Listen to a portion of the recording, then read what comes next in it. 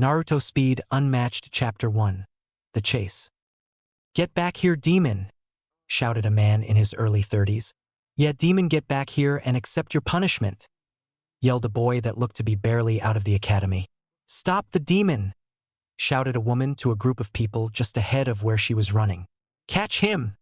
shouted a man from the back of a mob. "Come on, he went left!" shouted a gray-haired old man as the demon slipped temporarily out of view. Those watching the scene could only shake their heads and keep moving. While few held any sympathy for the person being chased, no one liked to see a child being abused even if he deserved it. Who was this child that was being chased by 30 men and women through the streets of the normally quaint and peaceful village of Konoha, you might ask? That child was none other than Naruto Uzumaki, better known to those over the age of 10 as the Kyuubi Jinchuriki, or just plain Kyuubi to the more ignorant populace of Konoha. Little Naruto was doing his best to run from the crazed mob. It was his birthday and he felt like celebrating, because his Gigi told him he could attend the academy soon. Naruto was beyond happy, as he always wanted to become a ninja like his hero, the Yondaime Hokage, and his Gigi.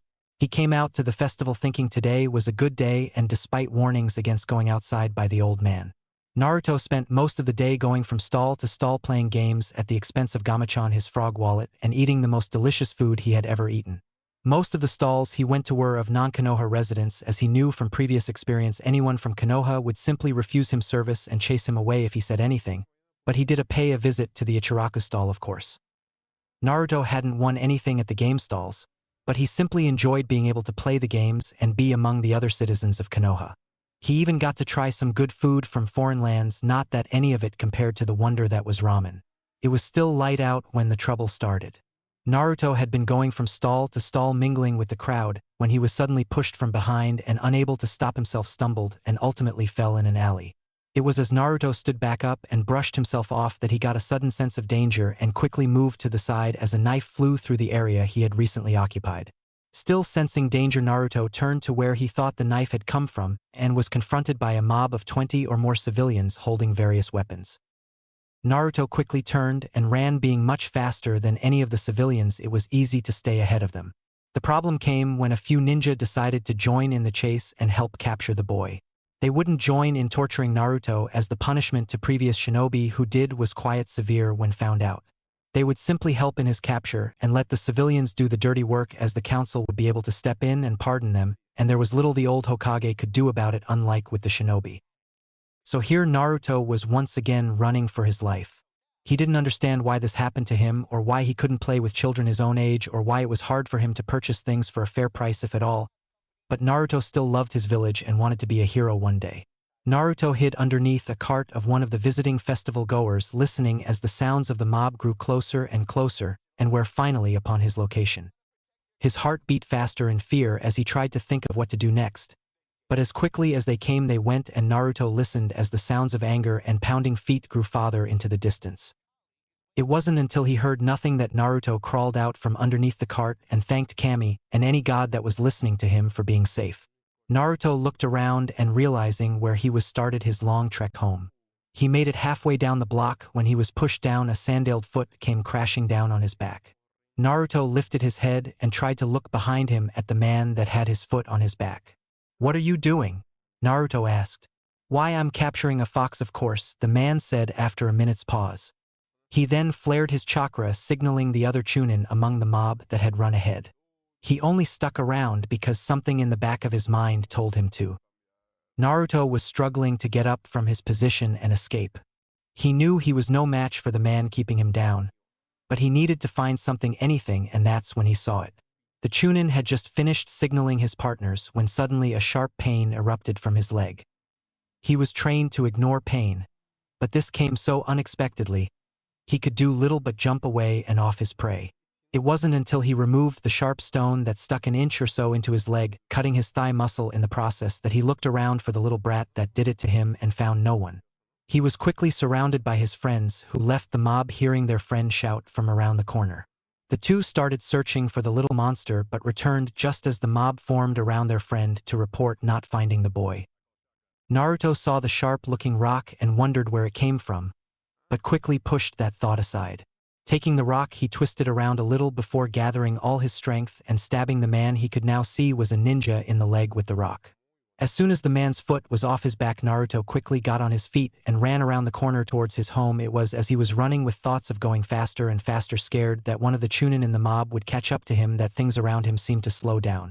He weaved in and out of the citizens and shinobi so fast it was hard for him to keep control, but he soon found himself in front of his building and smacked right into the door and threw it, falling onto the steps. It was a few minutes before he was able to pick himself up and, groaning, limped up to his apartment and passed out after making sure the door was locked and secure. Before he hit the pillow, though, Naruto wondered what happened back there when he was running away. He was running so fast, but it seemed controlled, like some ability he had awoken. He promised himself he would figure it out soon and drifted away to dream about better days. Chapter 2. It was a week since the chase and Naruto now stood in front of the academy. This was his first day, but the school had been in session for a month now, so he was already behind. Walking through the doors, Naruto noticed the same looks he got everywhere in Konoha. A few looked mad at him for some reason, but mostly nothing, like he wasn't even there. A ghost. He used to hate that look. Like they were so much better than him and he could never be on their level. So he acted stupid and pranked people, but they still gave him those looks, so he stopped. Finding his classroom, he realized he was early and took a seat in the back. The class filed in one by one and took their seats, rarely bothering to even look his way. Those that did merely went back to what they were doing and ignored him, just like when he saw them around the village. They never let him play any games with them.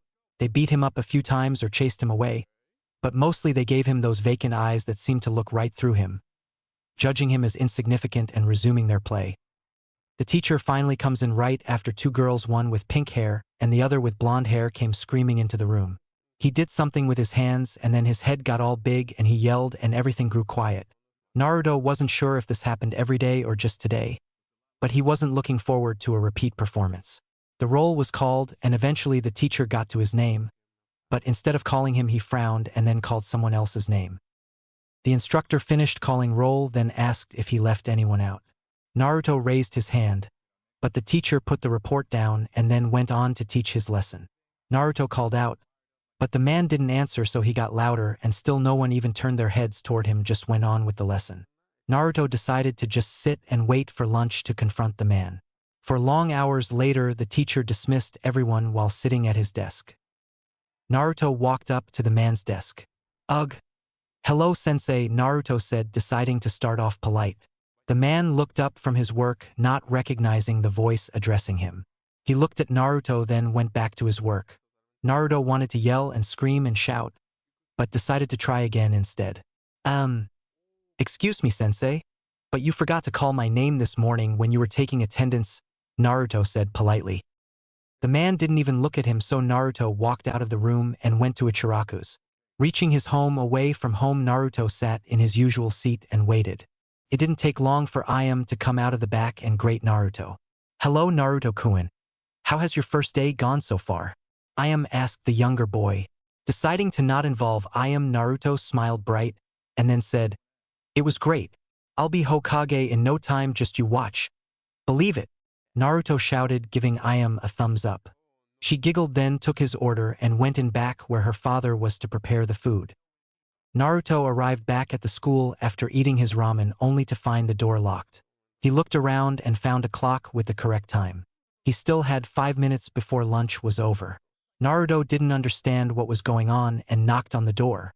Getting no answer, Naruto banged harder and harder until he couldn't no more as his fist hurt. Other teachers came out and yelled for him to be quiet. This wouldn't get him down or stop him either, so Naruto shouted, "I'll be back. Believe it," and ran off outside.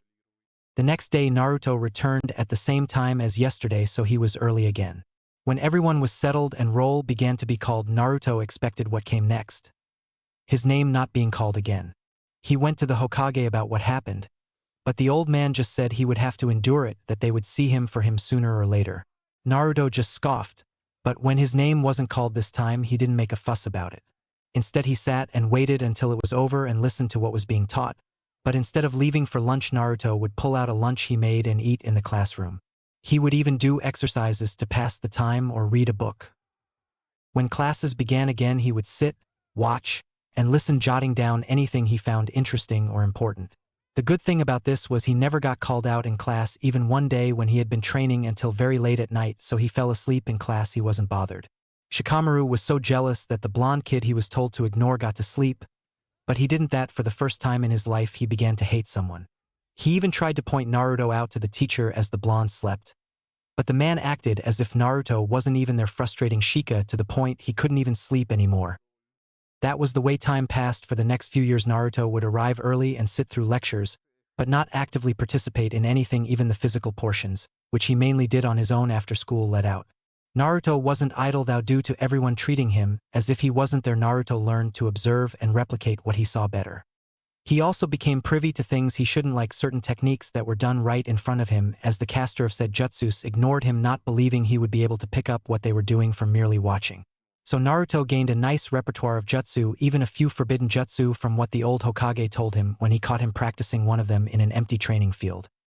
Still, his taijutsu suffered due to never having anyone to practice with. He actually found two styles he liked, one for regular use and one for use with his bloodline when he practiced with it in secret. The first was leopard kung fu of the 5 animal style, a style that relied on speed and outsmarting the opponent.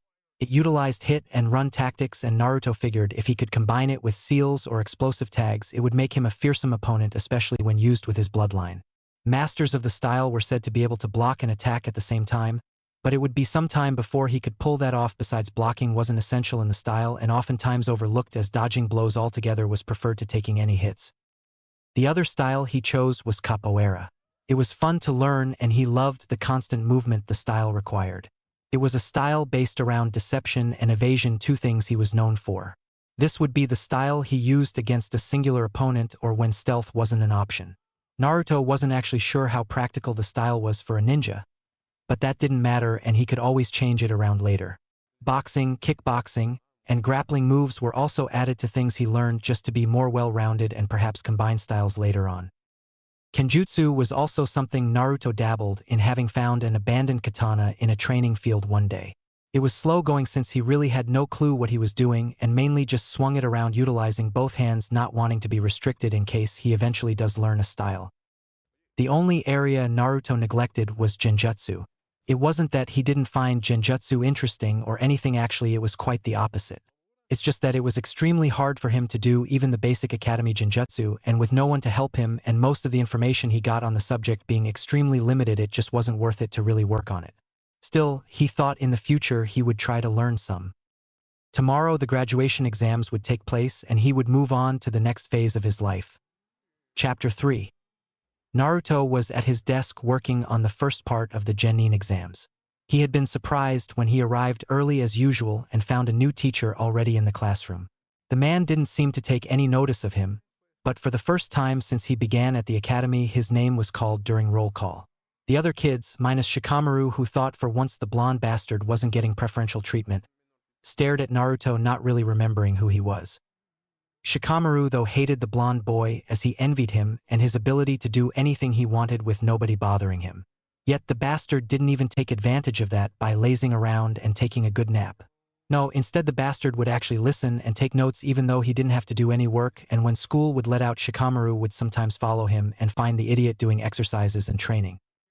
Doesn't this baka get it? He has no parents nagging him when he goes home. The teachers ignore him. The other kids avoid him. He could just find a nice area to lay out in and watch the clouds. He could just fall out and go to sleep wherever he wanted for as long as he wanted and no one would care. Yet all he does is work even when no one is looking or even cares that he doing such work. I really hate him, Shikamaru thought as his pencil snapped from the pressure he exerted on it due to his anger over a certain workaholic blonde. Thinking about all the possibilities of the lazing around he would do if he was the blonde made Shikamaru's anger transition into exhaustion as he slowly lowered his head onto his desk and began to go to his favorite place. Dreamland, where he would dream of nothing but clouds and laying on those clouds. All of them. Smack! Shikamaru was instantly brought out of his dreams as he rubbed his aching head. Looking around, he saw the new teacher with a stack of papers he held thrust out in front him. Now that you're awake, Shikamaru, you can hand these out to the class. The teacher with a scar across his nose said, placing the stack down on Shika's desk. What? Why me? Shikamaru asked, rubbing his head gently where he'd been hit. I asked for volunteers, but only you were caught not paying attention. Why can't you be more like that blonde kid over there who looks so attentive and interested in what we are doing? The new teacher says. For Shikamaru, that was an insult of the highest order and drove his hate up another notch for the blonde. If he wasn't so lazy, he would have voiced said hate or glared the kid into submission. But that would require too much work, so he festered in his hate, vowing to make the baka pay someday. I'll use my shadow possession jutsu and force him to just stand all day, and when he's tired and wants to sit, I won't let him. No, I'll force him to lay down instead and look up into the sky. Yeah, then I'll get to lay down and watch the clouds and he won't be able to do anything, Shikamaru thought as he lazily passed out the tests, making sure Naruto got one as well. For Naruto, the test wasn't hard, but he didn't want any attention, so he purposely got a few wrong. Naruto had learned his lesson about seeking attention, as it never wound up good for him. The past few years he had learned to embrace the fact everyone ignored him, even the Hokage seemed to ignore him, saying he had too much work to be bothered or some crap like that. If he got loud, it didn't change anything. If he did something bad, he'd just get hurt and then everything would go back to the way it was. So now he preferred the way people treated him, although there were a few exceptions like the Ichirakus who were always nice to him, but he even came to realize they were just nice people who treated everyone the same, and he was no exception. Naruto acted like he was still working on his paper until at least half of the class seemed to be done, and then placed his paper face down on his desk. A half hour later, everyone was done and sitting around talking as the Chunin, whose name was Yumino Irika, graded the papers. Naruto just sat in his seat reading a book. It was an autobiography penned by a retired jonin that had survived the Second and Third Shinobi World Wars. The book was of course censored, leaving out many details, but still gave the reader at least a glimpse into the horrors of war and combat. By the time Naruto had finished his third chapter, Irika was ready to move on to the next part of the exam. Everyone moved outside in their own little cliques, or not so little considering the Uchiha fan club was collectively stalking the last remaining loyal Uchiha. Naruto just went outside unnoticed by most as he readied himself for the next test. The test turned out to be weapon throwing, in which Irika and a couple of Chunin that introduced themselves as Izumo and Kotetsu handed out 10 shuriken and 10 kunai to everyone. Most of the class managed to pass, with the Uchiha of course leading the way with a nearly perfect score. Shino Aburame took second, Kibua Inuzuka fourth, and Hinata Hyuga led the girls, finishing third. The rest of the students and the teachers were surprised by the shy, stuttering, meek Hyuga's performance.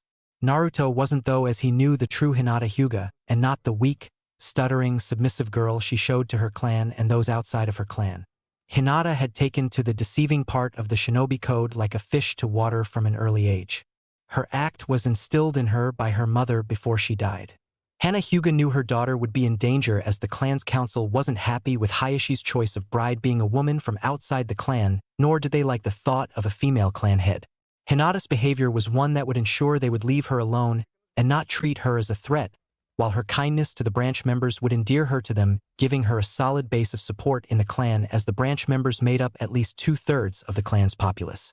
It was also why she espoused one of her goals in life to be the abolishing of the caged bird seal.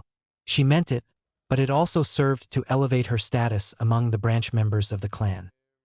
Naruto made the mistake of thinking he could befriend Hinata, seeing as she was looked down upon as well, but quickly found that assumption to be false. Hinata had rejected him just like everyone else, not even acknowledging his presence. His problems were his own, and she shed no tears for the boy, leaving him as so many others had to suffer in silence. He had also seen her take down a civilian boy that thought he could humble the weak, shy, stuttering Hyuga heiress when they were away from prying eyes. She wasn't mean or arrogant, but she was serious, he guessed would be the word to describe her. Naruto himself managed to hit 7 out of 10 with kunai and 6 out of 10 with shuriken, placing himself 8th in the class behind the majority of the clan heirs and a few civilians. The class then moved back inside as they each displayed the 3 standard jutsu to complete the genin exams. Naruto managed to do the henge, korimi, and thanks to dedicating a lot of his training to chakra control exercises, he managed to make 6 standard clones. At this point, the class was dismissed, a few never to return again, moving into a civilian lifestyle, while the rest contemplated what team they would be on and who they would get as teammates. Meanwhile, in the Hokage's office, a group of jonin were discussing the team assignments and who they wanted on their squads. It was more of a formality than anything, as the Hokage would make the final decision and the jonin would get what they were given and have to suck it up. Of course, there were a few knowns in the selection process. One being that Kakashi Hatake would get the Uchiha despite many protests and others clamoring for the vaunted position of being the last loyal Uchiha sensei. Hatake was not only considered one of the best ninja Konoha had to offer, but thanks to a sacrifice made by his deceased teammate who was an Uchiha, he had a Sharingan and would be able to help the boy with developing his prized bloodline. Next was Asuma Sarutobi, who requested a remake of the old Inoshikacho formation as all three clan heads had children in the graduating class. The last was newly minted Jonin sensei Kurenai Yuhi, whom requested the Hyuga heiress, as she saw her like an adopted sister or daughter. That left one team done, two incompletes, and the rest to be filled out afterwards. Kakashi could careless who he got really, so he picked Sakura Haruno, the supposed Kunoichi of the year, even though everyone knew she was probably third or fourth among the prospective Kunoichi, with Kurenai's girl being first and the Yamanaka girl being second. This also got the girl's mother, a civilian councilwoman, off his back, as she had been advocating loudly for her precious Sakura to be teamed up with the Uchiha heir. He really didn't care who was the third shinobi on the team, but had a few prospects that caught his eye, if for no other reason than nobody would care if he trained them or not. Kurenai chose Aburame Shino for her second choice. She figured his stoic and serious demeanor would be welcomed by Hinata, not to mention he was second behind the Uchiha boy for Rookie of the Year. Thinking about her team led her to realize it was becoming something of a tracking or reconnaissance team due to Hinata's Byakugan and the Aburame's clan techniques with their bugs. All she needed now was a third member to round them out, either a tracking type like the Inuzuka boy or a Genjutsu type. If she had her preference, Kurenai would go with a Genjutsu type, as she always wanted to mentor the next great Genjutsu master and have someone following in her footsteps.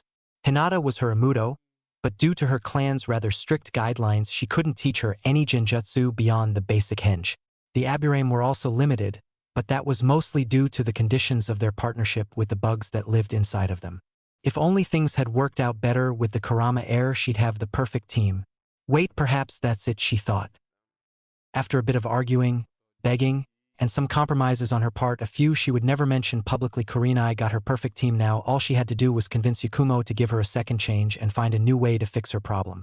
The Hokage was willing to help with a part of that, sending for Jiraiya to come and help out, as they thought sealing could lead to the solution, or he might come up with something they hadn't. Still, the Hokage was leaving, convincing Jiraiya to help out up to her, and she could guess what the perverted Sannin might want for such a task. That left the Inuzuka for Kakashi to take, and he was all too happy to. The Inuzuka wouldn't need him really, as he would get plenty of training from his mother, the clan head, or other members of his clan. This meant all he really had to deal with were Sasuke and Sakura, and the pink-haired fangirl didn't seem the type to want to train much, so all he really had to deal with was Sasuke. This would leave him plenty of free time to do whatever he wanted, including reading his favorite book. With teams 7, 8, and 10 out of the way, this left the other Genin candidates for the remaining Jonin. These would be the teams most likely to fail and sent back to the academy or go into civilian life. If anything truly terrible happened like war, they could be commissioned then as reservists, but for the most part the tediously boring existence of a civilian was what was waiting for them. Sorting through the remaining teams took less than an hour, with the clan heirs out of the way, and most not caring about who they got, as they were destined to fail. The Hokage dismissed them, but reminded them to show up at the academy at 8 a.m. to pick up their squads. Returning to his paperwork, the Hokage thought about the various prospective Genin and their teams. He couldn't help but feel like he was forgetting someone important. A kid with blonde hair and deep blue eyes flashed into his mind before exiting his thoughts just as quickly. He focused back on his paperwork, readying himself for the days to come. Chapter 4. The Hokage sat in his office with about 20 of his most prominent Jonin. They were all waiting for one last person to arrive. It was another half-hour later before said person arrived. "Glad you could finally join us, Kakashi. Take a seat," the Hokage says, motioning to an empty seat in front of his desk that sat beside the team leaders of teams 8 and 10. "My apologies, Hokage-sama, but I got a little caught up in something. You see," Kakashi began to say, only to be interrupted. "Save it, Kakashi, and take a seat," the old Hokage says, forgoing Kakashi's habit of making outrageously false tales of his journeys on the so-called road of life. Kakashi reluctantly sat down, frowning beneath his mask at not being able to tell his story. "Okay, now that everyone is here, I want to hear how the team testing went and if you passed or failed your unit. You have the option to not discuss the testing in detail, but give a general description of the testing and a pass or fail. For those of you who fail your group, I want your recommendation for the group on whether they should be put in the reserves, back in the academy, or forced into civilian life, the Hokage says and then points at Asuma to start things off. Asuma stood up and began.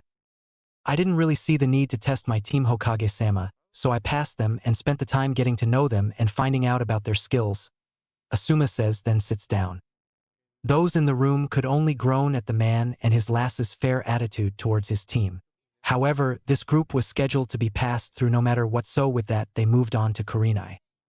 I was unable to test my team as Jiraiya-sama won't be back in Konoha for another week or so. He has agreed to inquire about solutions to Yakumo's problem while he is away, and to seeing what he can do when he arrives. I have also spoken with Yakumo and the head of the Kurama clan. It was difficult, but she has agreed to work with my team and hopefully with time come to forgive me. The Kurama head was ecstatic when he heard his niece will receive help soon and signed off as well on her becoming a ninja again.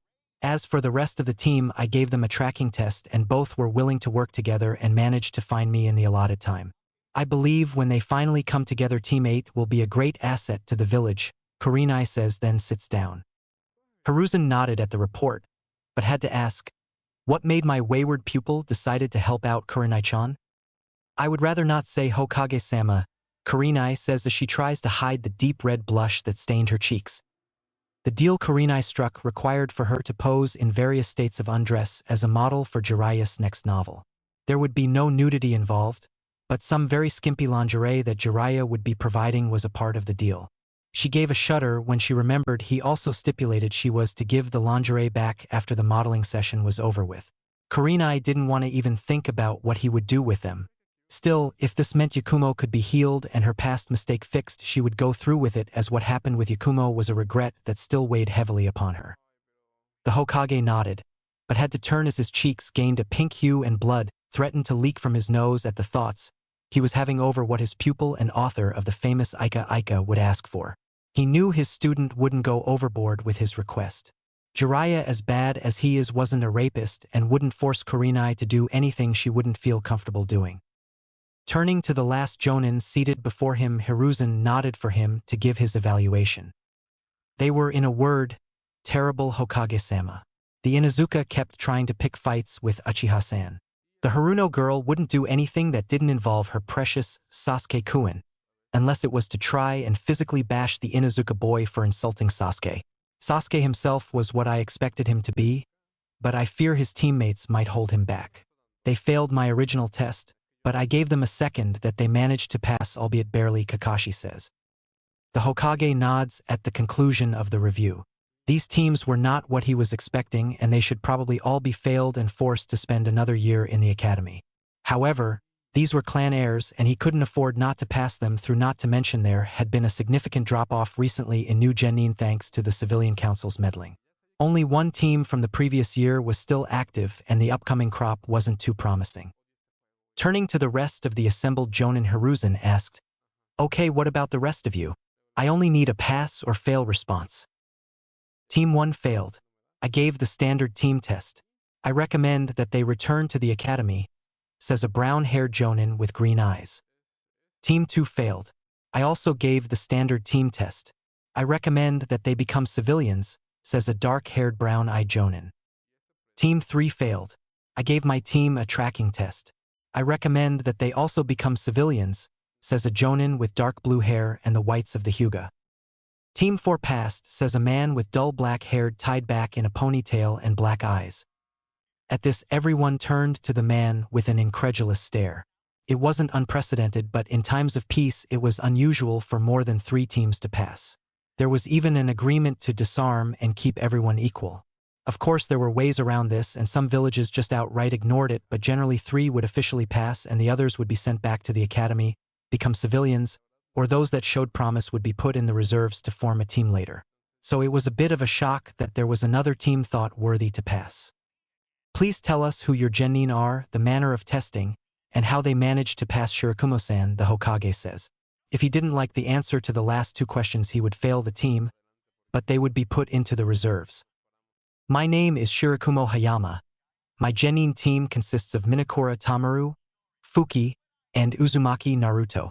First I observed them for a bit to see how they got along together, which was fine. None of them really seemed to have any problem with their other teammates.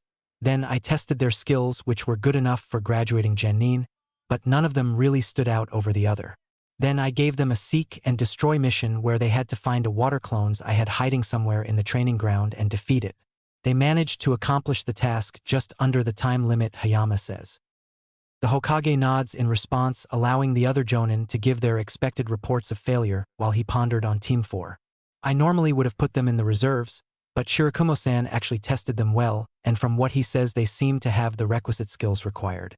I am ashamed to admit I have forgotten about Naruto as I haven't heard much from him lately, but I am glad he was able to pass after all, and without my help, the Sandiame thought.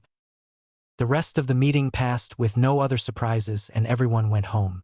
The old Hokage thought about calling for a meeting with Naruto to see how he was doing and what he thought of his team, but decided against it. The boy had done well enough, it seems, without his intervention, so perhaps he could continue on under the radar for a while longer. Chapter 5. Naruto, you are to rigid, relax your shoulders a bit, Hayama instructed. Clang, clack, clang. Tamaru, keep your guard up, Hayama says. Clack, clang, clang, clack. Boys, that's enough, bring it in, Hayama says, stopping the spar a few minutes later. Both Naruto and Tamaru ran up to where their sensei and third teammate Fuki stood underneath a tree in Training Ground 23. It was like most of the training areas in Konoha, a wooded area with a few good-sized clearings and a couple of smaller ones in it. This was the last training ground available to his team as the others had priority. Still, it was a good area to train in for what Hayama wanted to teach them for now, and by the time they required different elements to train with, there would be openings at other training grounds. Naruto looked at his team. They had started training a week ago, with the first order of business being chakra control.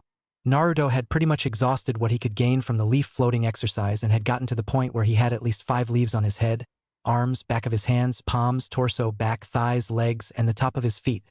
He wanted to move on to more difficult exercises, but being an academy student meant he was limited to mostly academy student or civilian means of training. Learning the tree climbing exercise gave him a small boost to his chakra control.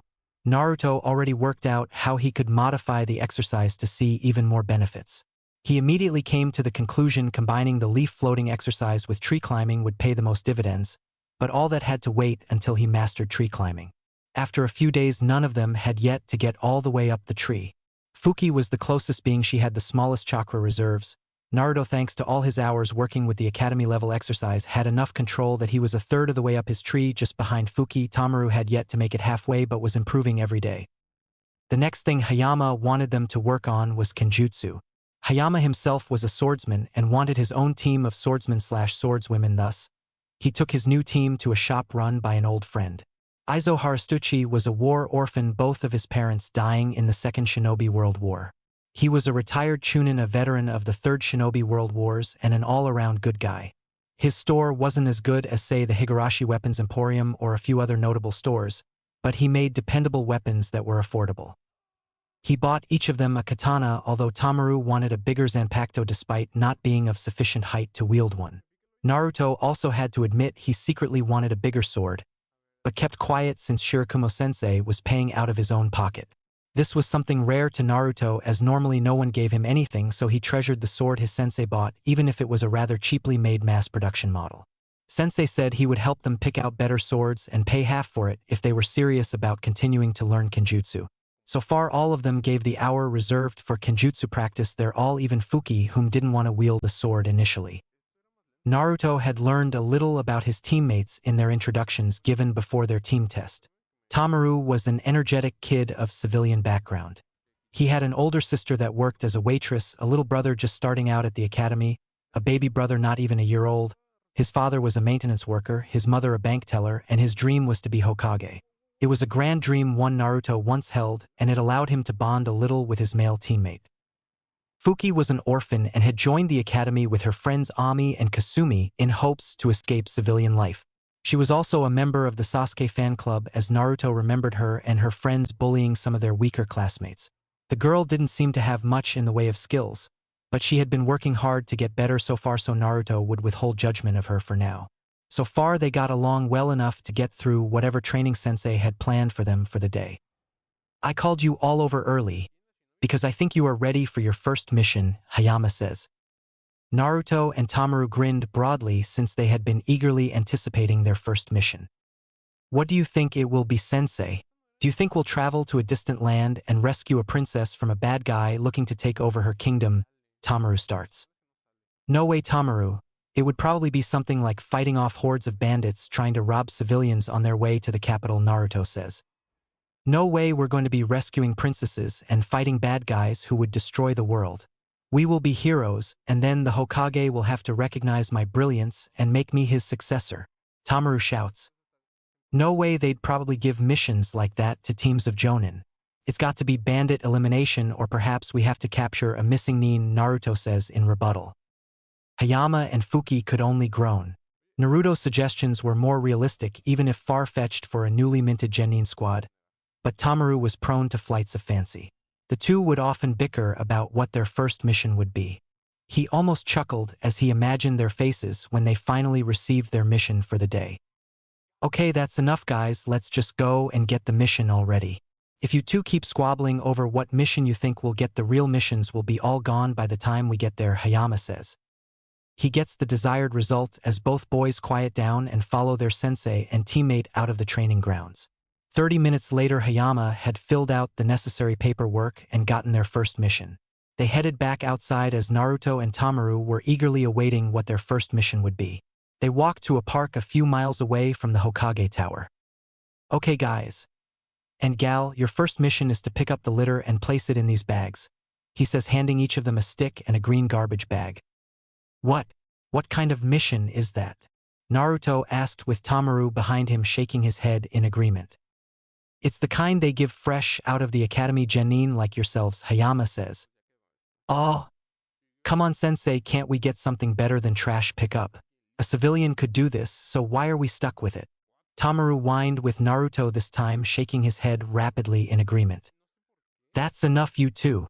Look, I know it's crap work, but you are new genin, and as new genin fresh out of the academy, these are the types of missions you receive. I had to do this, the Sannin had to do this, even the Hokage back in the day had to do missions like this for a while before they got to do the cool stuff. Right now your time is supposed to be spent mostly on training, learning new skills, and getting to know each other so you can better your teamwork. I promise if you work hard, in a few months I will think about getting us a higher ranking mission, okay, Hayama says. Naruto and Tamaru didn't like it, but they nodded in agreement. Fuki had sat back and watched her two teammates, and while she didn't want to pick up trash all afternoon, she also didn't think they were ready for anything like what Tamaru or Naruto were suggesting. She was hoping to put off the more dangerous missions for as long as possible. Okay, then get to work. The longer you stand around complaining, the longer you don't get to do any of those cool missions, Hayama says, knowing it would serve to motivate the boys. Naruto and Tamaru had already turned to start ready to finish the mission as quickly as they could when a thought popped into Naruto's head. Turning around to face his sensei, Naruto noticed both his teammates had stopped to see what he was doing. Sensei, what are you going to be doing while we are picking up trash? Naruto asked as he noticed his sensei didn't have a stick or bag in his hand. The other two were also curious now that they noticed the same. Me, well, I'm going to be sitting right here reading this book while I supervise you three from a safe distance, Hayama says as he sits down on a bench, book in hand. What, that's not fair. Why do we have to do all the work while you get to sit and read a book? Tamaru shouted. Well, my little Gakudo, that's life as a shinobi. Life isn't fair. But cheer up, if you ever get your own team one day, you can let them do all the work while you sit back and do nothing, Hayama says, and then dismisses them as he begins to read his book. It wasn't that book, but it had a little smut and a decent mystery. He was into the mystery and detective-type novels, and if they had a little adult material it was all the better, but he didn't actively search for it. He did have an Ika and a few other smut types hidden away at home, but he'd never bring those out in public. I mean, what kind of man would he be to read that type of material out in public around his students? A sorry one if you asked him, but he wasn't anyone's moral police, so he wouldn't say anything to those that did. Hey Naruto, I bet I finish my section faster than you do, Tamaru shouts. You're on, pal, loser buys lunch, Naruto shouts back. Fuki could only shake her head at her teammates. Tamaru was far too excitable and a bit of an idiot at times. The past week they had been together. Tamaru was always trying to challenge her or Naruto to cement his position as strongest of the group. While she ignored him for the most part, Naruto would accept his challenges. It could be worse, she thought with a mental sigh before getting to work herself. 2 hours later, Team 4 was done with their first D-rank mission and all of them were happy about it. It took so long because in their haste both Naruto and Tamaru would overlook and miss some trash they would have seen if they were being more thorough, so they had to go back and do it again and again and a few more times. In the end, it was Fuki that won and both boys had to pay for her lunch, which she made very expensive for the purpose of teaching them a lesson. After they had lunch at a fancy sushi restaurant, they went to collect their pay. They each went their separate way after receiving their pay. Hayama went to find his girlfriend, Tamaru went home to brag about his first completed mission to his family, and Fuki set off to find Ami and Kasumi. The three of them were a bit of an oddity as despite Ami and Kasumi not becoming full-fledged genin, they had managed to keep their friendship. Naruto had no reason to hurry home or any real friends to find, so he thought he'd walk around a bit, perhaps head back to the training grounds and do a little more training. He was passing a barbecue restaurant when he saw Team 10. Naruto waved to them and kept going to the nearest training ground. "Who was that?" Ino asked. "Troublesome. His name's Naruto, don't you remember he was in our class at the academy?" Shikamaru says, never taking his eyes off the fading form of Naruto. Ino just shrugged. "Don't remember," she says before picking at her salad some more. "What's the matter, Shika? Chew, it looks like you don't like the guy," Choji Akimichi says in between bites. "It would be too troublesome to explain," Shikamaru says, dismissing his friend's concern as he too went back to slowly eating his food. Naruto was kneeling in an unused training ground, panting hard from his training. "That makes 5 minutes the longest I can keep up my jutsu. It should be long enough to finish most fights I'll get in for a while, but it's nowhere near good enough. What have I been doing all these years to only be able to sustain it for 5 minutes at a time? I should be able to do this for hours by now," Naruto thought. His training with his bloodline had been hard. The first issue he had was developing moves for his bloodline, since he didn't know of anyone else with his particular bloodline. So far all he had come up with was a recreation of something he saw on a cartoon one morning. The second issue was in sustaining the original speed-based jutsu, as despite all his training it tore at his muscles if he prolonged it for more than 5 minutes, and that really hurt. "I either need to find a new way to come at this or find other skills to train in. Perhaps I can ask Sensei about finding out what my elemental alignment might be when we meet tomorrow," Naruto thought. Looking towards the sky, Naruto saw it was getting late, so he decided to go home and get some rest. Chapter 6. The next day Naruto was up before dawn as he prepared for the day ahead. After eating, bathing, and dressing, he did his usual 10 laps around the village. That took him all of an hour, which made him happy as his normal speed was really improving. Then he used his Jinton, Musho, Swift Release, Shadowless Flight. He did another 20 in 2.5 minutes. To anyone watching, it would look like he had only taken a couple of steps forward before falling to his knees a few minutes later, panting for no reason. Then, after a 10-minute break, he began exercises designed to build up his strength. Thanks to his Kekkei Genkai, he would never be a powerhouse like Mike Guy, but that didn't mean he wanted to be a total weakling either. Thanks to all the push-ups, sit-ups, squats, use of regular civilian weights, and swimming, not to forget all the running he did, Naruto had a body he was sure most civilians would die for. He was both lean and slightly muscular, with the extra definition showing in his abs, pecs, arms, and legs. After swimming a few last laps around a pond in Training Ground 3, Naruto watched as the sun began to rise from between two mountains, bathing the area in an orange glow that reminded Naruto of just why orange was his favorite color, even if he no longer wore his childhood favorite orange jumpsuit. Naruto still wore orange, it just wasn't visible anymore as he hid it underneath the blues, greens, blacks, and tans of his everyday clothes or shinobi attire. Looking at the rising sun, Naruto relaxed as he floated on his back for a bit before his day would truly start. An hour later, Naruto was in his team's usual Training Ground 23. He had arrived a little early to think about how he would go about asking his sensei for information on elemental manipulation. His thoughts were broken as his teammates and sensei came into view. They weren't really surprised to see the whiskered blonde already at the training grounds, because it happened quite a bit already. "Alright team, show me how far you have gotten with the tree climbing exercise. If you can make it to the top, I might teach you something else before we do another mission," Hayama says. An hour later, Fuki had finally reached the top. but Hayama made her continue going up and down the tree, which she did 10 times before needing to stop. Naruto had also made it to the top and on Hayama's orders kept going up and down the tree 20 times before Hayama told him to switch up and try it walking on his hands. This had the effect of adding more difficulty, as now Naruto had to split his focus between maintaining his chakra and balance at the same time. Tamaru, however, was still working on completing the exercise. He didn't have Naruto's reserves. Actually, he had less chakra than Fuki, whose reserves were big for a girl her age. His reserves were about average, but it was clear it would take another day or two for him to catch up to Fuki and Naruto. "Alright guys. And girl," he added, feeling Fuki's glare at his back. "Bring it in. That's enough of that for today. But I encourage all of you to work on your chakra control when you are alone. I know I gave each of you a list of exercises, but remember to be careful and not to jump ahead. These might just be chakra control exercises, but even the simple ones can be dangerous if you don't do them right or goof around." Hayama lectures. All three nodded, but inwardly groaned as he had been telling them that every day since they started on the tree climbing exercise. "Alright, Tamaru, you still seem to be having trouble with the exercise. If you need some help, you can always come to me or ask one of your teammates. I am sure they would both be willing to help you out," Hayama says. Tamaru looks at both of his squad mates.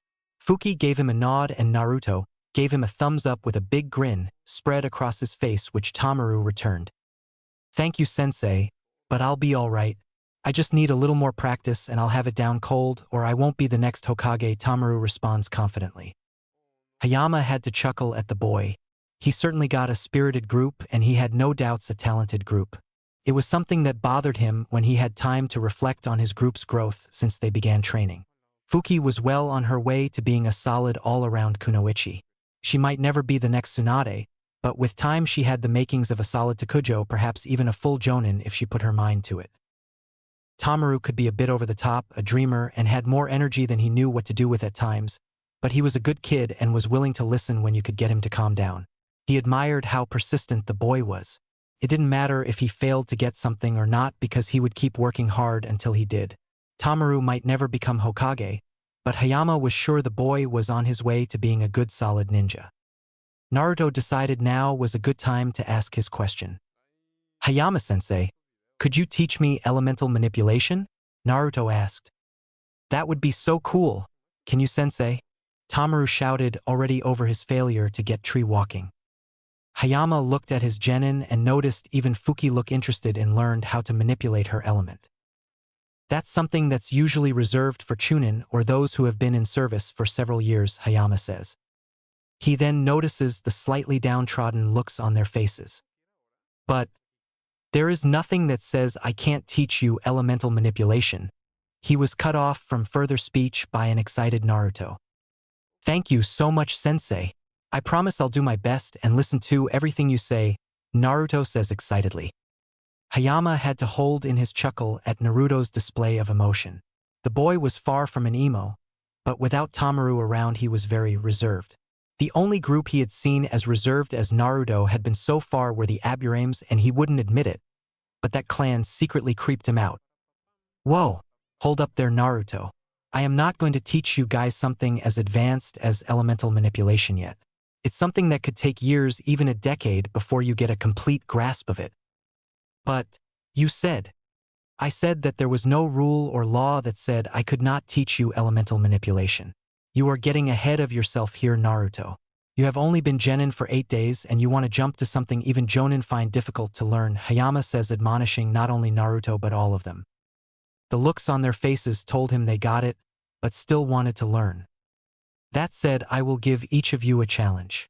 If you finish the scroll of chakra control exercises I gave each of you and complete each mission we have without fail, I'll teach you the first stages for manipulating your element, and I'll even let you see what element you have right now," Hayama says. The kids all jumped to attention, eager to find out. Naruto was disappointed at not being able to learn it all right now, but he was happy his sensei said he would if they showed him they could handle it, and he was going to learn what his element was, so maybe he can snag a few low-level jutsu to work on in his own time anyway. "Unfortunately, I don't have the means to test you with me, so we'll have to find out tomorrow," Hayama says, scratching the back of his head sheepishly. All 3 genin groaned at their sensei, but the man just pushed on, ignoring the sour looks he was receiving. Anyway, we still have that mission to get to, and remember, it all counts towards me teaching you about your elements, Hayama says, getting them to focus. Hi, Sensei, they said in unison. With that, Team 4 left the training grounds and went to get their second D-rank mission. This time it was painting an old man's fence. Afterwards, Naruto would leave his team and continue his bloodline and other training until it was dark out and he would head home. This would be the way the next month would pass with little change. During the month, all members of Team 4 had managed to complete the tree climbing practice as well the water surface walking practice. Hayama even had them combine both with the leaf concentration practice they learned at the academy, and when they got that, he made them do both while doing battle simulations against each other for an hour and then him. In the end, he could say without fail Team 4 had mastered all three of the basic chakra control practices, but he made sure they started every day continuing their practice and even gave them tips on how to enhance all three practices individually. This really helped Naruto and Fuki the most, as they both had large reserves, with Naruto having the most of any genin or chunin he could recall, but he knew there were jonin that held less chakra than Naruto. Tamaru wasn't to be left out though. Thanks to all the practice he did with his team and at home when he could get away from his family, his reserves had grown. He now could keep up with his team mates in all of the exercises and still have enough chakra to not be totally drained. As a reward for their hard work and having successfully completed all three practices, Hayama began them on the road to nature manipulation by showing them what their elements were. Naruto had a strong affinity for wind, which surprised Hayama since wind users were rare in Konoha, with there only being him and Sarutobi Asuma. However, Naruto also had a strong affinity for water, which further surprised Hayama since he knew there were few people with two strong elemental affinities. He wondered if perhaps Naruto might have a Kekkei Genkai, but decided to hold off on such thinking as he hadn't seen any signs of him having one. Fuki had an earth nature, which Hayama thought suited the girl's personality. It was Tamaru that delivered a second surprise, as he also had an affinity for wind, although not as strong as Naruto's. Having two wind users on his squad definitely surprised Hayama and made him further believe he made the right decision in passing this team. With their natures known, Hayama taught Fuki and Naruto two jutsu for their elements and Tamaru one. Tamaru was upset, but Hayama explained that the wind's nature was almost exclusively offensive, and therefore most of the jutsu he knew of were B-ranked or higher, and there was only one C-rank he could teach him. Tamaru quieted down after that, as at least he was getting to learn a C-rank jutsu and his teammates would also only get one C-rank jutsu and a D-rank.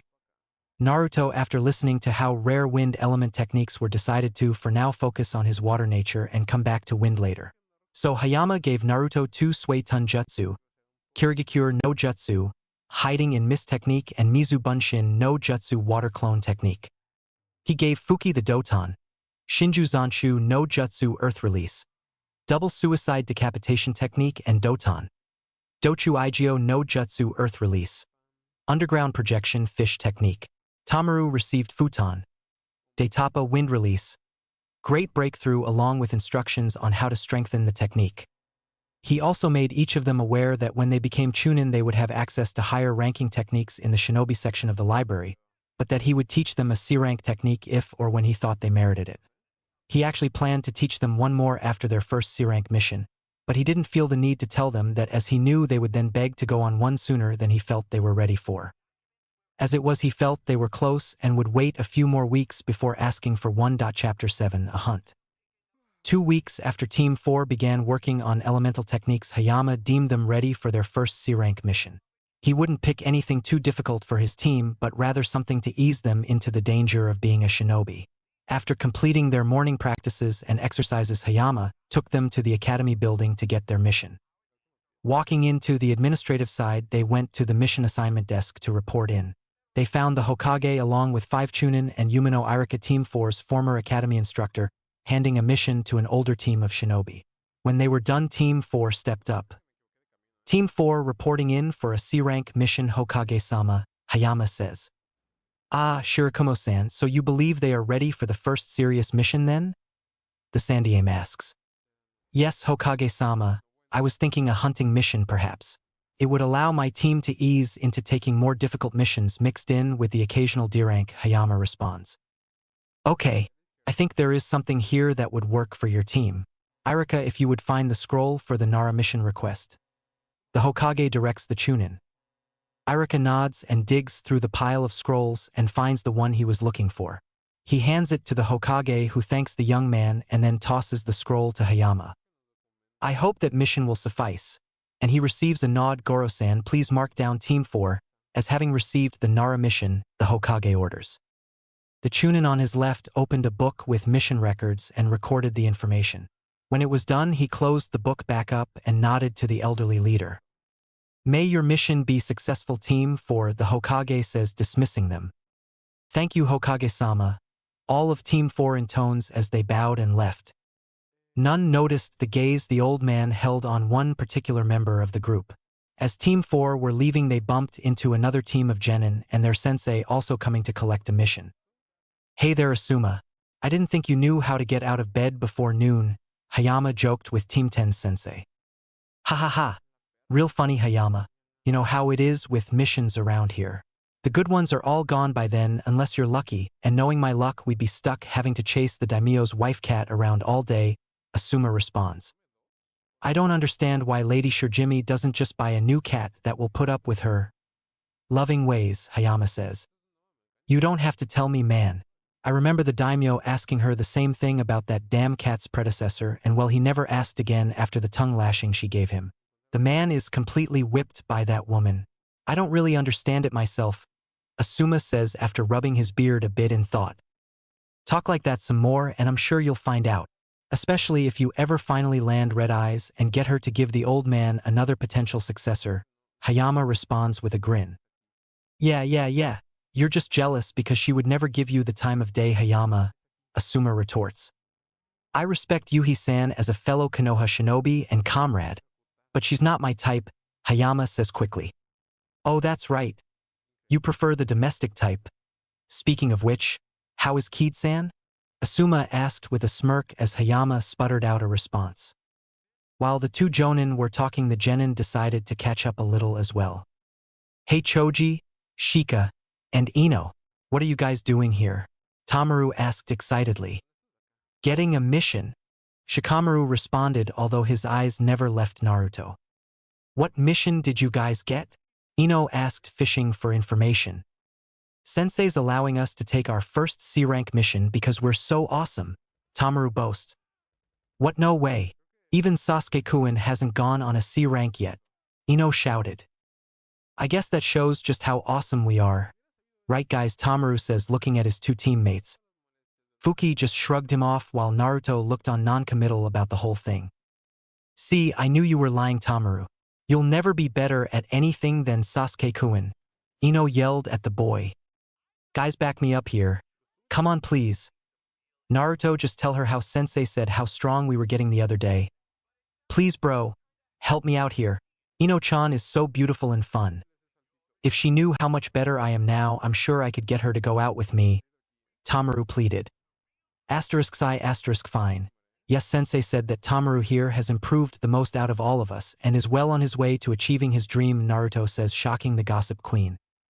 And we have been given a C rank to complete a mission requested by the Nara, Naruto finishes. Tamaru quickly flashes a grin. See, I told you so. Say, Ino-chan, how would you like to go out with me sometime? Tamaru asked. No way, loser, I'd never go out with you or anyone other than Sasuke-kun, Ino shouted. What? Why not? Tamaru asked. Because he's the only man worthy of my love and devotion, Ino says dreamily as her thoughts drift to the Uchiha. While those two were busy with their drama and with Fuki not caring about anything that was going on at the moment. Although Naruto could see she was watching the drama between Tamaru and Ino out of the corner of her eye. I thought she was an Uchiha fangirl as well. I'm surprised she's not fighting with Ino over it, but now that I think about it, that was mostly Ino and that pink-haired girl, Sakura, I think her name was, Naruto thought before he was broken from them. What did your mission request say? Shikamaru suddenly asked. Naruto shrugged.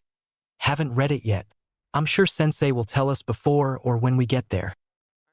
I am unaware of any mission request being sent by my clan that would require anything above a D rank, Shikamaru says. Once again, all Naruto could do was shrug. He then looked over at the last member of Team 10. You are Akimichi Choji, right? Naruto asked. The Akimichi boy shook his head yes. Your clans own most of the restaurants in the village, right? Naruto asked. Once again the pudgy genin nodded as he continued to eat his potato chips. I have a little extra money on me and was thinking of spending it on a nice meal. Where would you recommend I got? Naruto asked. At this Choji stopped eating and gave Naruto a penetrating stare as if he was trying to look into his soul before his face softened. Depends, are you going by yourself or do you have a date? The Akimichi boy asked. Myself, Naruto answers. Fancy, exotic, or standard? Standard, I guess. Quality or quantity? Well, quality, but I'd like to have both if possible, Naruto responds. Are you a meat eater, leaf muncher, or varied? Varied, but I prefer meat. Then I recommend Yakiniku Q. It's a Korean gyukaku-style yakiniku restaurant. We go there all the time. The pudgy genin says happily with a large smile. Oh, I think I've seen that place. Actually, I think I saw you three there one day when I was going to train after our sensei let us off for the day, Naruto says. Yeah, I remember, Choji says and then looks at Shikamaru. Shikamaru at this point had turned away from everyone and seemed to be in his own world. But Choji could tell his best friend was still looking on intently at the blonde kid in front of him.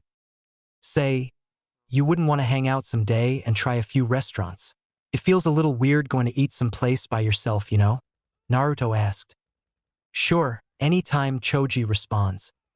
Cool, as thanks, first plate of ribs are on me, Naruto says. This of course was all he needed to say for Choji to deem him as a cool guy and friend.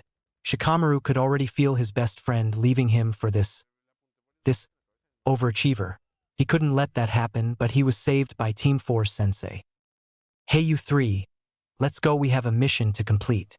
Say goodbye to your friends. I'll talk to you later, Asuma, Hayama said as he started to walk away. Sure. See you at the Jonin Lounge, Asuma said with a wave. And say hello to Ki-chan for me, Asuma called. Hayama stiffened slightly before calling to his team, hurry up you three, and moving even quicker to leave the building.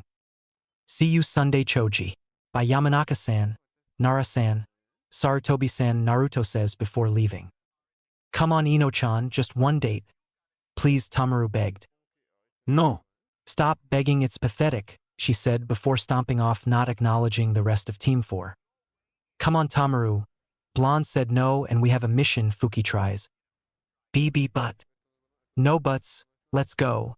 And with that Fuki dragged the boy out to join the rest of her team. Bye Naruto, see you Saturday, Choji says excitedly with a wave. Heh, weird team, Asuma comments before moving to get his team's mission.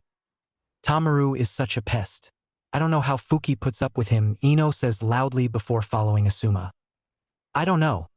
At least Naruto's cool and Fuki didn't seem as bad as she used to be, Choji says before following his sensei and blonde teammate. Shikamaru just stood at the doorway watching Team 4 walk away. He hadn't said anything as it would have just been too troublesome, but he wasn't happy. Damn that Naruto. First he's all attentive and energetic and now he's trying to get to Choji. He probably wants to make him train and work out and do stuff. Not on my watch, Uzumaki, not on my watch. I won't let you corrupt my best friend and turn him into one of you, even if I have to get up on Sunday to do it. Between naps, the Nara thought. Naruto and Team 4 made it to the Nara compound. Took them a minute to find someone willing to help them. They found most of the Nara men unable or unwilling to move enough to assist them with their mission or even explain what was going on. To their great relief, they bumped into Shikamaru's mother as she was coming from the market. After Team 4 helped her put her things away, she led them to the Nara forests where their mission would take place. Normally my husband or one of the clansmen tasked with caring for the deer here would explain the mission to you, but as you saw they're just too lazy to actually go and request a mission, the lazy bastards, she says angrily. Team 4 tries not to laugh at the poor woman's misfortune, but only managed to keep it to a snicker. Sounds like the chief, all right, Hayama remarks. Asterisk size asterisk, yes it does. I requested a team, because the last 2 mornings there have been deer carcasses found near the edge of the woods. We suspect it may be a pack of wolves or maybe a tiger or something preying on the deer. It shouldn't be too difficult, but no one here was willing to stay up tonight to watch for whatever is doing this and stop it. Will your team be able to handle it? Yoshino Nara asks. It shouldn't be a problem. This is their first C rank, but I'll be with them in case it's something unexpected or they have trouble. Nara-san, Hayama responds. Okay, I'll trust you to do your jobs them. Please be mindful of the deer and try not to use many destructive jutsu in the forest. The deer here aren't skittish, but we depend on them staying on these lands, Yoshino informs them. We'll do our best, Nara-san. Hopefully it won't be necessary, Hayama responds. I'll leave you to it then. Thank you for your service, Yoshino says before leaving. Alright, we are gonna set up camp in the middle of the forest, so that way if anything happens we won't be too far away. Hayama orders them. Team 4 moved deeper into the forest, finding what Hayama deemed as the middle sometime afternoon, where the team then set up camp. Thankfully, not knowing if the mission would be inside or outside of Konoha, the team had packed for either situation and each had their own tent with enough supplies to last a week. Once the team had unpacked and set up their tents, Hayama unsealed some pre-cooked meat and they all ate sandwiches. After they had all finished eating, Hayama addressed his genin. Alright, this is a hunting mission, a standard C-rank mission given to Chunin or experienced genin, but I figured you guys could handle it. This will serve to introduce you to the real world of the shinobi. The part hidden from most civilians, the dark and bloody, sometimes brutal world we ninja operate in. I don't know if any of you have an experience with hunting, but our mission is to eliminate whatever is killing the Nara deer at night. Can you handle it? Hayama asked them. Naruto immediately nodded, as he was used to hunting for food at times. Fuki took a bit of time, but she also nodded. She had never hunted before, but she was sure she could do it. Tamaru also quickly nodded. Like Fuki, he had never hunted, but he was also sure he could do it. After all, it's not like we'll be killing a human, they all thought. It was sad, but hunting animals for food and sometimes sport was natural. This wouldn't be for sport or food, but to protect another group of animals valuable to their community. They could do this. Hayama nodded, expecting them to want to continue if no other reason than complete their first slightly high-profile mission. Okay then, whatever is doing this is doing it at night, so for now rest up and be prepared to stay up very late tonight. If you need to catch a nap in your tent for a few hours, any questions or comments? He asked them. Sensei, what if we have to use the bathroom? Tamaru asked. Then go into the woods far away from the campsite, dig a trench and go if you have to squat, and remember to bury it before you leave. If it's dark, then take a flashlight with you and be mindful of the deer. Hi, Sensei. But what do we use for toilet paper? Tamaru responded. Then use leaves or a flat rock. I know this has the potential to be your first overnight mission, but you guys really should have learned all of this in survival training, Hayama says. Sorry, Sensei. It's okay, Tamaru. I would prefer you ask these things instead of not asking and jeopardizing a mission or getting yourself hurt, Hayama responds. Tamaru nodded, but he could tell the other two had been listening as well. Anything else? He asked. He received 3 head shakes. Okay then. Be ready at sundown, and until then relax a bit, Hayama says before walking into his tent to rest a bit. The 3 genin followed their leader's example and also headed for their own individual tents. It just so happened Naruto was the first to crack and need to use the was as he was finishing up covering the small trench with dirt and unused leaves that he got the feeling he was being watched.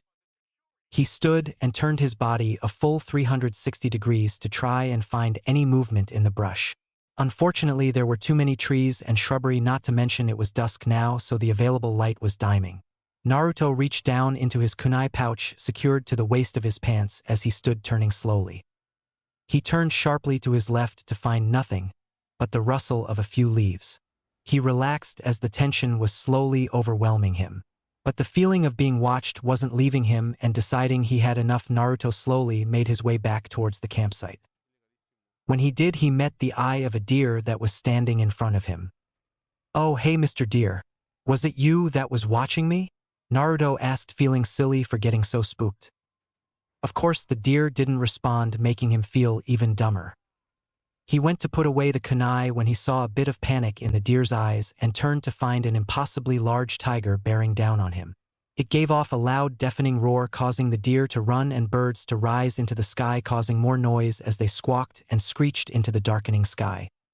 Acting on reflex, Naruto used his Jintan release to move from his spot as the tiger barreled through the area he was just occupying. His movement was so instantaneous the tiger didn't have time to react before Naruto flung his kunai at the oversized beast, hitting it dead in the neck. The tiger could do little more than collapse as it suffocated on its own blood. Naruto stood watching a little detached as he watched the beast die. It wasn't until his team showed up that he snapped out of it.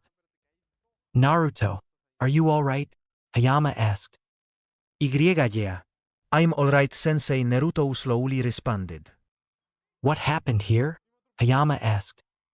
"I don't know. I was just finishing up after defecating when I felt something watching me. I thought it was a deer that had somehow gotten behind me when I sensed it panic and turned to find this tiger attacking me from my blind side. I managed to move out of the way and out of reflex threw a kunai I was holding at it when it collapsed," Naruto answered. Hayama turned to look at the tiger again. "I'm glad you're all right, Naruto. It seems like somehow this thing escaped from Training Ground 44 where the giant tigers are kept locked in," Hayama informs them. "Damn, I bet it was Anko. She probably forgot to lock the gate behind her after her latest visit to that place. She can be so clueless sometimes. How many times does the Hokage have to warn her about the standard safety protocols in place about that area? I don't understand why he allows her such leeway with that place anyway." Hayama goes on to rant in his mind. "Giant tigers," Tamaru shouted. "Why would Konoha have a place that has giant tigers?" he asked shakily. He received no answer. Fuki stood beside Naruto watching him and then glancing at the tiger, wondering how he managed to kill it so quickly. They had run here as soon as they heard the roar, thinking the beast had come back before dark to kill more deer. Imagine their surprise when they see their teammates standing next to a giant tiger corpse laying in a large pool of apparently its own blood. Hayama checked to make sure it was dead, then sealed it in a scroll. It wasn't common knowledge, but some people thought certain tiger body parts held medicinal or other value. He was sure the Nara would be interested in its corpse. "All right, team. It seems like our mission might have been completed, but just in case there are more of them, we'll continue with the stakeout as planned." Meanwhile, at the Nara residence, Nara Shikamaru had just come home after spending the afternoon hanging with Choji, trying to get him to forget meeting up with the blonde Uzumaki. He had no luck as the Akamachi seemed excited about spending Sunday with his nemesis. He had even decided to come home a little early after his last failure at getting Choji to change his mind, something that rarely happened. "Hey Mom, I'm home," Shikamaru called out quietly, hoping she wouldn't hear him. "Welcome home, Shika. I'm in the kitchen, come sit down and talk to me," Nara Yoshino called to her son. "Troublesome," Shikamaru says. "What was that?" Yoshino called. "Coming, Mom," Shikamaru quickly responded. Shikamaru sat and pretended to listen as his mom prattled on about this, that, and nothing he cared about. Shikamaru, Nara Shikamaru, are you listening to me?" Yoshino shouted. "Yeah, Mom. I'm listening," Shika responded. "Then what did I just say?" she asked angrily. Shika found it best not to even try lying. "I thought so. Sai, why can't you be like that nice Uzumaki boy?" she scolds. This instantly caught his attention as he focused in on his mother, which creeped her out a bit at the unusual intensity at which he was looking at her. "Did you say Uzumaki, as in Uzumaki Naruto?" he asked. "Yes, he was here to do the mission I requested a team for, and no one here would get off there but long enough to help them. I had some groceries with me and Naruto-kun asked if I needed any help. I tried to tell him I was okay, but he insisted he should help me. He was such a kind young man and even asked me questions about my day and what I do. We talked a bit as he and his team helped me put everything away, and when I led them to the forest to tell them about the mission." Shikamaru for a brief second flashed red as he squeezed his fists, feeling like he wanted to punch something or someone. "You should get to know him. That young man has a good head on his shoulders and he was so polite. Honestly, you could really stand to be a little more like him, Shika." At this point, Shikamaru turned and walked away, ignoring his mother calling for him to come back. "Damn you, Uzumaki. Even in my own home, I can't escape you now. That's it. This requires action," Shikamaru thought as he grinned darkly. In the morning, Team 4 went to the Nara clan head's house to report in. Team 4 had stayed up all night watching over the deer and occasionally checking the forest for more tigers.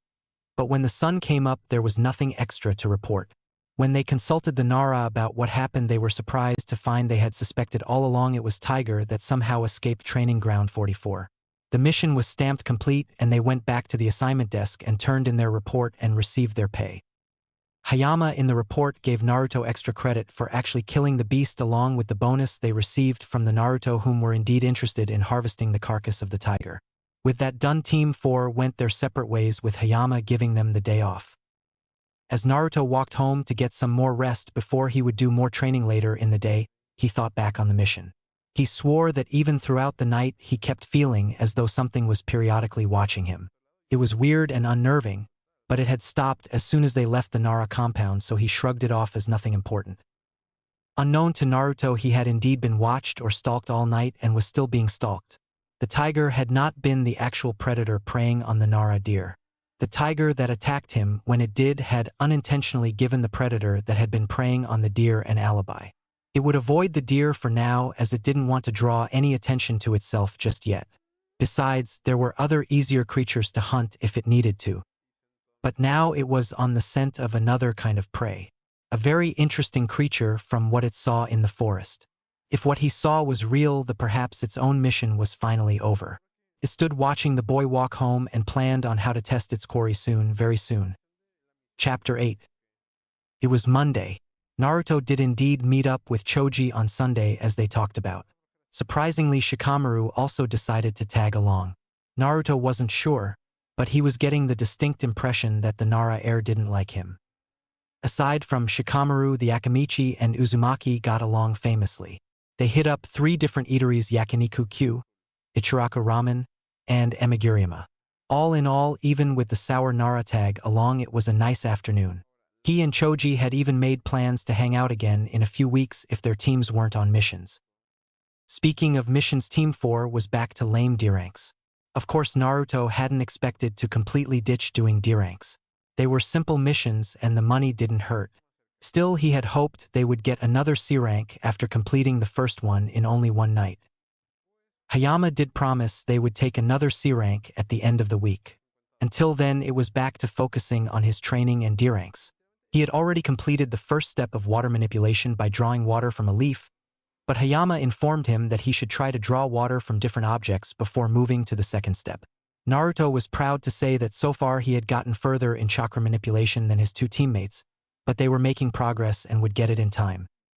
Hayama, though, knew how tough an exercise it was and only allowed them 30 minutes every 2 days of team practice time to work on it, insisting they should focus on their more basic skills instead for the time being until they gained more experience.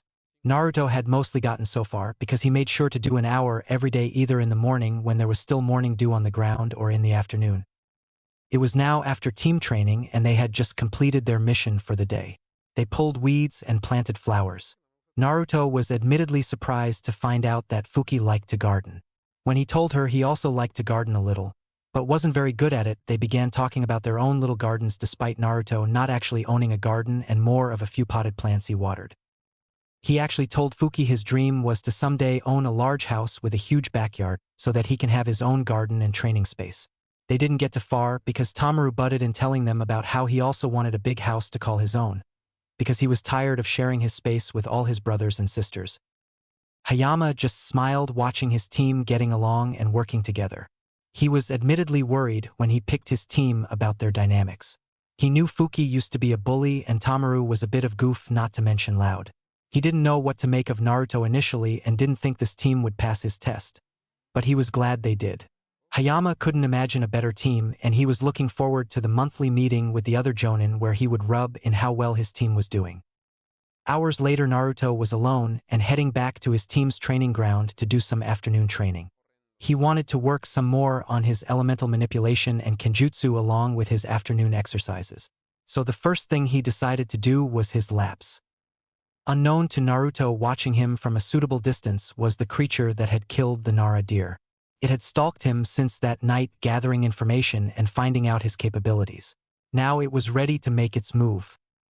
After completing 10 laps, Naruto positioned his hands in the familiar boar hand seal and took off, mentally intoning Jin Tun, Musho, Swift Release, Shadowless Flight. That is when the creature also took off at speeds that made it look like a streak of lightning. which for those crossing its path shocked them greatly.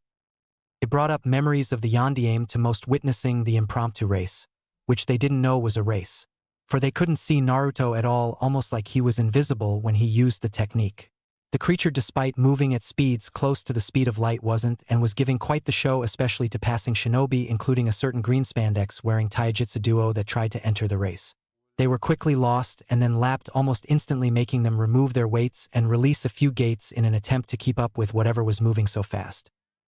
Lee was quickly dropped in the race, finding it impossible to keep up at the speed his sensei was moving at to get close to whatever it was. He tried to call out to Guy, but even his voice failed him as he lay face down on the ground. Guy himself wasn't faring much better than Lee. He prided himself on his speed, stamina, and endurance, but at the rate whatever in front of him was traveling, he couldn't keep up. It can't be human, the tiring Jonin thought. He had already been lapped by the creature several times and he had released his weights a minute ago. He just couldn't keep going like this. Even his chakra was starting to fail him. He finally collapsed after being passed several more times. "I have failed you, my precious Likuin. Youth wasn't enough," the man shouted. Strangely, he had crumpled right beside his student, who was also lamenting his failure loudly. It took several more minutes for Naruto to come to a stop, but just as he did, he was tackled from behind, sending him flying forwardly awkwardly as he tried to gather himself. Before he could, though, he was slammed into again and knocked across the ground in a different direction. This happened several more times as he felt clawed scratches and bite marks pierce his skin, and they were getting close to vital areas like his neck and groin. Changing tactics, use his hands to spring up from the ground. This forced the creature to leap at him, which also slowed it down. Quickly forming the tiger hand seal, Naruto created a Mizu Bunshin to take the attack for him, and then quickly flashed the boar hand seal to appear on the other side of the clearing. When the beast killed the water clone, it landed on the now wet ground facing Naruto. Now that they were both standing still, Naruto was able to get a good look at the animal. He'd never seen anything like it, though. It was a little taller at the shoulder than even the biggest of the Inuzuka dogs he had seen, but it was really thin, with a golden spotted coat, short muzzle, elongated back, short but deadly-looking canine teeth, deep chest, narrow waist, and a long, heavy-looking tail. Naruto had seen when it attacked that the tail was used like some sort of rudder at times when it needed to turn sharply. In short, it was a beautiful, tall, thin cat. "What are you?" Naruto asked out loud. He did not know why he said that out loud. He certainly didn't expect it to answer him. "I am what humans used to call a cheetah," the cat answered. "A cheetah? Are you a summon animal?" Naruto asked. "Yes, but how did you know?" it replied. "Well, this village is sort of famous for bloodlines and its many summon contracts. I've never heard of a cheetah summoning contract, though," Naruto says. "I would be surprised if you had. Then again, I'm surprised you are not jumping around like an idiot because I can talk," the cheetah responds. "Why are you attacking me?" Naruto asked, shrugging off the comment. "I'm not attacking you. I am testing you to see if you are worthy enough to become the first summoner of my clan," the cat says. That was interesting. He would be the first to have this new contract and no one knew about it. It was perfect. Too perfect. "Why are you testing me? I'm sure there are other much stronger ninja out there that would suit your clan," Naruto asks. "Perhaps, but you are the first I have come across that fits the main requirement the chief told me to find in a summoner," it replies. "That is?" Naruto asks. "To be faster than the speed of light. You are the first I have found that can outrun me at top speed," the cat answers. "Well, did I pass?" Naruto asks. "You did," the cheetah answers. "Now what?" Naruto asks.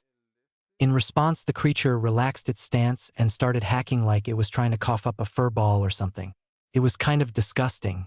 When it finally coughed up a large scroll, Naruto really didn't want to go near it, but reluctantly walked over as the summons used its paw to unravel the large roll of parchment. "Prick your finger to gather some blood, and then use it to write your name on the first line," it directed.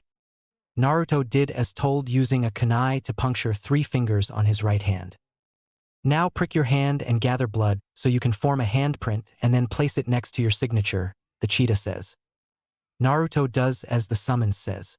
When he's done, he looks at the scroll and taken in that he is indeed the first one to have the contract. Is that it? Naruto asked.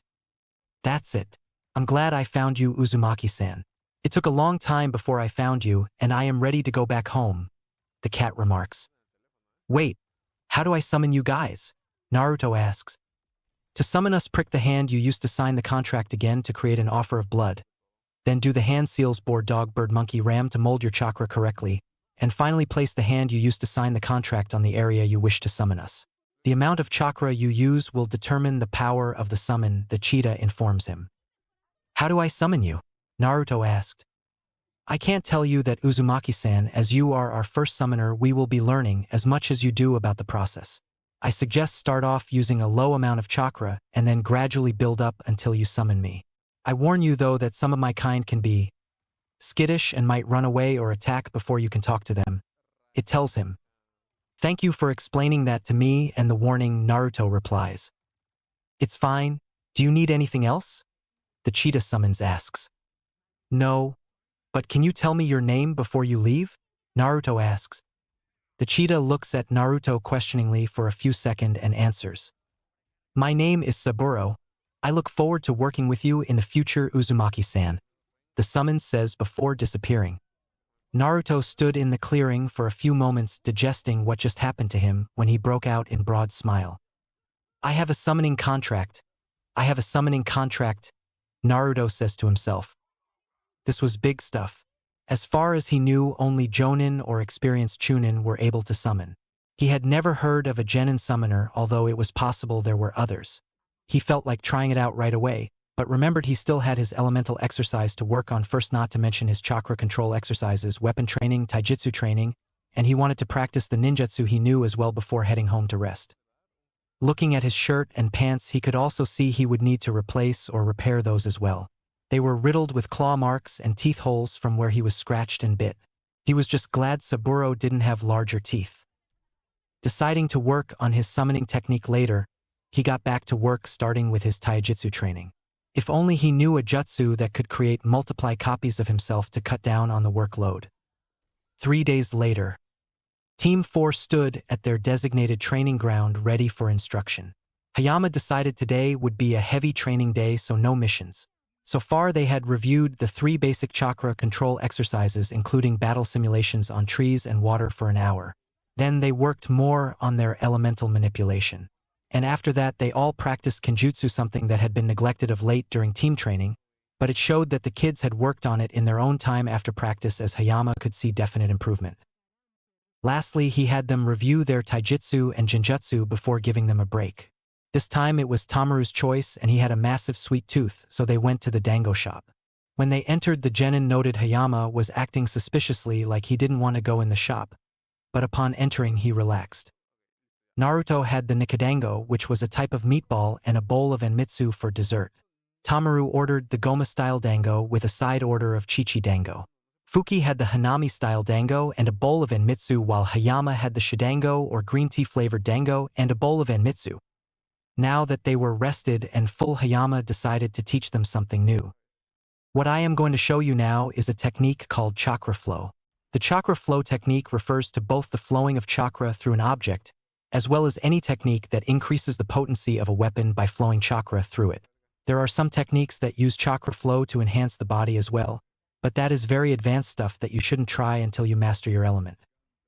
Now watch how I use the chakra flow technique to enhance the sharpness and piercing ability of this kunai, Hayama says.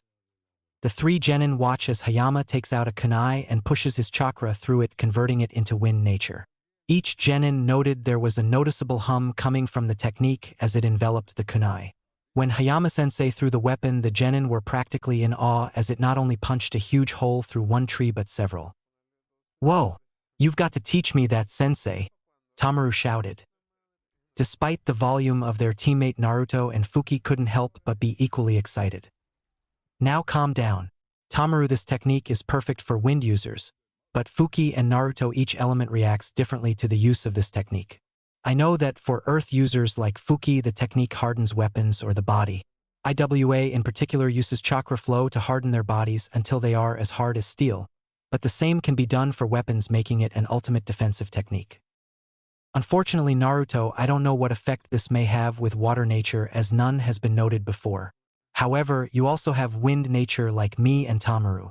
You could practice the technique using your wind nature, but without completing the leaf-cutting exercise with your wind chakra, it will be very difficult for you, Hayama instructs. Naruto nodded at the information. I'll begin working on the leaf-cutting exercise first, sensei. But if you could also give me the second step of water manipulation, I would like that as well, sensei, Naruto asks.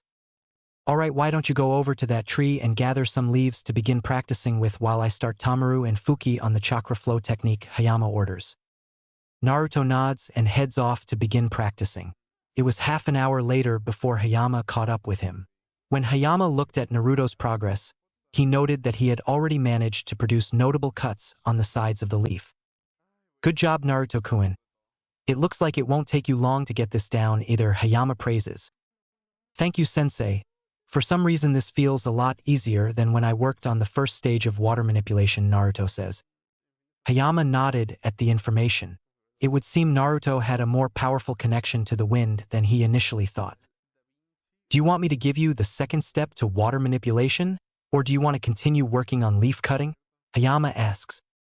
In response, Naruto stops what he is doing and sets the pile of leaves aside as he stands up. The second step of water manipulation, as I understand it, is to manipulate the flow of water in a lake by making it turn clockwise around you, creating a whirlpool, Hayama informs the young teen. Thank you, sensei. I think I'll continue to work on the leaf-cutting exercise first before trying it, Naruto says. Hayama nodded and says, all right, if you need my help I'll be with Tamaru and Fuki, but before I go I wanted to give you this. It's a scroll on a C-rank water technique called Suetun Mizurappa. It is considered a basic technique of water manipulation and very versatile, having many variations. The hand seals are dragon, tiger, hare, Hayama directs. Naruto takes the scroll and thanks his sensei again before going back to work on the leaf-cutting exercise. He really wanted to learn the chakra flow technique as it was obviously very powerful, practical, and useful. He also wanted to try it with his water release. Several days later, Team 4 was still working on learning chakra flow. Naruto had gotten the hang of the leaf-cutting exercise in record time, finishing it that night after Hayama had released them from training. He showed his sensei the next day and began working with Tamaru on using his wind nature to enhance the piercing and cutting power of a kunai. Fuki was also working hard on strengthening a kunai with her earth nature chakra. This was made more difficult by Hayama not knowing how to help her, although he was able to ask another jonin friend of his for tips that would help her. By Friday afternoon, each genin could coat a kunai with their chakra, but were still working on prolonging and strengthening the effects of using chakra flow. Naruto and Tamaru, as usual, were competing fiercely against each other, but Hayama made sure to keep their competition friendly and productive. He reminded all of them that this was something most shinobi didn't try until after they became chunin, if not jonin. Naruto had also started on the second water manipulation technique, but now that he was splitting his time between both wind manipulation and water, his progress had slowed some. It also made it hard to work on his other training, most notably in extending his usage of his bloodline technique. The odd thing was, the better his wind manipulation became, the more explosive he felt when using it in his takeoff. He had also slacked off some on his summon training, not that he minded. He was having trouble summoning something other than cubs. A couple of times he got what he learned were termed sibling groups. Young cheetahs considered old enough to be on their own, but would stay with their siblings for a while until striking out on their own. He also learned that even the cheetahs that didn't talk were very vocal and expressive, with a somewhat complex method of communication that gave them a great social system despite sometimes living far distances from one another. Unfortunately, all this training meant he had little time for anything else, including friends. If it wasn't during team time, he would often disappear before Tamaru or Fuki had a chance to ask him anything.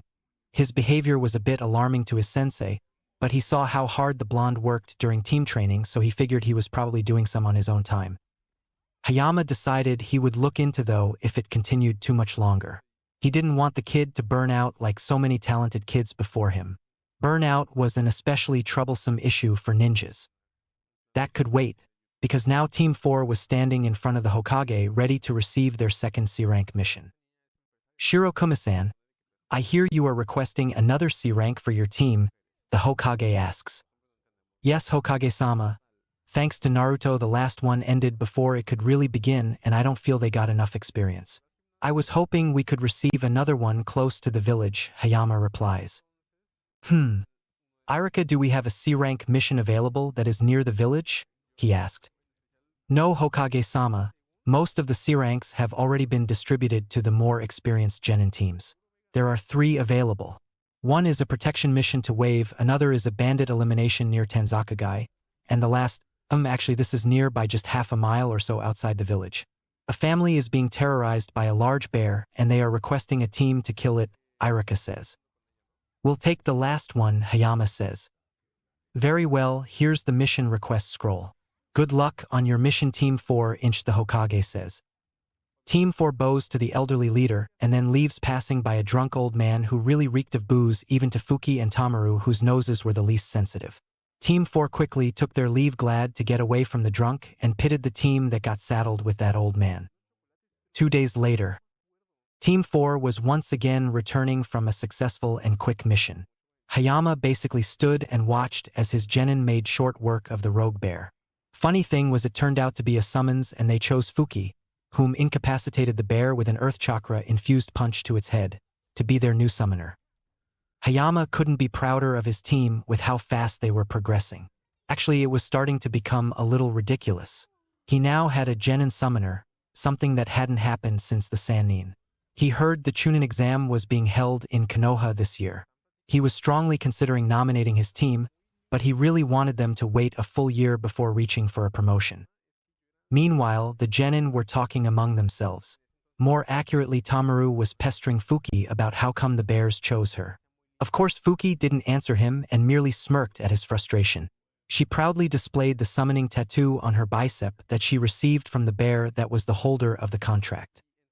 Not getting what he wanted from Fuki, Tamaru turned to Naruto, hoping he would share in his frustration. Can you believe those stupid bears chose Fuki over me? Or you? He shouted. Let it go, Tamaru. The bears told us why they chose Fuki, plus after the way she knocked out that other one, I think they were afraid she'd do the same to them, Naruto joked. This didn't lessen Tamaru's jealousy or anger at all. Come on, Naruto, you know I would be a better summoner than Fuki.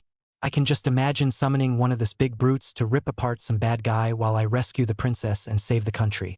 He would do anything I wanted him to, and then I would become Hokage, because they would recognize my strength, Tamaru rants. Naruto just let him go on his rant as they walked on. He did steal glances at Fuki, who was also ignoring Tamaru, who was now talking about how he would get a summon much cooler than stupid old bears. Fuki's strength had greatly surprised him. He didn't know she was that strong or able to pull off whatever move that was she pulled on the bear. It made him realize that maybe he had started to discount his own teammates' abilities. Hayama-sensei was obviously a very strong shinobi and a good teacher to have gotten them as far as he had in such a short amount of time. Fuki could punch out a bear and showed great control with her Doton techniques.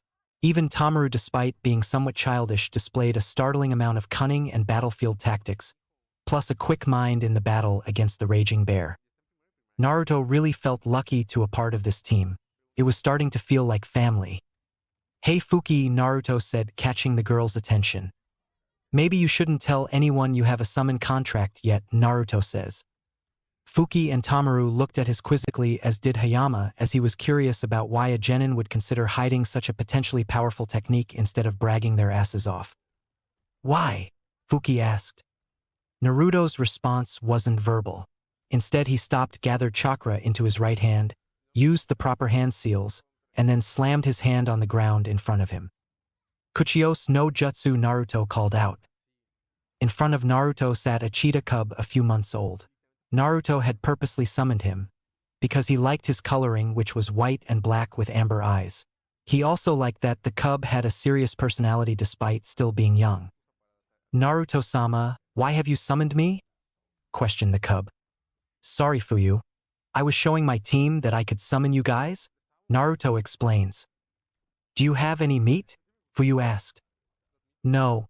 Not on me, but I'll summon you again when I get home, okay? Naruto asked. Sure, Naruto-sama. Bye, the cub said before poofing back to the grasslands. Naruto, what was that? Hayama asked. I can summon the cheetah clan, Hayama-sensei, Naruto responds. Since when? Tamaru butted in. About 5 days ago, Naruto answers. Why didn't you tell us? Fuki asked. I didn't want anyone to know, Naruto says truthfully. Why? Hayama asked. Because, when people don't know you can do things, they will underestimate you and think you are weak. If an enemy thinks you are weak, then they will underestimate you and give you the advantage in a fight. I learned that keeping the full extent of your ability secret makes people underestimate you and makes things easier, Naruto explains. Hayama nodded. It was fairly good reasoning, too good for a rookie genin. Naruto was still as much a mystery now as he was when he first received the team. Can you summon anything bigger than Fuyu? Hayama asked. Sometimes, but I can't do it consistently yet, Naruto answers truthfully. Okay, Naruto, well, summoning is a very powerful and rare technique. Not just everyone gets a contract, as the summon clans tend to be picky about who they let summon them. That said, if you want to keep yours a secret for now, I won't report it to the Hokage, but I suggest you tell him at some point, Hayama responds seriously. Hi, Sensei. Fuki, it's your choice on if you want people to know you are a summoner yet. I have to admit, part of why I am allowing Naruto to keep his a secret is because people will target you if they find out you have contract, thinking they can take it for themselves. If you want some time to think about it, I can hold off on reporting it to Hokage-sama for a few days, Hayama tells her. Fuki nodded. Thank you, sensei. I would like some time to think about it and maybe ask the bears what they think. Very well. Now, Tamaru, that means you can't blurt it out or tell anyone about this. I need you to respect your teammates' wishes, Hayama orders. Hi, sensei, but it's not fair. Why am I the only one without a summon contract? Tamaru shouted. If it makes you feel any better, Tamaru-kun, I don't have a summon contract, Hayama says. Thanks, sensei, but it really doesn't help, Tamaru responds. Team 4 made good time running back to the village, arriving a little after 3:30 in the afternoon. When they arrived at the Hokage Tower, they were sent right in only to find Team 7 plus the drunk they had passed after receiving their mission. Hokage-sama, should we come back later? Hayama asked. I told my secretary to let you in, Hayama. I take it the mission was a success, the Hokage responds. Yes, Hokage-sama. My team took care of Mrs. Sasaki's bear trouble with no problem, Hayama says, handing the Hokage the signed mission request with payment inside. Good, good. Now I have called you in here because the mission Team 7 recently went on was a sham. The client here lied on his mission request form. It seems he's being targeted for assassination by a very rich individual with connections to the criminal underground named Gato. Gato has hired ninja to kill Tazuna, and Team 7 was able to subdue 2 Chunin-level missing nin that attempted to carry out the assassination. After questioning Tazuna-san and finding out the truth, they decided to abandon the mission and return to Konoha. Tazuna decided to return with them and plead his case, asking for another chance. He has agreed to pay a penalty for his deception and refiled his request with the proper ranking.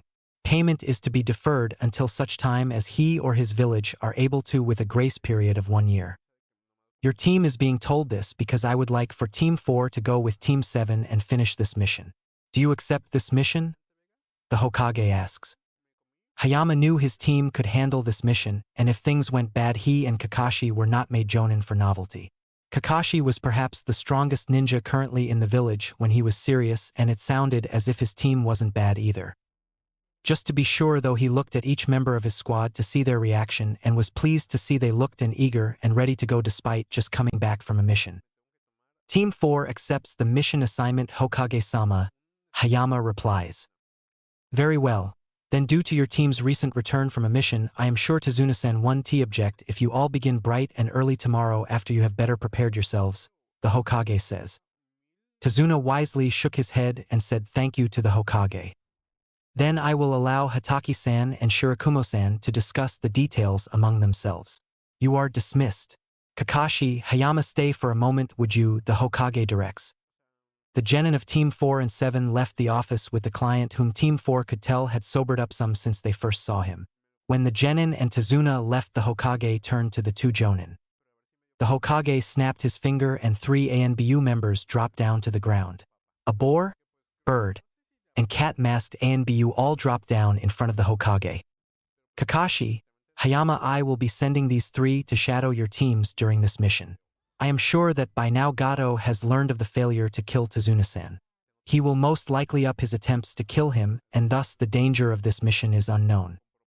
They will not interfere or reveal themselves unless your teams encounter trouble that they or you cannot handle. They are also running independently of your mission as they have their own orders. You are not to interact with them or make your teams aware of them unless they choose to show themselves. Is that understood? The Hokage asks. Yes, Hokage-sama, both men respond. Good, you are dismissed. Both Jonin leave the office immediately through different means. Your mission is to shadow and observe. When you return, I want a detailed report on your analysis of the genin, especially Uzumaki Naruto. You are not to interfere unless Naruto or the Uchiha are near death. Do you understand your mission? The three ANBU nodded before leaving to prepare. The Hokage sat in his chair thinking over recent events. Team 4's growth was alarming considering how average their reports coming out of the academy were. Then there was the incident 5 days ago. He was still fielding inquiries into what exactly Guy was chasing around. The civilians were convinced the Yellow Flash had returned, and Guy had put his team on leave as he conducted his own search for whatever it was that managed to escape him. The Hokage knew that whatever happened involved Naruto. It had to, but that lead to some troublesome questions. The only thing he knew was he needed answers. Just what have you been doing, Naruto-kun? Chapter 9 Wave. Team 4 and 7 were up and ready to go an hour after dawn. Their client took a little longer to rouse, but thankfully he no longer smelled like a brewery. When they were all at the gate, Hatake, whom decided he should be the official leader of the mission, said they should all introduce themselves. Team 4 looked at the man as if he was an idiot, as did Kiba and Sakura. He quickly explained it has been some time since the academy and that even if they knew everyone, he and Hayama didn't. The genin nodded at this explanation and decided to get it over with.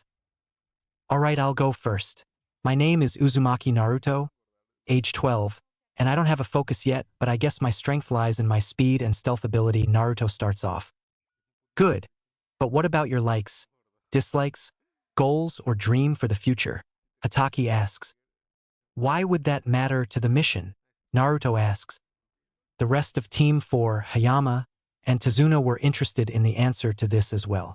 Naruto had given a solid introduction and they did need to get to Wave as fast as possible now that they took the day to rest. The client had already conveyed his worry for his family he left behind. I guess it doesn't, but could you just go with it?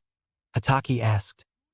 Kakashi, I know I agreed on you being the leader, but we are pressed for time. Naruto's introduction was good enough until we can get the client home and assess the situation. Hayama interferes.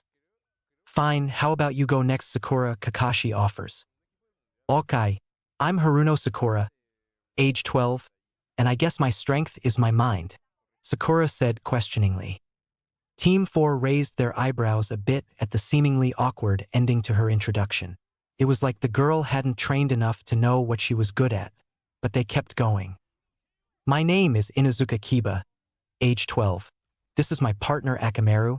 He's a puppy, and I work with Akamaru to tear through my enemies, Kiba loudly bragged. Of course, this got Tamaru going, ready to join in and boast about his strength. My name is Minakura Tamaru, age 12. My strength lies in ninjutsu, he shouted. Team 4 mentally shrugged, expecting nothing less of their friend and teammate. Team 7 and Tazuna were giving him weird looks though, as if he was an idiot, which he wasn't. Honest. Sasuke, why don't you go last and let Kakashi starts? ****, my name is Fuki, age 12. I'm strong, was her simple introduction. This got even Sasuke to raise an eyebrow. He remembered Fuki as one of his fangirls, but she seemed to have changed. That was good in his books because he didn't need another Sakura on this mission. Meanwhile, Sakura and Kiba were trying to figure out what happened to the girl, as she seemed nothing like they remembered. I guess it's my turn. My name is Uchiha Sasuke, age 12. I'm strong in ninjutsu and taijutsu, Sasuke answers. My name is Shirakumo Hayama, age 39. My strength lies in kenjutsu and ninjutsu, Hayama says. My name is Hatake Kakashi, age 26. My strengths are ninjutsu, taijutsu, and genjutsu. I will be leading this mission, so I hope we can all work well together and get along, Kakashi says. Great, well, I'm Tazuna, age 59. I'm a bridge builder. Now that your kindergarten-style introductions are over, I'd like to get home before that money-hungry midget kills my precious daughter and grandson. Tazuna interrupts. Tazuna-san does have a point, but first, have you all packed at least 2 weeks' worth of supplies? Kakashi asks. Both teams nod. All right, if you aren't sure though, speak up, because once we leave the village you won't have much opportunity to resupply, Kakashi warns. When no one said anything, they all began to head out towards Wave. After a couple of hours passed, Tamaki posed Kakashi a question. Kakashi-san, are we close to where your team was ambushed? Hayama asked. Kakashi looked around the area nonchalantly before replying, hard to tell. While Hayama was trying to pry information from the annoyingly aloof Kakashi, the genin were also talking. Hey Kiba, how's it going? Tamaru asked. Alright, I guess, Kiba responds. Oh, you guys go on any exciting missions yet? Tamaru asked. Nah, not really. This is our first C rank, Kiba admits. Oh, was the simple response. Well, I heard from Hayama-sensei that Kakashi was really strong. I bet you guys are doing some insane training, right? Tamaru asked. Of course, Team 7's the strongest team there is, Kiba boasted. No way, Hayama-sensei has also put us through some intense training. Team 4 is the strongest team, Tamaru shouted. Get real, Tamaru. None of you are a match for me and Akamaru, Kiba shouted back. I'll beat you anytime, anywhere. Bring it, Tamaru replied. Before it could get any further, the two jonin had to separate the boys before it got any further. More like Hayama grabbed Tamaru and cooled him down while Kakashi just went back to reading his book. Boys, can you believe those two getting so worked up over something like that? Especially when it's obvious none of them compare to Sasuke-kun, right Fuki? Sakura asked. Fuki, what's wrong? Don't you agree with me? Don't you like Sasuke? Sakura asked. Come on Fuki, stop playing around and tell me you agree Sasuke-kun's the best, Sakura urged. Can you hear me? Sakura asked. At this point Sakura still didn't get the hint, but Fuki was saved when Sasuke sneezed and the pinkette went to see if he was okay. Unfortunately for Fuki, she returned. Meanwhile, the last two members of both squads just ignored the other and the other two boys' antics. It would take another day before they reached the shore where a boat was waiting for both teams. I'm sorry, but there is only enough room in the boat for me to carry one team across, the boatman said. That's okay. My team and I will go ahead and scout the area for enemies, Hayama says. All right, but please do so silently. I don't need Gato finding out that I'm helping you guys, the boat owner warns. Calm down, Kaji. No one actively watches the waterways anymore. Gato and his men are too busy looting the village to notice us, Tazuna says. Shirokuma-san, if you have the time, please place some traps along the route we will be traveling to the town, Kakashi orders. Hayama nods and, not waiting for anything more, take off across the water using the water surface walking practice skill. Although Kakashi and the trailing Anbu made note that Naruto was actually gliding or skating across the water so fast that he had left his team and sensei behind as they ran to catch up. Naruto would often note during water surface walking practice training that being a water element user did have its advantages. Team 4 and the two citizens of Wave just stood in shock. Those kids and their senseis just walked on water like it was land. The boat owner Kaji noted they were also very silent when doing so, making hardly a ripple on the surface of the water. The two civilians then turned to Team 4. Can your group do that, or are they special? Kaji asked. It's a standard ninja practice, but I am surprised the genin know it so soon, Kakashi notes. Oh, was the reply. We should get going as well, Kakashi says, getting everyone moving. Sasuke and Kiba both noted the skill Team 4 used. Despite coming from ninja families, neither had seen the water surface walking practice used before. So far, being a ninja had been slightly disappointing. Kakashi was holding off on showing or teaching anything he deemed too advanced for fresh out of the academy genin. Yet here was Team 4, a team of nobodies, already using something useful and cool that they had no clue about. For not the first time, Sasuke questioned if he had the right teacher.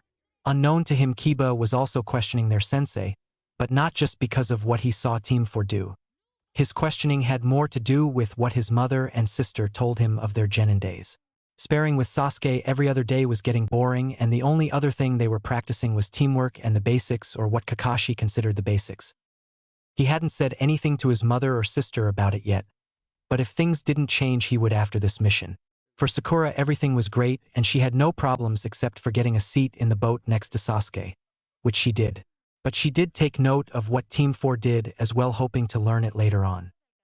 It took almost an hour for Team 7 to make it across the channel as the boat user refused to use the motor to get them there. Seeing the bride and village was cool though. It did seem weird that upon dropping them off the boat user then used his motor. With Kaji gone they turned to look for Team 4, but Team 4 found them instead walking out of the forested area to greet them. "I take it the boat ride went well?" Hayama asked. Kakashi nodded and asked, "What of your team? Were you able to successfully scout ahead?" "Hi, no enemy presence detected so far. I did feel like we were being watched though," Hayama reports. "Alright, we'll head for the client's house.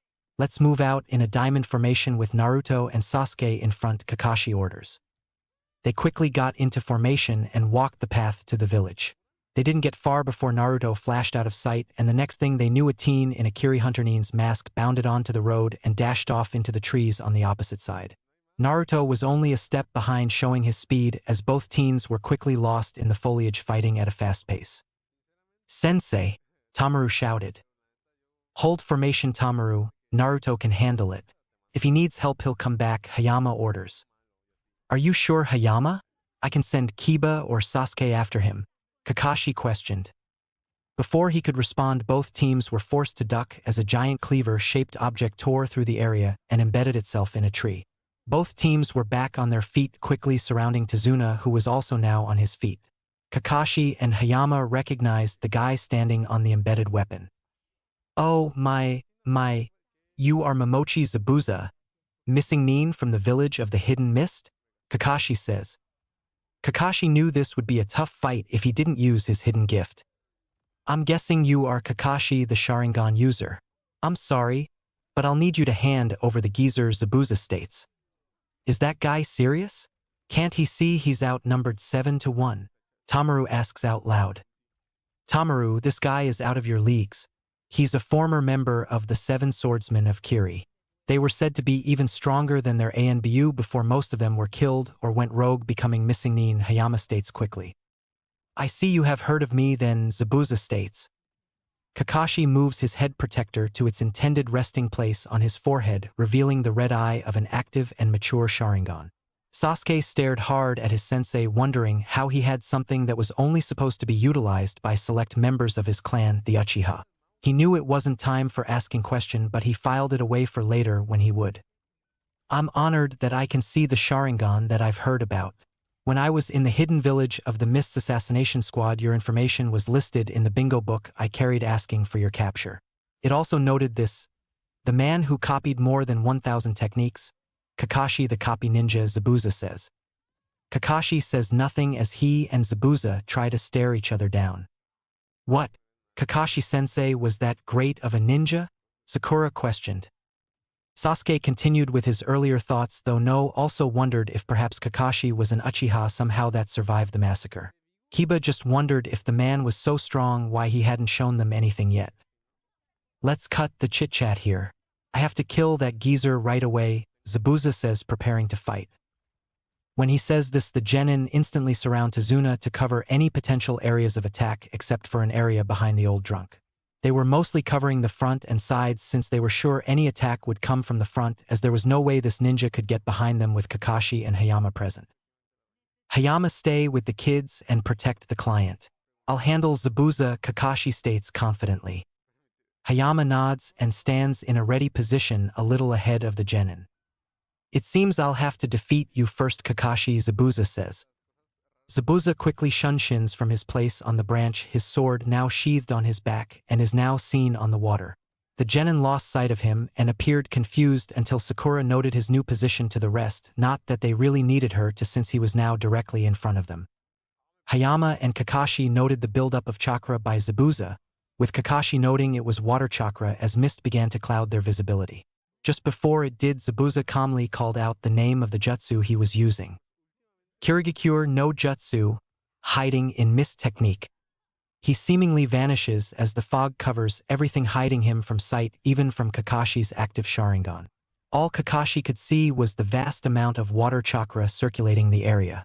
Kakashi warns the genin, telling them more about Zabuza and the technique he was using, although Hayama noted it was in perhaps the worst way possible as they all tensed up anticipating an attack. The mist is getting thicker, Tamaru noted. He didn't like not being able to see, and he could barely make out the faces of those beside him, let alone the approaching enemy. The country of the wave is surrounded by ocean, so a mist often emerges, Tazuna added. Felt like forever when they heard. 8 points. The larynx, spine, lungs, liver, jugular vein, kidney, collarbone, and heart. Now which vital point do you want to get struck at? Zabuza calls out from the mist. Kakashi, whom was hidden from view of the genin, quickly flared his chakra to dispel most of the mist clouding the area, giving a clearer view for everyone. Sasuke in particular feels the weight of Kakashi and Zabuza's chakra suffocating him. It makes him feel like he wants to kill himself to get away from the battle until Kakashi calms him with a vow to protect them all. Some question though if he really meant all of them and not just Sasuke, the only one he named. I don't know about that, Zabuza responds. The genin are shocked at how he got between them and the client. This is the... He never got to finish as Hayama pierced his gut with his sword. Instead of blood, though, water poured out of the wound, identifying it as a water clone. He would know that technique anywhere after witnessing Naruto use it in the spars they held once a week. Behind you, sensei, Tamaru called out. When Hayama looked behind him, he saw Zabuza already in mid-swing to tear him in half. That was when Kakashi appeared as he shoved a kunai through the gut, only for water to spill out of the wound. Only for the real Zabuza to now appear behind him. He had to immediately use a Kiri Shunshin to teleport away as Hayama threw a wind-enhanced kunai at his chest that would have killed him instantly. When Zabuza reappeared, he was now standing on two of the water back in front of the group. A second later, his accomplice also showed up, breathing heavily with visible bruising and cuts on their bodies and arms, although their face was still covered by a mask. It was in this moment Naruto also rejoined the group with similar cuts and bruising visible not just to his body, but also his face, even though the Jonin and Zabuza noted that they seemed to be slowly healing on their own as the bruising was fading and the cuts slowly sealing up. Naruto, what happened? Hayama asked. The presence I felt earlier when we were scouting was the masked teen over there. When I found him in the bushes, he seemed to be waiting for some signal. Sensei, he's really fast and uses some weird ice jutsu I've never heard of before, Naruto responds. Ice jutsu, both Jonin thought. Meanwhile, Zabuza was also talking to his accomplice.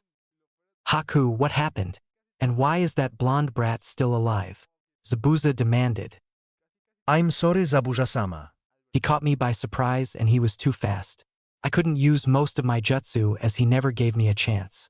I managed to get away using Shunshin, but there's something strange about that boy, Zabuza-sama. He nearly caught me trying to get back to you, and I had to use my bloodline to stop him before I finally got away, Haku reports. The three men never took their eyes off one another as they were given the reports. What they heard changed everything. Zabuza knew he had to retreat while both Jonin felt the need to retreat and regroup. Zabuza, being impatient, made the first move. It seems things aren't in my favor. You win this round, Konoha, but I'll be back for the geezer, Zabuza warns. What makes you think we'll just let you leave? Kakashi questioned. I don't, was the reply. Zabuza quickly went through the hand seals. Tiger, ox, monkey, rabbit, ram, boar, ox, horse, monkey, tiger, dog, tiger, snake, tiger, ox, monkey, rabbit, bird. Suetun. Daibakufu no Jutsu water release. Great waterfall technique, Zabuza called out. A towering wave of water crashed down in front of the teams, forcing them to jump up into the trees. Hayama, knowing Tazuna would need help, grabbed onto him and did the same. When the water receded, both Kirinin were gone, leaving the teams and Tazuna alone. They all jumped down with Hayama once again helping Tazuna. Hataki-san, you should cover your eye before you suffer from chakra exhaustion. We don't have a medic that can properly take care of you out here, Hayama warned. Ma, it's already taken care of. We should get moving to the client's house. Tazuna-san, if you will take us to your home. We can set up some protections there in case those two come back, Kakashi says. Sure. Sure, it's this way, Tazuna says as they follow him. Tazuna's house. Tsunami, Inari, I'm home, the old man called out. He managed to lead the teams to his house without any difficulties. It seemed Zabuza and his masked accomplice had truly left them alone for now. The Jonin knew he would be back and probably with extra help. Father, is that you? A woman called out. Yes, yes, come greet the super ninja that will be protecting us, Tazuna calls back. When the woman did come out to greet the teams, Hayama found her to be very attractive while Kakashi seemingly ignored her, but was also eyeing their client's daughter. She stood before the teams and thanked them for protecting her father, which both teams waved off. Then Tazuna noticed something. Tsunami-chan, where is Inari? He asked. Before she could answer, a dark-haired little boy wearing a white and blue bucket hat and blue overalls walked out. It was noted by everyone how the boy purposely kept his back or side to the teams, not acknowledging them in the least. Why are they here? Inari asked curtly. These are the super ninja I hired to protect us, Inari. Say hi to them, Tazuna responds. Why? They're all going to die anyway, the boy retorts. Inari, Tsunami shouted. I'm going to watch the ocean, the little boy announced before leaving. Both teams stood watching as the kid took off, probably to his room. I'm sorry, please forgive my son. He's just going through a rough time, Tsunami apologizes. It's fine, Tsunami-san. You don't have to apologize, Hayama assures the mother. Meanwhile, the genin seemed unaffected by the rant, but each had their own thoughts on the kid. Most notably Naruto, whom could feel the sorrow rolling off the kid. He had always been able to sense negative emotions, but lately it seemed he was able to notice more than just anger and hatred. Still, he didn't want to interfere with whatever the kid had going on. His troubles were his, and he knew there was only one way to really change a person, and it wasn't by talking or yelling at them. It's been a long day. I think we should all take the time to rest, Kakashi says. Hayama wasn't one to disagree, although he did think they should at least set up a guard schedule. But one night wouldn't hurt anything. Tsunami-chan, would you show them to the guest rooms? Tazuna asked his daughter. Hi, right this way please, Tsunami offers. The teams follow the mother and set up their bedding in the rooms. Sakura and Fuki ended up rooming with Tsunami, while the boys share a room, and the two senseis take the remaining available room. Gado's mansion. Zabuza and Haku were in Gado's office informing him of the change to their mission. So you're telling me after all the money you are expecting me to give you that you need to hire more help to get the job done? The little man asked. Hai Yabura answer. Then what the fuck am I paying you for? The business magnate shouted. It was unexpected that they would go back to Konoha and successfully request more ninja after the Demon Brothers attacked the first team, Zabuza explained. He didn't like failing on a mission. He rarely failed and he would not fail this one, but he'd be stupid if he tried to take on two fully equipped teams with just Haku as backup. If the teams were led by ordinary jonin, it wouldn't be as much of an issue. But he was dealing with Hatake Kakashi, the copy nin, and from what he witnessed, another very competent jonin leading the other team. That didn't even get into the kiddies that had proven to be more than he thought they were, especially that blonde one. Haku still couldn't give him an accurate report on the blonde genin's skill. He just kept stating he was really fast and adept at hand-to-hand and standard weapon fighting. Zabuza had noted that one team seemed to at least carry swords, so they must have at least some practice in using them. That would have intrigued him if it didn't screw with his mission and livelihood. Fine, I didn't want to do this, but it seems I have no choice. I need this bridge builder killed and his fucking bridge destroyed along with any hope this backwater village has with it. Gado rants. I have some contacts that can get me in touch with a couple of missing nin around Fire Country. Just give me a little advance to secure their services. Zabuza starts only to be interrupted. No. I also thought this can happen, and as loath as I am to reach out to the villages for help, I made an exception in this case. The bridge builder went to a hidden village. Well, I also contacted a hidden village just in case you couldn't handle it. As a matter of fact, they are here now. I introduced to you. At this point, 4 people walk into the room. 3 males, one with his head wrapped in bandages save for his left eye, another with spiky dark hair and dark eyes and a beige shirt with the kanji for death going down the middle, and the last was a dark-skinned, dark-eyed kid with 6 arms. The lone female of the group seemed normal and very cute to both males. Gato thought he could have some other user for her if things fell the right way. Dosu, Gato points to the bandaged male. Zaku, he says, pointing to the other male genin. Kin, he points to the female. And their leader for this mission, Kidamaru. I was assured that he was one of the best Otogekure had to offer and that this was their top team. They will be working with you to finish the job.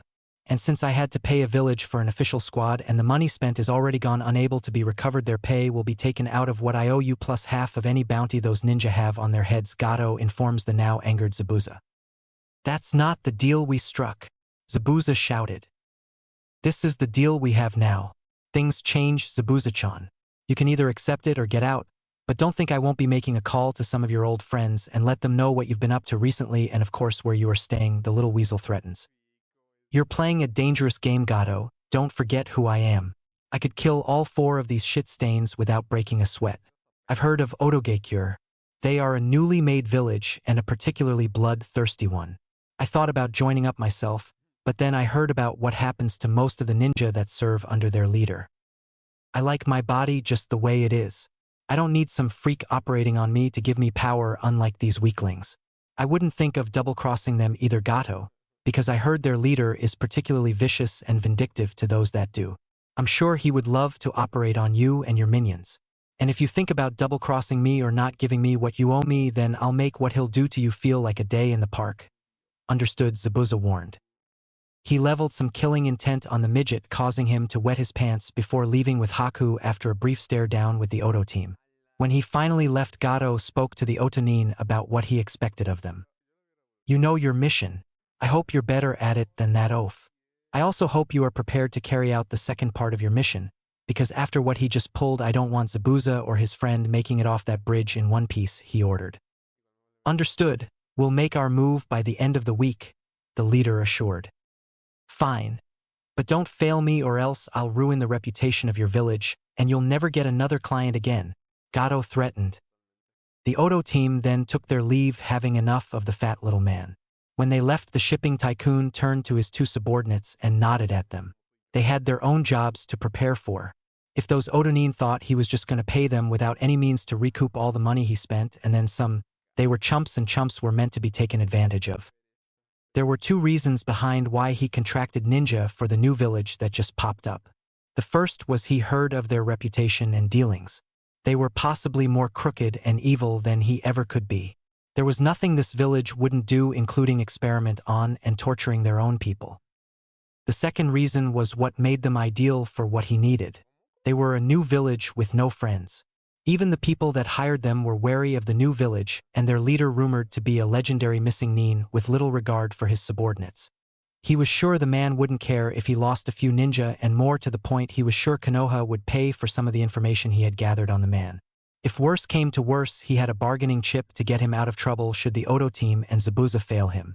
After he sent every last one of his thugs to kill them and buy him some time.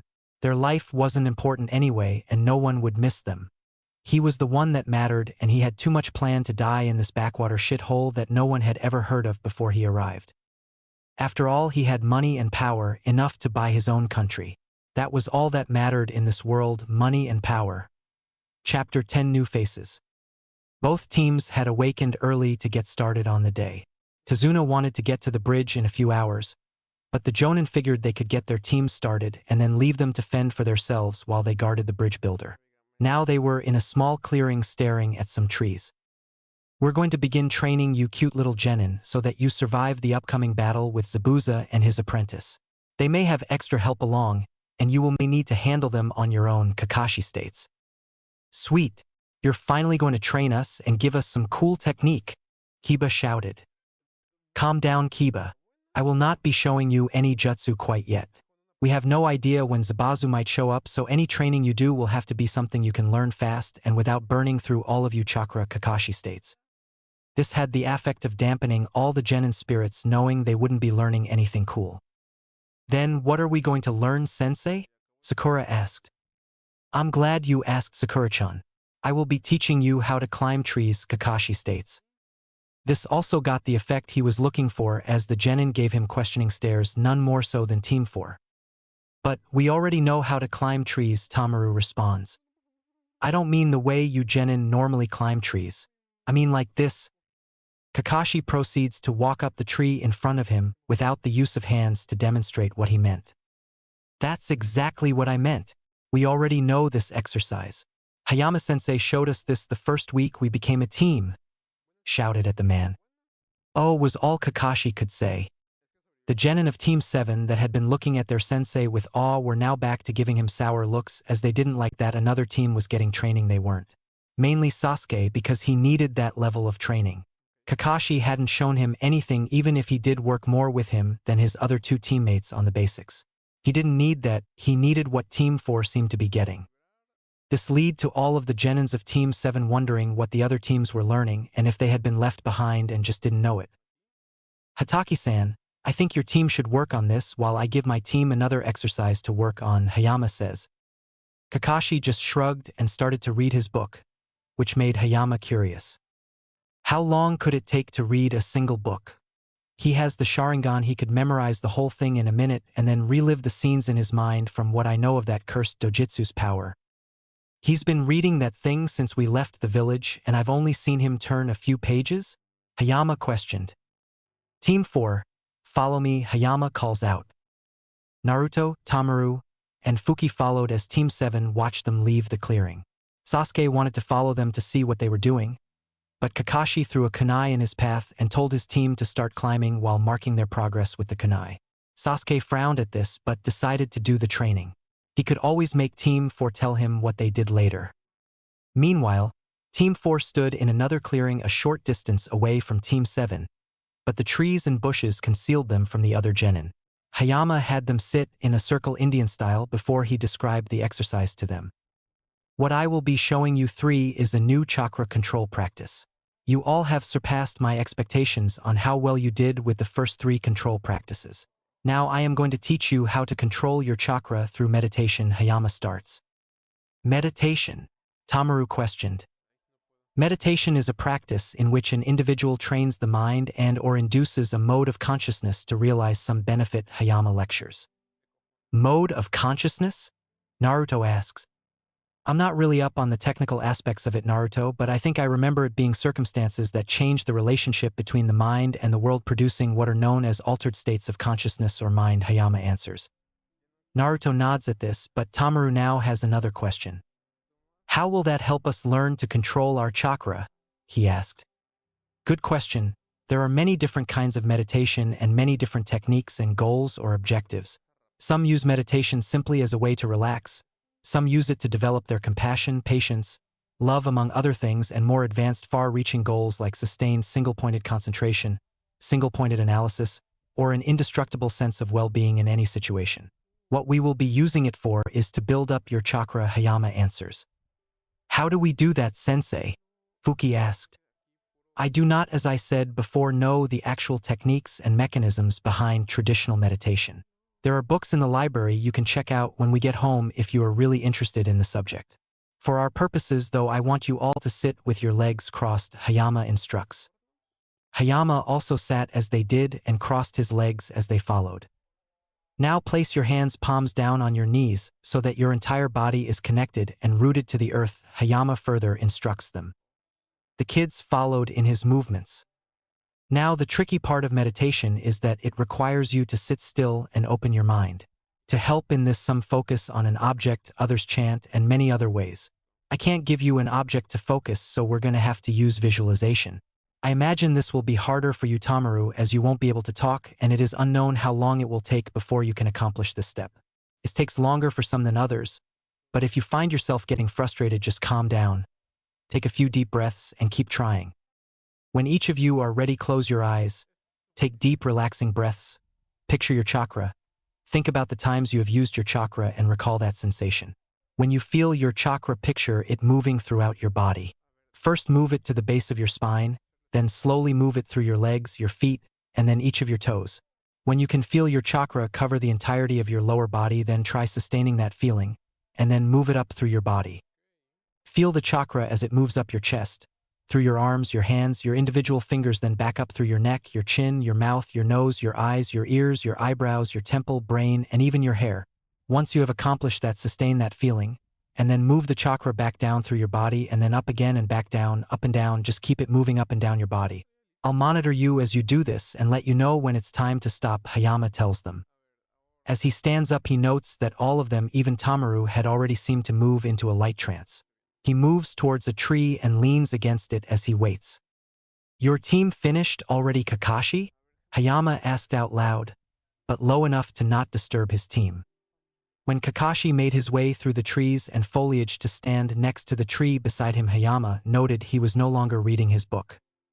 Sakura-chan has already figured it out. It seems she has a natural ability with chakra control, but I suggested she keep doing it to build on her low reserves. The other two will probably take most of the week to get it down, considering the limitations we have on training time, Kakashi responds. Hayama nods at this. They were both worried about when the next attack would come. Naruto's fight with the accomplice seemed to be the toughest fight, and he had recovered quickly enough. Their fight with Zabuza had been little more than a spat, each of them probing the other to find out their skill level and ability. It hadn't been enough to get an accurate reading, but for jonin of their caliber and experience it was enough. So far the genin were their advantage, as Zabuza probably couldn't get a good enough read on any of them with his focus split between the two of them. Unfortunately, they couldn't count on the genin's help, and they didn't want to send any of them against the apprentice either if they could help it. Both men focused on the three genin of Team 4 and noted the varying levels of concentration. Naruto seemed to be the most adept at it, like he had already had some practice with meditation. Fuki had seemed to be only slightly struggling, while Tamaru, as expecting, was finding it difficult to relax and focus, as he was the most energetic and wild of the trio, even though something told Hayama Naruto could be even crazier in the right or wrong circumstances. "Why are you here, Kakashi?" Hayama asked. "I just wanted to see what your team was working on. This is a little too advanced for genin, isn't it?"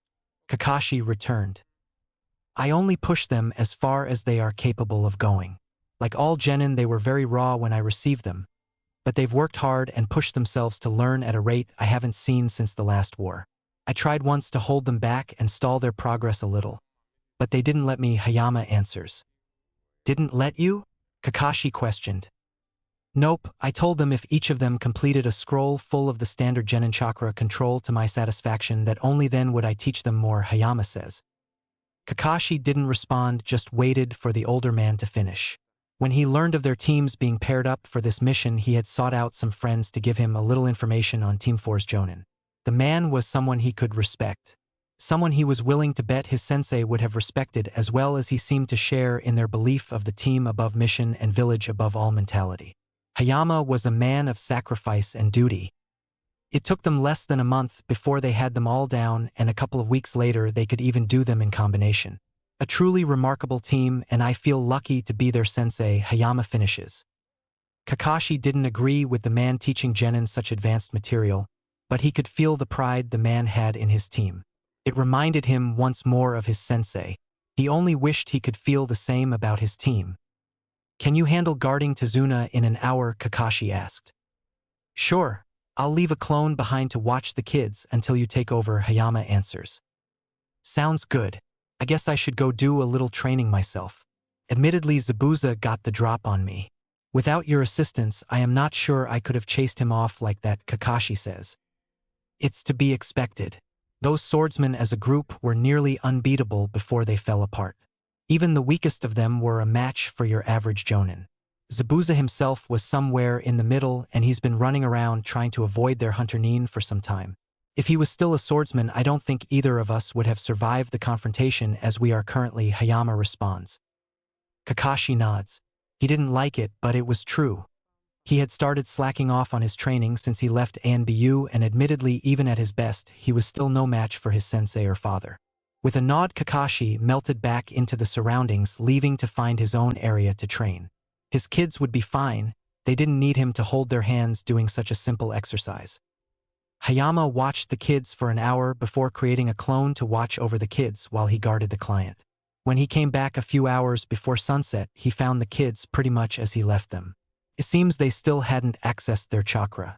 Naruto and Fuki had seemed to manage the concentration and focus part of the meditation exercise at least, But Tamaru was still stuck at the starting line. He didn't expect any more of them. This wasn't something they would get in a week or even a month. This was something people practiced their entire life. This was an exercise that could never truly be mastered, because just when you got one aspect of it, there was another for you to learn and keep the process going. Even if one did get the most they could out of the chakra building aspect of it. Most found meditating to be a worthwhile practice and continued training in the other applications of it. But for now it had served his purpose, so he alerted his team and had them spend the last of the daylight hours doing their normal practices, focusing a little more on their kenjutsu. The next day it was spent in the same way, with the genin of both teams training in their respective chakra control exercise, and with Team 4 finishing up early to work on what they normally practice on. So far the enemy hadn't been spotted and everything in the town was normal so far. The only real drama that took place was with the client's grandson. Apparently the little boy had become convinced that Gato was some invincible supervillain that couldn't be beat by anyone or anything. He had even gone off on a verbal tirade about how his life was so much worse than all of theirs and how they should but out of other people's problem. The only ones to react were Tamaru and Kiba, with Tamaru shouting at how they were there to help and pointing out a little crudely that Gato wasn't invincible like the kid believed. Kiba just growled and called him a weak little cry baby that was hiding behind his mother's legs, where all cry babies like him belonged. That comment earned Kiba a smack to the back of the head courtesy of Sakura, who agreed with both boys but thought they didn't need to pick on the kid. Of course Kiba didn't take lightly to the physical punishment, as he then turned and growled at the girl. But to her credit, Sakura didn't back down. The rest of them just watched the tirade and then retreat of the little boy, who ran upstairs, but only after Tazuna had started to tell them of the boy's stepfather. Tsunami didn't take kindly to the genin's verbal abuse of her son, or her father bringing up old wounds, and went after her son to console him. After they left, Tazuna finished telling them about Kaiza and his role in Inari's life. The genin were naturally shocked at the brutality Gato publicly displayed and felt sorry for the boy, but that didn't excuse his behavior. If anything, to Tamaru and Kiba, they felt Inari and the citizens of Wave had spat on the man's grave with their subsequent show of cowardice. Still, some of them tried to put themselves in the kid's position and understood a little of how he felt. The two jonin weren't moved either way by the story. They had heard, seen, and done worse. They did like the bit of extra fire they could see in their genin's eye after the story was finished. The genin even wanted to go out and practice more, but the two jonin managed to get them to save it for the next day. After they all left, Kakashi went and had a chat with Inari. The next couple of days passed relatively quietly. Team 7 had managed to complete the tree walking exercise by the end of the 4th day, but Team 4 still hadn't made much progress with their meditation. They had all managed to at least get the first step down, even Tamaru. The jonin knew the enemy was watching them on the 4th day. That gave them the feeling that the time for training was over and the fight for survival would soon be on. On the 5th day, the teams decided to split up. One would watch the client's daughter and grandchild at the house, while the other went with Tazuna to the bridge. It was a short time after Team 7 left that two of Gato's thugs showed up on the docks outside the house. They walked up towards the house like they owned the place with no fear, and were quickly met by Team 4 before they could get close to the house. "Who are you?" the shorter thug shouted. "We are a team of ninja hired to protect the bridge builder and his family. Now why don't you tell us who you are, friend, or perhaps you would rather just go back the way you came and forget about this house and its occupants?" Hayama responds. "You ninja are all alike, believing you're so tough that nothing can touch you. We'll show you exactly why you shouldn't underestimate a samurai," shouted the taller, tattooed thug. Both men drew their sword to cut down Team 4's leader so quick that the genin didn't even see them move the sword as they flicked the blood off their blades. While Tamaru and Fuki didn't. They would have to move far faster than that to evade Naruto's eyes, as they had become accustomed to such movement during his training. "You kiddies are next," proclaimed Waraji, hungry for their blood. "I don't think so," Hayama remarks from behind the pair. Before they could even turn to look behind them, Hayama drilled 2 kunai into the back of their skulls. They fell to the ground with a heavy thud as blood poured from eyes, nose, and mouth, creating twin red pools where their heads lay. This was the first time the genin of Team 4 had seen a person die like that. It hit them each in a different way, but the hardest hit was Tamaru. Being from a civilian family, they had little experience with ninja. Tamaru was actually the first in the family to ever want to be a ninja, although he had some uncles that had been to the academy and flunked out. His graduation and acceptance onto Team 4 was a great surprise to his family as they believed he would wash out like the others had previously. For Tamaru, his time on Team 4 had been a dream come true and he had learned so much from his sensei and teammates. He was proud when he went home every day and practiced what he could in his family's backyard with his little brother and sisters watching him and at times try to imitate him. Seeing someone being killed in front of him, though, was something he couldn't prepare for. Hayama took note of each genin's reaction. He would calm them down later, but now they didn't have time. If these two showed up at the house for whatever reason, then Team 7 was in trouble and they needed to link back up with them immediately. Hayama had Naruto, who seemed to be the least affected, go and retrieve Tsunami and Inari. When the mother and son came out, the body and blood was gone with no trace of the scene visible save for the still slightly shaking Tamaru. He ordered them to go hide somewhere in the village, cause Gato was sending thugs to the house to harm them. The mother quickly agreed and ran off with the child. With them gone, Team 4 hurried through the woods to meet up with Team 7. They had just made it past the remains of a boar that the wannabe samurai had cut up when they were stopped by a new foe. A blast of wind hit the ground, kicking up debris, rock, and dirt to block their vision. The team waited for the next attack when Senbon started peppering them from beyond the dirt cloud. Having enough of the attacks, Hayama stepped in and used a futon de tapa strong enough to blow away the Senbon dust cloud and a couple of trees in front of his team. This also stripped the enemy of their hiding place, causing them to fall to the ground, but they recovered enough to fall on their feet. Nice jutsu, called the guy who seemed to be the leader. The genin were shocked by the older teen's appearance. It wasn't his dark skin or the weird village insignia on his head protector. It was the 6 arms protruding from his torso. The mummy-looking genin in front of him was also weird, but not freaky like his team's leader, and the other two appeared to be normal save from the aggression they were throwing at them. "You're working for Gato?" Hayama questioned. "He hired our team. The fat pig was too cheap to hire anything above a genin team and a single jonin, but we're more than enough to deal with a weak, pathetic team of tree huggers like yours," the 6-armed teen boasted. "Tough talk from a weak boy from a weak village. I've never even heard of you guys before. I bet you don't even qualify as a real village," Hayama taunts back. "Hey weak my name is Kidamaru of the East Gate and this is Dosu, Zaku, and Kin. You 3 should go play with those other genins. I'll deal with the jonin," Kidamaru ordered. "Ha! These punks don't stand a chance against us," boasted Zaku. "Oh yeah, I'll take you out with one jutsu, stupid," Tamaru shouted back. "Why, you little..." Zaku started to get angry. "Calm down, Zaku. Don't fall for such a cheap ploy. Come on, let's get out of here so Kidamaru can deal with their leader Dosu commands." Zaku and Kin nod before the 3 took off into the trees. Team 4 looked towards Hayama for orders and he gave them the go-ahead. When the genin were gone, Hayama and Kidamaru got started. "What's your name, Leaf Nin?" the Odo teen asked. "Shirakumo Hayama. I don't have time for this because if you're here it means my comrades are in danger. Let's make this quick, shall we?" Hayama responds. "Fine by me. I have better things to do as well," Kidamaru taunts. "Nenkin no Yoroi, armor of sticky gold," Kidamaru called out. Hayama watched as a yellow gold type substance started to cover the team, forming some type of armor. Deciding to see what the jutsu did, Hayama fired off another great breakthrough. But the jutsu didn't seem to have much success. "My armor blocks chakra-based attacks. A technique of that level won't work on me," the Odo teen boasted. "Maybe this will," Hayama said. Before the teen could properly react, Hayama unsheathed his blade and called out, "Shinken vacuum sword." Gusts of wind flew at Kidamaru. Before he could do anything, he was sent flying back into a tree with serious force, causing the tree to actually break and fall over, pinning the teen. Kidamaru coughed up blood as he lay against the undamaged portion of the tree trunk. He focused and tried to get up, first using his extra limbs to remove the tree trunk from his legs and then trying to stand, but only barely managed.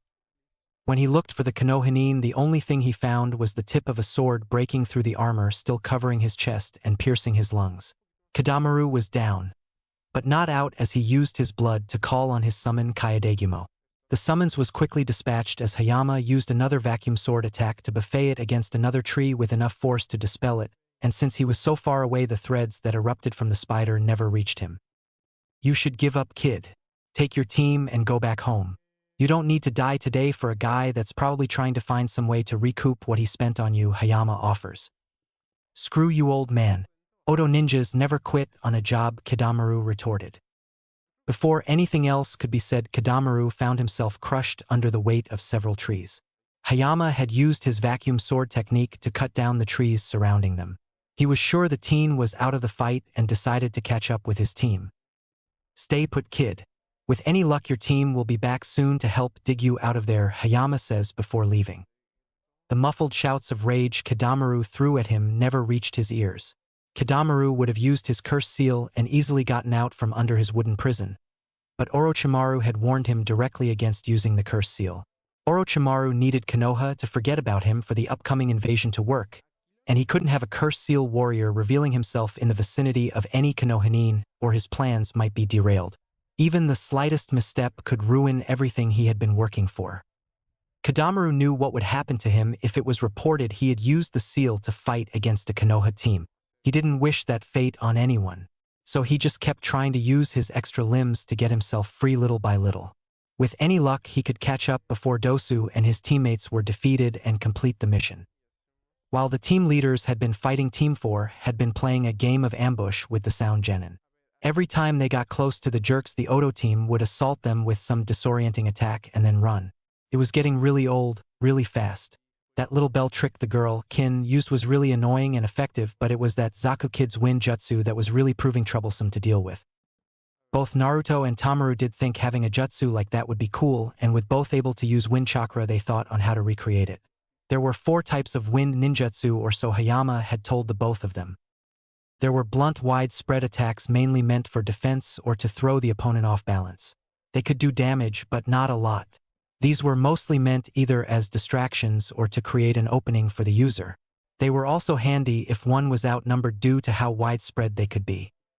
The second were slicing, cutting, or piercing type of wind jutsu. These were mainly offensive in nature and among some of the strongest and most difficult jutsu one could learn. One hit with one of these jutsus and the opponent was usually done for.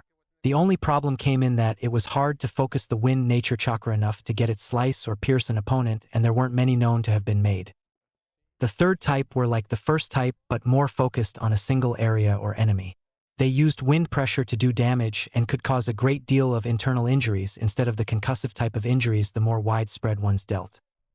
The fourth and most difficult type to learn were the vacuum wind jutsu. Actually, Hayama theorized they were the hardest type of jutsu to learn, save for Kekkei Genkai techniques and sealing techniques. Hayama admitted he had been trying to learn how to perform the vacuum-style wind techniques since he had become a genin himself and only got it down after he had been promoted to jonin with help from another wind user who was proficient in the advanced techniques. For some reason, he would not tell them who the person was that helped him, but he did promise to help Tamaru reach the same level he was with wind manipulation and the 2 vacuum techniques he knew. Zaku's seemed like the third type, but both boys also knew wind jutsu and wanted to test which one was stronger. When Zaku popped up again, they were ready and both Konoha boys fired off a futon. Daitapa wind release. Great breakthrough at the boy from sound, which he countered with multiple blasts of Zankaha, decapitating airwaves. Both attacks clashed, but far too close to Zaku, and the wind attacks were able to break through and shove Zaku through a tree directly behind him. The Konoha trio thought his teammates would help, but surprisingly they just ignored him and attacked again, this time with Dosu, revealing his melody arm to attack with his Jutsu Kaiamaizen. Resonating echo drill. The assault on their ears caused the Konoha team once again to fall back and recover as none of them could fully focus or move. The 2 Odo nin tried to take advantage of their situation by throwing kunai at the slightly disoriented Konoha team, but each managed to evade. Although Naruto received a cut on his forearm, but it wasn't deep and it was noted by everyone that he didn't scream or even make a small sound of discomfort. The 2 remaining Odo genin continued their ambush tactic and left the area, including their teammate, forcing the Leaf genin to follow them once more. However, the Leaf genin took the time to strip and tie up the unconscious Odo genin, and then came up with a plan to deal with the remaining enemies. Fuki was the one that pointed out Kin would be the easiest to take out and that she wasn't much of a threat. So far it had mostly been the 2 male Odo genin that had attacked, while the girl peppered them with Senbon and triggered her bell technique when they got too close. So Fuki wanted to focus on taking out Dosu, but Naruto had a plan to deal with them both. Catching up to the Oto genin that had slowed down, it seems to lure them into chasing them. Team 4 moved faster like they were going to attack. Kin was the one to attack using her Senbon to force the Konoha genin to back off. But this time they didn't. Instead they pressed forward, letting the Senbon hit them. When Kin moved to activate her bell-ringing technique, she saw that the genin were still moving towards her, which was when Dosu attacked again with his melody arm. Both Oto genin were taken by surprise when the Konoha trio stumbled and then burst into water, revealing them to be clones. The next thing Dosu knew, he was being punched in the face by Fuki so hard that he flew through the air and crashed into the ground, creating a crater. Kin suffered the same fate this time by Tamaru, although she just hit the ground and bounced up slightly a few times before coming to a stop. Despite the hit not being as strong, the fall to the ground and repeated hits to the back of her head on the ground knocked Kin unconscious and out of the fight. Dosu was still not out of the fight as he slowly stood up and made his way out of the shallow crater his body created. That was when he saw a fast-moving blur coming at him, only to be too slow to block the fist that hit him right on the mouth. Dosu stumbled backwards and held his mouth as blood seeped through his bandages. He didn't get time to recover as he was hit again on the cheek and then kicked in the stomach. The last blow he remembered was a hard blow to the top of his head as he was kneeling over. Hayama arrived just as Naruto finished tying Dosu up after he had been stripped.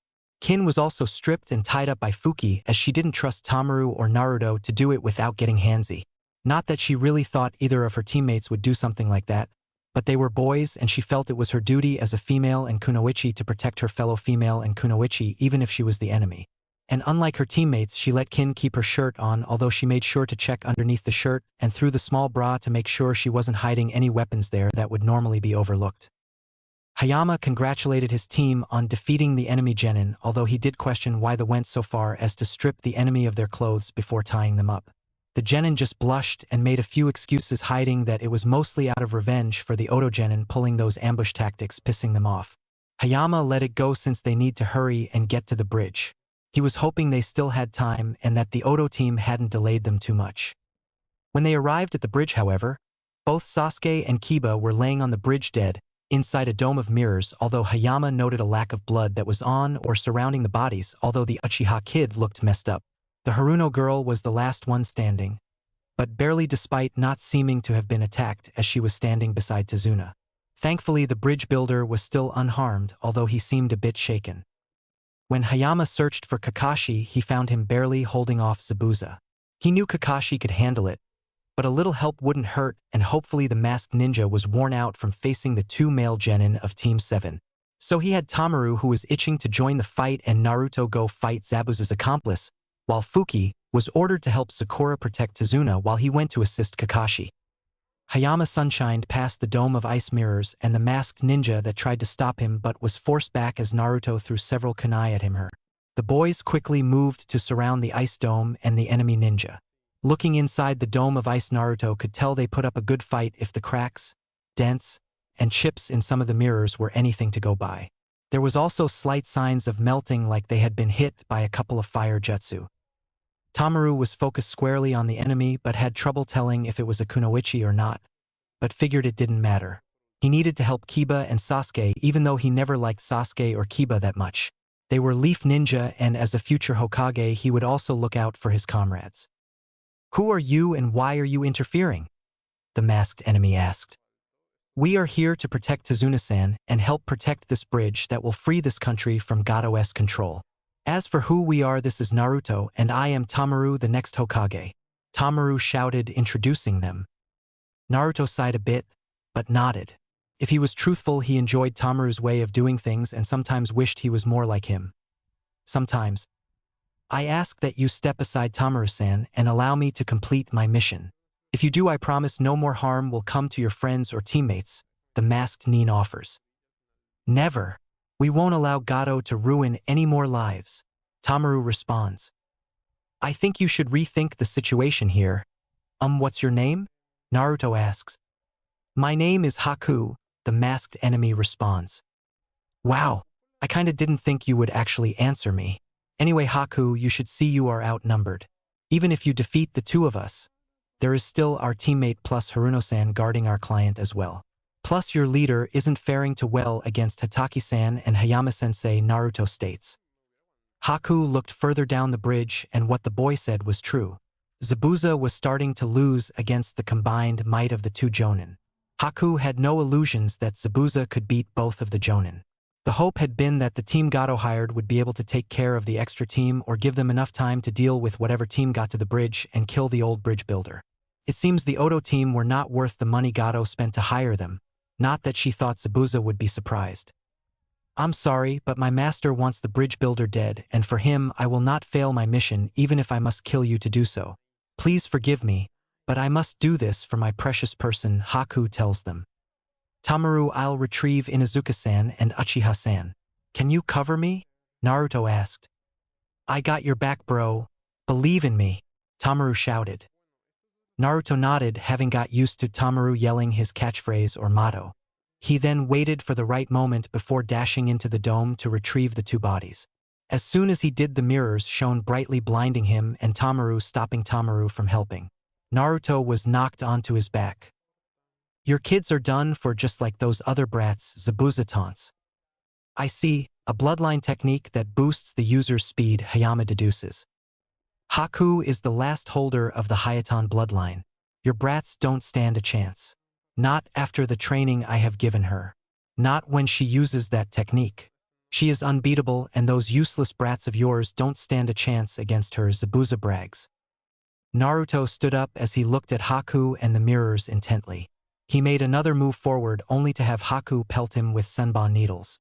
Everyone on the bridge was surprised when he managed to dodge and deflect most of the needles with surprising accuracy and speed. I see, you use your bloodline to create these mirrors, but all they are doing is helping you to amplify your speed. It's just you I am fighting and not a bunch of clones, Naruto analyzes. Close, my mirrors reflect my speed, allowing me to travel at speeds close to the speed of light. Now that you know that, I ask that you give up. My technique is invincible, and you will only force me to stay my heart and kill you if I must, Haku says. You have a pretty voice, Kunoichi-san. Even when you threaten me, Naruto says. Everyone on the bridge falters, hearing the unexpected compliment. Naruto, you baka. Don't compliment the enemy. Kick her but cha. Avenge Sasuke-kun. Sakura shouted. Everyone just looked at the pink-hair Kunoichi and then back to the mirrors. Not how I would say it, but it is time to get serious, Naruto. You and Tamaru need to think and find a way to destroy the mirrors, Hayama orders. Come on, Naruto, let's do it, Tamaru shouted. What the loud mouth said, Fuki adds. Hey, Tamaru shouts at her. It seems I have no choice. You are fast, Haku-chan, but I am faster, Naruto states. Before the others on the bridge could ask what he was talking about, Naruto held the boar hand seal, and in less than a second he was standing beside Tazuna with the bodies of Kiba and Sasuke held on both shoulders. He quickly and unceremoniously dumped both boys on the cement floor of the bridge. This time everyone, including Team 4, stood with jaws dropped. Well, what the hell was that? Sakura shouted for everyone. The others also wanted to know what the heck that was, although Kakashi mistakenly thought the boy had recreated his father's technique somehow. You should remove the needles from their bodies. Haku-chan only knocked them out, not kill them, Naruto says. He didn't have to say anything else to Sakura as she dove on Sasuke, removing all the needles she could find, and just like Naruto stated, he started to cough, indicating he was alive, which made Sakura shout even louder and push him into her chest. This left Fuki to the task of removing the needles from Kiba and his puppy, as they also coughed a bit, indicating they were okay. Naruto, seeing that he had been right, disappeared again, and when he reappeared he was back in front of the mirror Haku was in. Before she could move to another mirror, Naruto punched at it, but was surprised to find the mirror didn't break. He punched and kicked the mirror a few more times only to have nothing happen, so he disappeared again only to reappear outside the dome again. Standing beside him was Tamaru. Naruto. What was that? Tamaru questioned. I would also like to know that, Naruto-kun? Hayama interjects. As would I, Kakashi butts in. We don't have time for this, and I think I hear something at the other end of the bridge, Naruto states. Everyone turned their heads towards the end of the bridge as Zabuza let up a little on the fog to find Gato and a small army of thugs standing smugly looking at the assembled ninja. With them was the team from Odo, also grinning at getting another shot at the Konoha team. Well, what do we have here? It seems like the terrible, ferocious, mighty demon of mist is nothing but a cute little devil now, isn't he, boys? Gato says confidently from in front of his men. What's the meaning of this, Gato? Zabuza questioned the midget. What do you think? You ninja are way too expensive. I hired you so I could avoid the expense of hiring ninja from an official ninja village, but you botched the entire thing and forced me to hire these four. I never intended to pay you, Zabuza, but if I collect the bounty on your head, then I can recover what I lost hiring these four and even make a profit. I might get even more for those leaf ninja. I hear IWA pays top dollar for any dead Konoha ninja's body they can get their hands on, Gato threatens. Everyone on the bridge tenses, hearing the evil businessman's plan for them. When Gato takes a loot at 3 kunoichi, his beady little eyes light up for a second before he orders his men forward. Kill the men, but bring the girls to me. For a fee, I might even let some of you have a turn with them before I'm through with them, the short businessman says. Hey, who do you think you are? Tamaru shouted. Gato just laughed at the boy and hid behind his men as they started to charge. Naruto, Fuki, Tamaru, form up around me. Tazuna, you should run back to the village and go home. We'll come find you after this is done, Hayama shouts. Tazuna didn't need to be told twice and quickly took off in the direction of the village. Although he wasn't going home, he wasn't sure if the ninja could handle things on the bridge on their own, so he was going to get some help himself. If nothing else, this would be the day it all ends. On the bridge, Haku dissolved her ice mirrors back into water to use her jutsu. She also brought up more water onto the bridge to help Zabuza-sama and the others. She then made a large amount of water drop down on the bridge near the thugs and Otonin and froze it. As the thugs started to run at them, they started slipping and falling, making everyone laugh, even the Otonin. Pull yourselves together and get them. I'm not paying you to make fools of yourselves. And you Otonin, stop lazing around and do something already. I'm paying you top dollar and I expect results, or your Kage will hear about this when I demand a refund, Gato shouted. As if you could. Our leader would kill you and feed your body to his snakes. That is, if he didn't use you in a few of his experiments. Zaku boasts. He was quickly elbowed in the stomach 6 times by Kidamaru. Shut it, you idiot. No one is supposed to know about Leader Sama. He harshly whispers to the teen. We're out of here, Gato, Kidamaru tells the little man. What? I paid you to do a job and I expect you to do it, Gato bellows. We don't care, it's suicide to go up against 3 Jonin, that ice chick, and 2 Genin teams on our own. We're leaving, let's go, Kidamaru orders. Kidamaru didn't like abandoning a mission like this, but all Otonin were under orders by Orochimaru to keep a low profile, fighting a battle against Sharingan Kakashi and Zabuza, the demon of the mist, on a bridge for all to see was anything but low-key. Plus, the idiot Zaku may have given away their leader's identity, and he would need to report that as soon as possible. With the Oto team gone, the thugs weren't feeling all that brave anymore, as they also knew they didn't stand a chance against the 2 teams from Konoha or Zabuza and his apprentice. The only thing keeping them from running away as well was the promise of all of that money. Gato didn't like this at all. This wasn't his plan. Everyone was supposed to kill each other, and then he would not only be able to skip out on paying the Oto team the rest of their fee, but also collect the bounty on all the heads of the ninja. They were ninja, they were sure to have enemies and bounties he could collect and become even richer. But he could see the look in his men's eyes. They were close to abandoning him as well, and he didn't like to think about what would happen if they did. He had done this village no favors or spared them any mercy. He wasn't a chump and didn't believe for a second they would show him any, so he said what he needed to get his men going again. The first one to bring me Zabuza's head gets 1 million Ryo, Gato shouted.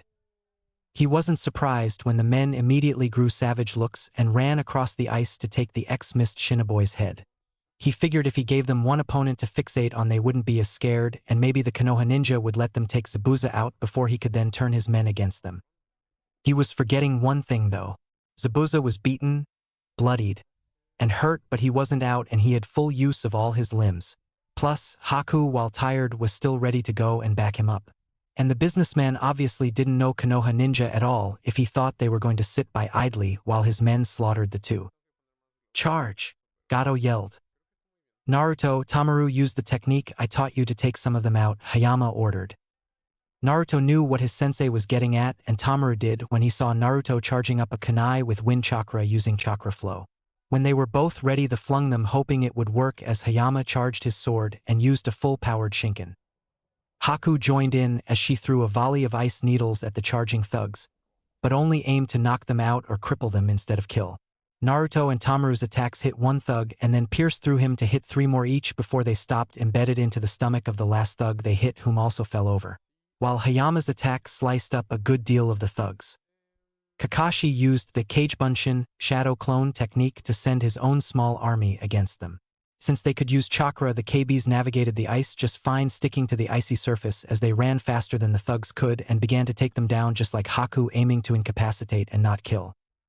Zabuza, angry at the betrayal, soon charged to take Gato out. He made his way through the thugs as Haku provided cover with a little help from the Konoha teams.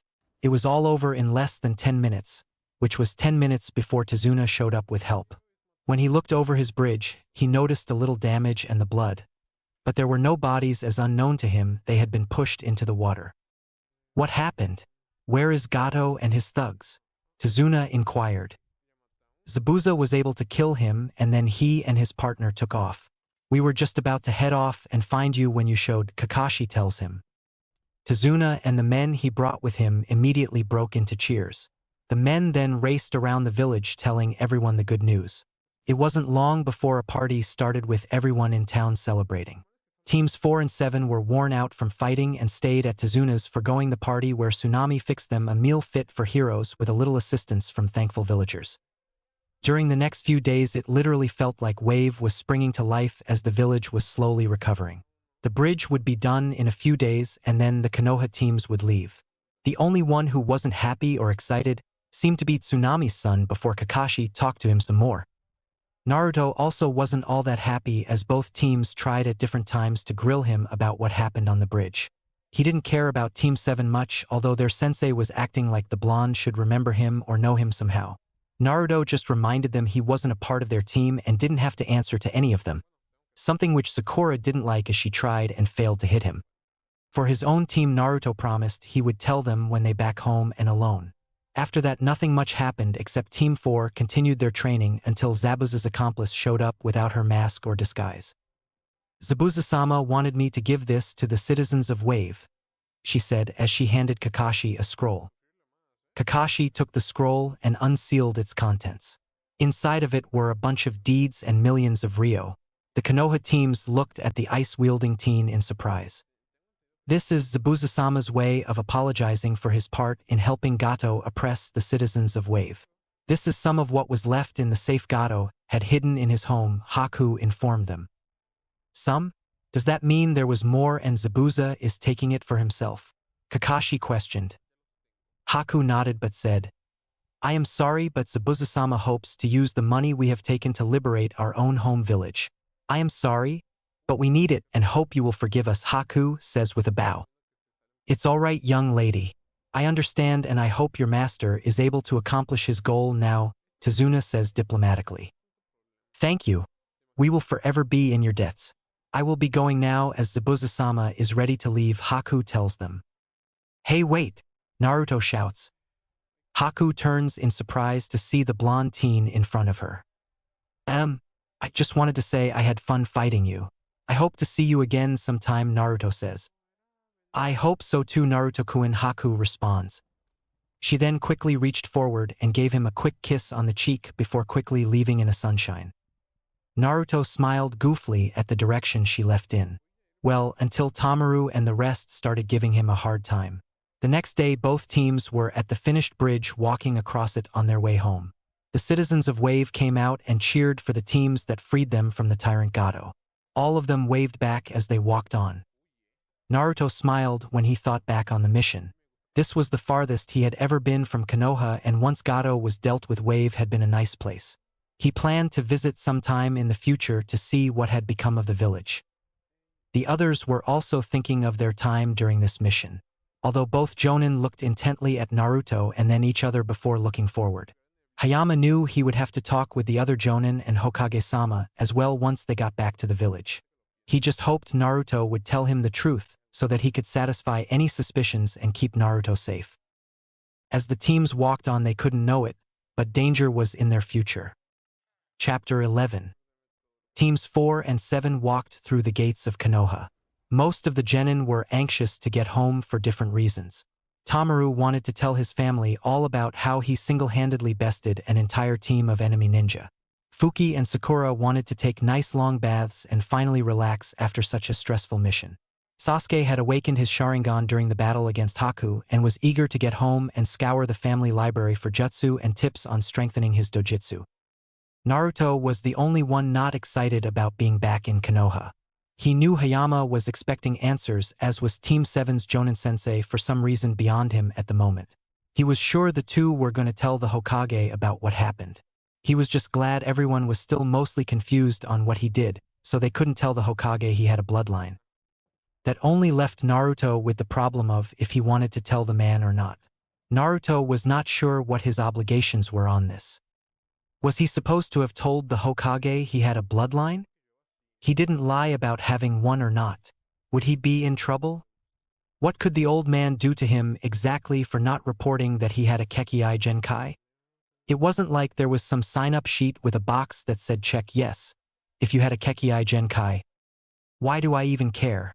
They would know if they didn't ignore me or shun me like they did. I never tried to hide it in the first place. No one bothered to notice or care about me. The two Jonin were a bit anxious, although they hid it well even from each other. Of course, their anxiousness was for different reasons. Kakashi was anxious to insert himself in the blonde's life and assume some kind of distant big brother role. Someone he could look up to, but only occasionally seek advice or guidance from. Hayama was anxious because he already hid the fact the kid had a summon contract. He wasn't too worried about that because there was no guideline on reporting something like that. He knew he should have, but there was nothing saying he had to, and he did promise the kid. Things were different now that it seemed Naruto was hiding even more from him and the village. This would cause suspicion to fall on both of them, especially when he would have to add that Fuki also had one that was a result of a recent mission. He had omitted that entirely from the report, which could be seen a traitorous act but only by the hardcore sect. Both groups walked into the mission office and wrote out their after-action mission report. Naruto tried to persuade everyone one last time that it was a simple shunshin, but neither sensei bought it, so his plea fell on deaf ears. Thankfully, they did not have to face the Hokage as he was busy with his council and unable to see them. The Jonin let the genin go, but Team 4 would have a meeting the next day, unlike Team 7, which was given the week off. The next day, Team 4 plus Hataki-san were standing in Training Ground 23, and were looking at Naruto awaiting an explanation. Not to be rude, but why is Hataki-san here? Naruto asked. Ma Naruto-kun. I told you to call me Kakashi-sensei from now on, remember? Kakashi replied. Hayama and Team 4 looked at the man strangely for a minute before Hayama tried to get things back on track. Look, Naruto, I'm sorry, but Hataki-san made a good point. This happened on a joint mission with his team, and I don't need to tell you this, but I suspect at some point we will both be summoned to answer questions about the report we gave. Hataki-san does have a right to be here, so that we can confirm what you tell us, and please don't lie to us, Hayama tells him. What do you want to know? Naruto asked. He ran his left hand through his hair, absently put off at having to do this. Naruto wasn't sure at what point this became a secret, but he liked that no one knew about what he could do, and he didn't want everyone to know. Why should everyone know his business anyway? You know what we want to know, Naruto. You displayed an uncommon amount of speed on the bridge when you engaged that enemy Kunoichi and rescued Inuzuka-san and Uchiha-san. How were you able to move that fast? Hayama questioned. Everyone looked at Naruto intently. Fine, I have a Kekkei Genkai. I believe it's called Swift Release, Naruto says. Swift Release? Hayama questioned. I read about it in an old history book about clans. One had the Swift Release bloodline, but there was little written about them other than they died out for some reason, Naruto explains. When did you learn about this? Hayama continued. On my birthday before I started the academy, Naruto answers. Why didn't you tell anyone? Hayama asked. Kakashi was also especially interested in this answer, as shown by the fact he hadn't even taken his orange book out yet. No one asked me. Before I joined this team, no one even bothered to talk to me to get to know me. Even Irika-san ignored me in class until my final year of the academy. Before that, everyone just acted like I wasn't there no matter what I did to get attention. So there wasn't anybody to tell Naruto tells them. At his explanation, both Tamaru and Fuki tried to think back during their academy years and realized they too had ignored Naruto.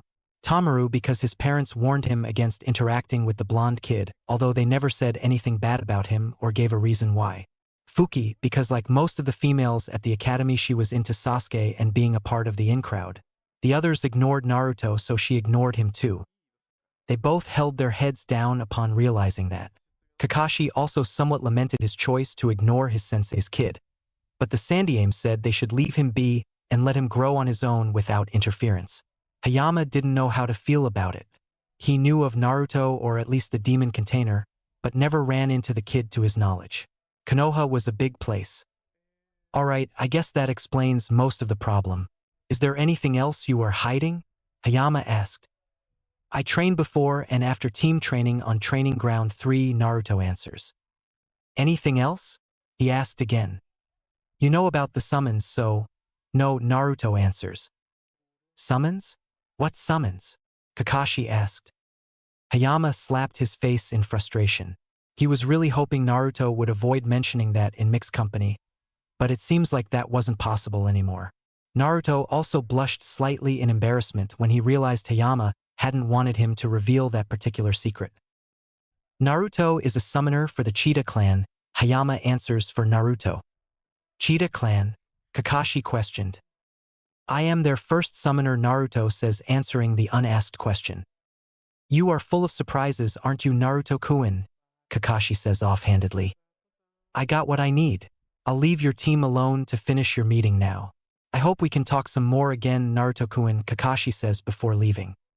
Now that they were alone, Team 4 talked some more before dropping the issue of Naruto's bloodline. Hayama decided to call it a day, but said they would meet again tomorrow to train. Everyone went their own way, which left Naruto alone once again, but he decided against training just yet. He had already trained before the meeting and would wait a few hours before doing any more. This left him with nothing to do though, so he decided to walk through the village. Unfortunately for Hayama, he wasn't as lucky.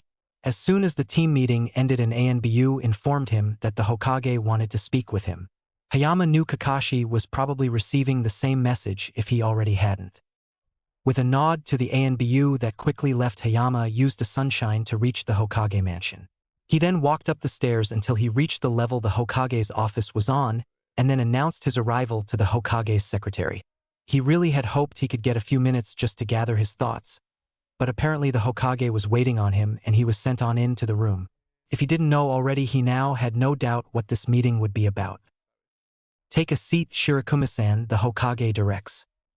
Hayama took the seat in front of the old Hokage, and befitting a man of his rank, any anxiety he may have been feeling was well hid. His face was the picture of calm as he sat tall in the chair.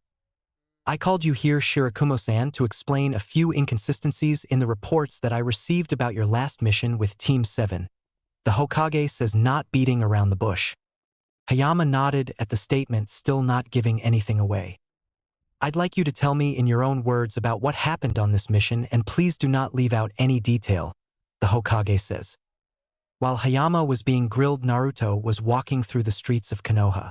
As usual, he was ignored as the populace went about their day like he didn't exist. It was fine with him really. At this point, he had even begun to like it a little. His solitude was interrupted by an unexpected source. Uzumaki, said one Shikamaru Nara. Naruto noted that the boy was keeping his lazy, aloof demeanor, yet he seemed intent on something. He responded back with a neutral look of his own. Hello, Nara-san, Naruto replied. Both boys walked in silence a little ways before Shikamaru addressed him again. I want you to stay away from Choji, Shikamaru says. Naruto stopped walking as he heard this, and Shikamaru calmly turned to face the slightly older boy. I'm not sure I heard you correctly, Nara-san. Could you repeat what you just said? Naruto asked. Why must you be so troublesome? I want you to stay away from Choji and my home, the Nara youth adds. Choji is my friend. We hang out, eat food, and read manga. Why do you care if we hang out? Naruto asked. Choji is my best friend and we understand each other. I don't need you messing that up by trying to change him, Shikamaru throws back. Naruto stared at the black-haired boy curiously for a moment. Shikamaru didn't back down and continued to stare at the boy with an irritated expression. He couldn't be bothered to do more than that and actually look angry, but he was. What makes you think I am trying to change him? Naruto asked. You are making him do stuff he normally wouldn't do, Shika argued. We have only met a few times. I haven't tried to make him do anything. What's really going on here? Do you have a problem with me? Naruto asked pointedly. Yeah, I have a problem. You made me look bad. First at the academy, then you try to befriend Choji for no reason at all, and now I have to listen to my mom lecture me every day because of you, Shikamaru responds. I don't even remember talking to you at the academy. You were always asleep, and I thought Choji was a nice guy, because he was always trying to make friends with others despite how mean they were to him, always calling him names and bullying him. I thought he would be nice to have as a friend. And your mom was a nice lady. I'm not sure what your problem is, but it doesn't seem to be with me, Naruto says strongly. Frankly, he didn't need this crap. He didn't even know this kid. This was all very strange. Whatever. Just remember what I said and stay away from him. And my mom, Shikamaru throws back. It was still very weird, especially since neither had been yelling despite the tense atmosphere. Naruto watched as the lazy kid then walked off slowly with some kind of stick in his mouth and his hands in his pocket.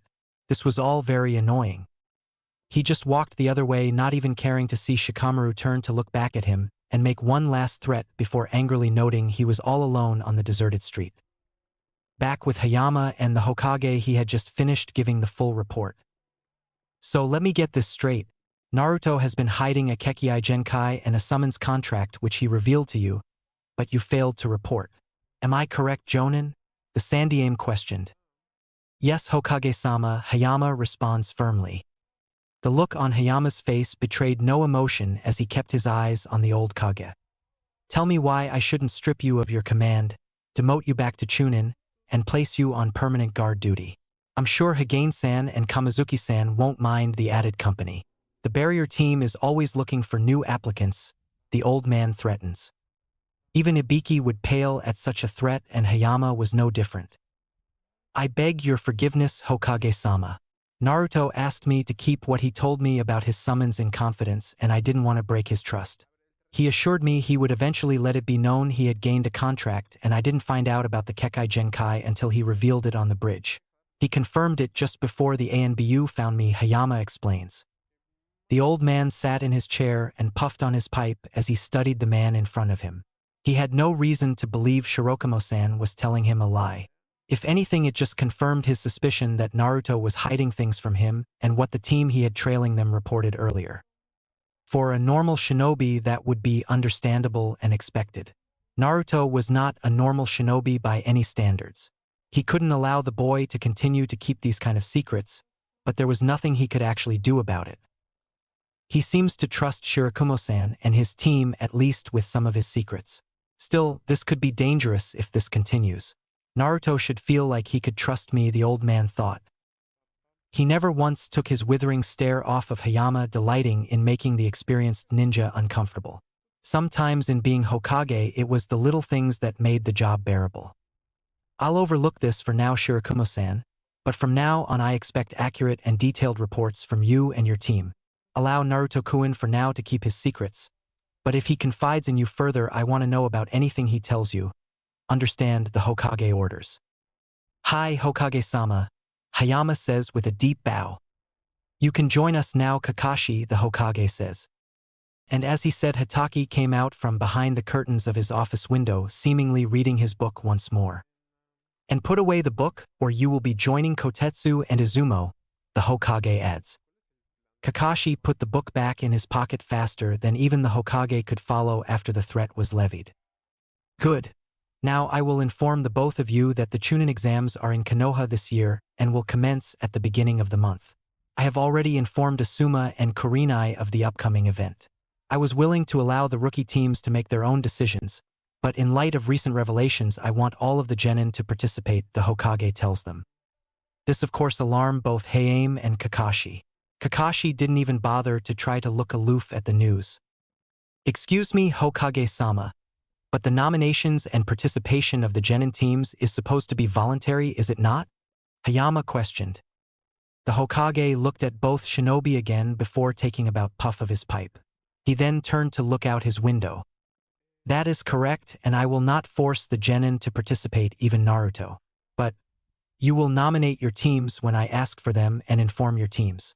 You are only to inform them after I have formally asked for your nominations. Am I understood? The Hokage says. Both respond with a crisp, "Hi." But Kakashi had to ask. Forgive me, Hokage-sama, but what good would nominating them do if they can still refuse? The Kapinin asked. The Hokage took on a look of deep thought before answering. Once informed, I believe the team members will push each other to join the competition.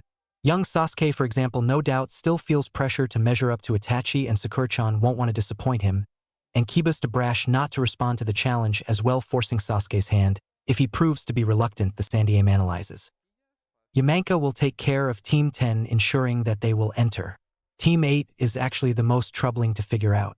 Of the 3 genin, only one has any chance of making it past the first round, but even that would be beneficial. However, since the Hyuga girl has confidence issue and the Kurama heiress is still working through her physical ailments, the Aburame will wisely look to abstain from the competition. It is Kurenai herself that will push them into competing, as she herself feels pressure to prove she's as good as the 3 of you male senseis, Sarutobi adds. What about my team, Hokage-sama? Naruto is rather difficult to predict. Hayama asks. Tamaru's dream has always been to become Hokage, and it wasn't so long ago that a young Naruto shared a similar dream with me. He may have forgotten or moved on from that dream, but I believe in the end he will support Tamaru-kun, the Hokage answers. Both men nod at the Hokage's thinking, even if it secretly worried them. Now you have a month to get your teams prepared as best as possible. You may want to cut back on the missions during this time and focus more on training. You are both dismissed, the Hokage tells them.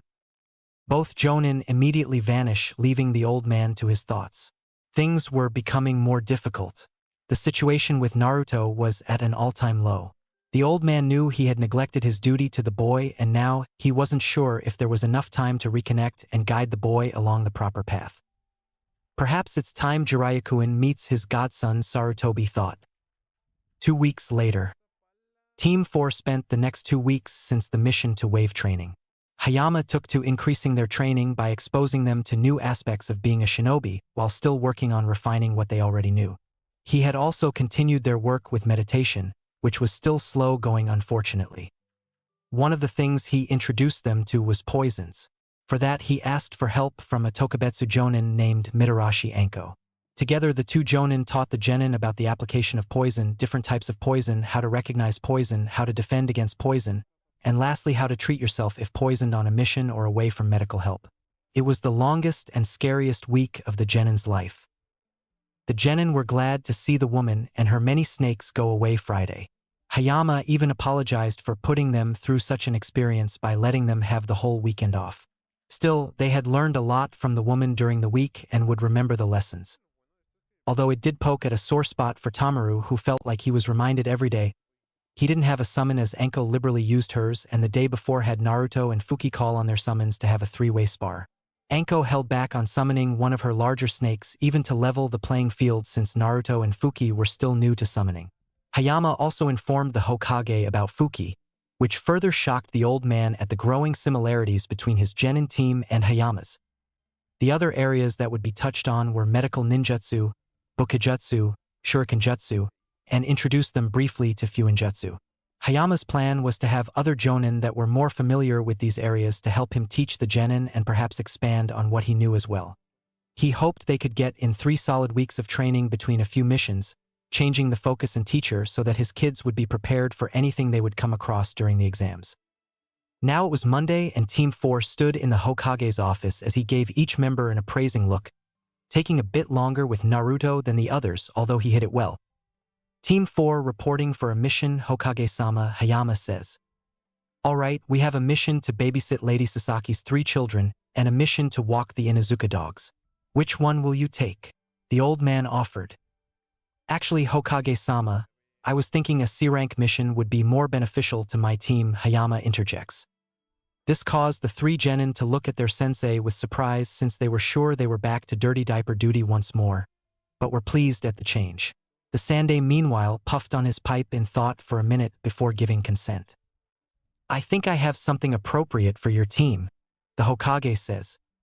A Chunin quickly retrieved a scroll after the Hokage gave him a nod. Unraveling the scroll, the Hokage looked it over before handing it to Hayama.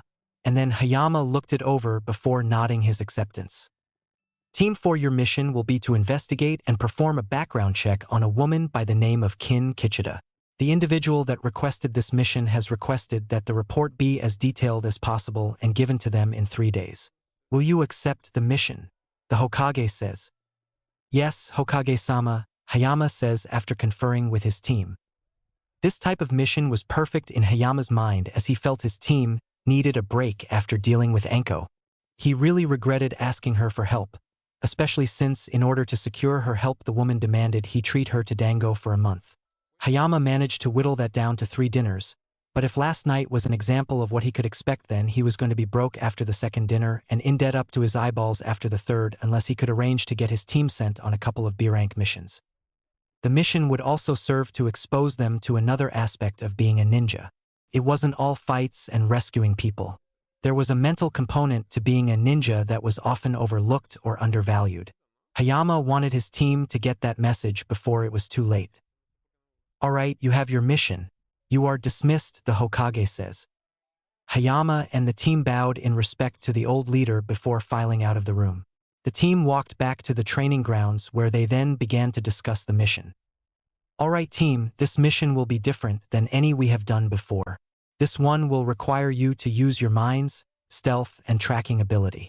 I realize I haven't taught you that much about stealth or tracking yet, but you should be able to do your part in this mission, Hayama tells them. How do we check someone's background, sensei? Fuki asked.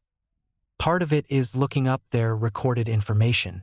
Financial records, commercial records, medical records, school records, and see if they have a criminal record, Hayama informs them. How do you find all that? Tamaru asked. Most of the records are kept on file in the Hokage mansion. For those that aren't, I will have to go around and talk to different people that have access to that information. It's not that hard to do really, and I will show each of you what I'm talking about later, but I have something different for you 3 to do, Hayama explains. The genin were eager to find out what they were going to do.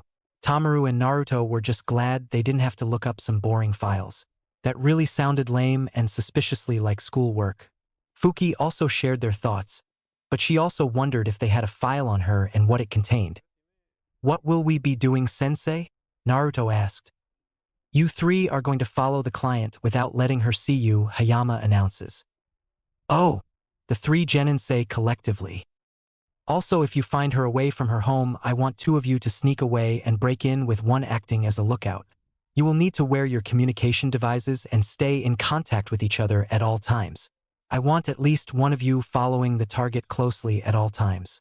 I doubt this will take longer than a few days to complete, but remember to switch off and 1 of you get some rest after you have been able to successfully break into the apartment and search it for anything of interest. I will find you after I have completed my half of the mission. Understood. Hayama explains. Hi, sensei, they all say.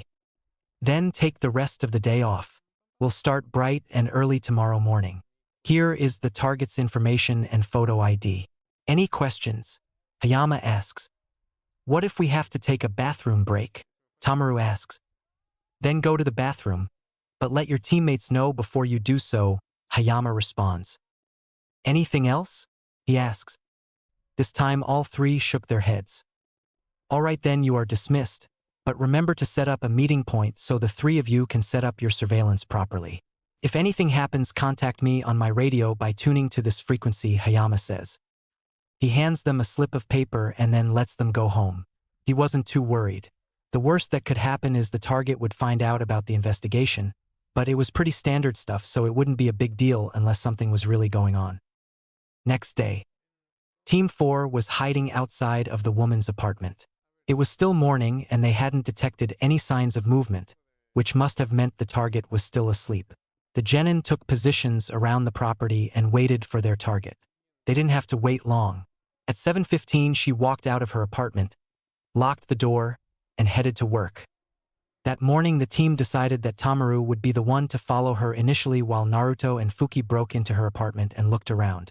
They were still unsure as to what they were supposed to be looking for exactly. When the woman and Tamaru were gone, Naruto snuck up to her apartment and used his lock-picking set to easily gain entrance.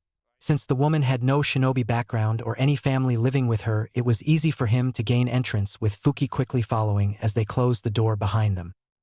They snooped around for an hour looking through photos, bills. Fuki checked the bed and bathrooms. Naruto had the pleasure of going through the garbage. The apartment wasn't that big really, and didn't have many hiding places, or at least none that they saw. Naruto had remembered to bring a camera and snapped a few pictures of each of the rooms. They left quietly and linked back up with Tamaru outside of the woman's workplace. They spent the rest of the day following her on her lunch break and then back to her house. After the lights turned out at around 10:30 in her apartment, the genin began rotating shifts like Hayama suggested, with Naruto and Fuki letting Tamaru go first as he seemed ready to drop anyway. When he came back in 3 hours, Fuki then got some rest, and then Naruto. Naruto arrived back on the scene just as the woman left her apartment and headed to work at exactly 7:15. They followed again, with the same thing happening as she went on a 30-minute lunch break around noon, finished work a little after 6 o'clock, and lights out at 10:30. That was when Hayama appeared and rejoined the team. Hayama looked at his genin and saw that each one looked a little tired and frustrated, which is exactly how he expected to find them, which is why he wasn't going to prolong this mission over the period of several weeks like it would normally take. He really just wanted them to experience some of the more mundane and less talked about aspects of being a ninja. Besides, this mission was perfect for a young genin team to get their feet wet. The woman was a model employee and had been for over a decade. The position she was being promoted to was more upper-middle management, and pretty much just giving her a fancier title for doing the same work with a little more responsibility, a little less oversight, and a little more money in her paycheck. There really was nothing that stood out about this woman or the job she did. It was just a routine check to kick the tires, so to speak, and more of a precaution than anything. When he asked for a report, he got pretty much what he expected: nothing. Everything had checked out on his end as well, with all the checks coming up as normal. He was about to send his team home and call the mission complete when the door to the apartment opened. Instead of a late 30s, brown-haired, average height, average weight woman that wore glasses and conservative clothing stepped out, a kunoichi in typical dark ninja attire. The unknown kunoichi had the same hair color as their target and height, but Hayama noted her build was slimmer and more agile. "Who is that?" Tamaru asked, confused. "I don't know. Get ready to follow. Fuki, I need you to check the apartment in case our target is still inside and needs help. Be careful, there might be hidden traps that weren't there earlier. And come find us if you don't find anything," Hayama ordered. Not even a second passed between him saying that and the kunoichi taking off using the rooftops for visibility on a clear night and speed. Hayama and the boys quickly matched her, but it even surprised Hayama how fast the woman was moving as she was slowly getting further ahead of them. It wasn't long until she stopped and dropped down on the ground, and then ran again for one of the eastern sections of the forest surrounding Konoha. Team 4 still managed to keep the woman in range and followed at a safe distance, stopping when she did at an old indistinguishable tree. From there it was a waiting game. Fuki even had time to catch up, informing them that the apartment was clear and that she found the woman's clothes discarded in her bathroom, but no sign of any struggle. It was obvious this woman was a spy and had been for some time. The only suspicious thing about her was her lack of any real connections to any of her coworkers or people in the community. Everyone Hayama had talked to described her in the same way, as a normal, unremarkable, hard-working woman with little or no personal life. At 3:15 a.m., another man entered the clearing. Hayama clearly made out the Hittite forehead protector of a Suna shinobi. "What is a Sunanin doing here? I'll have to inform Hokage-sama of this right away," were a few of Hayama's thoughts. The genin watched with anticipation, already tense and expecting a fight. "Calm down," Hayama told them quietly. "But sensei," Tamaru started, only for Hayama to cover his mouth. He shook his head at the boy and then motioned all of them to be silent. The meeting between the woman and the ninja was fairly simple, and neither seemed on high alert, as if they had done this already many times. The woman produced a folder of documents she had hidden on her body and handed it to the man. The Suna shinobi then took an exaggerated whiff of the folder and grinned before saying something to the kunoichi. They bantered back and forth for a bit and then both went their separate ways.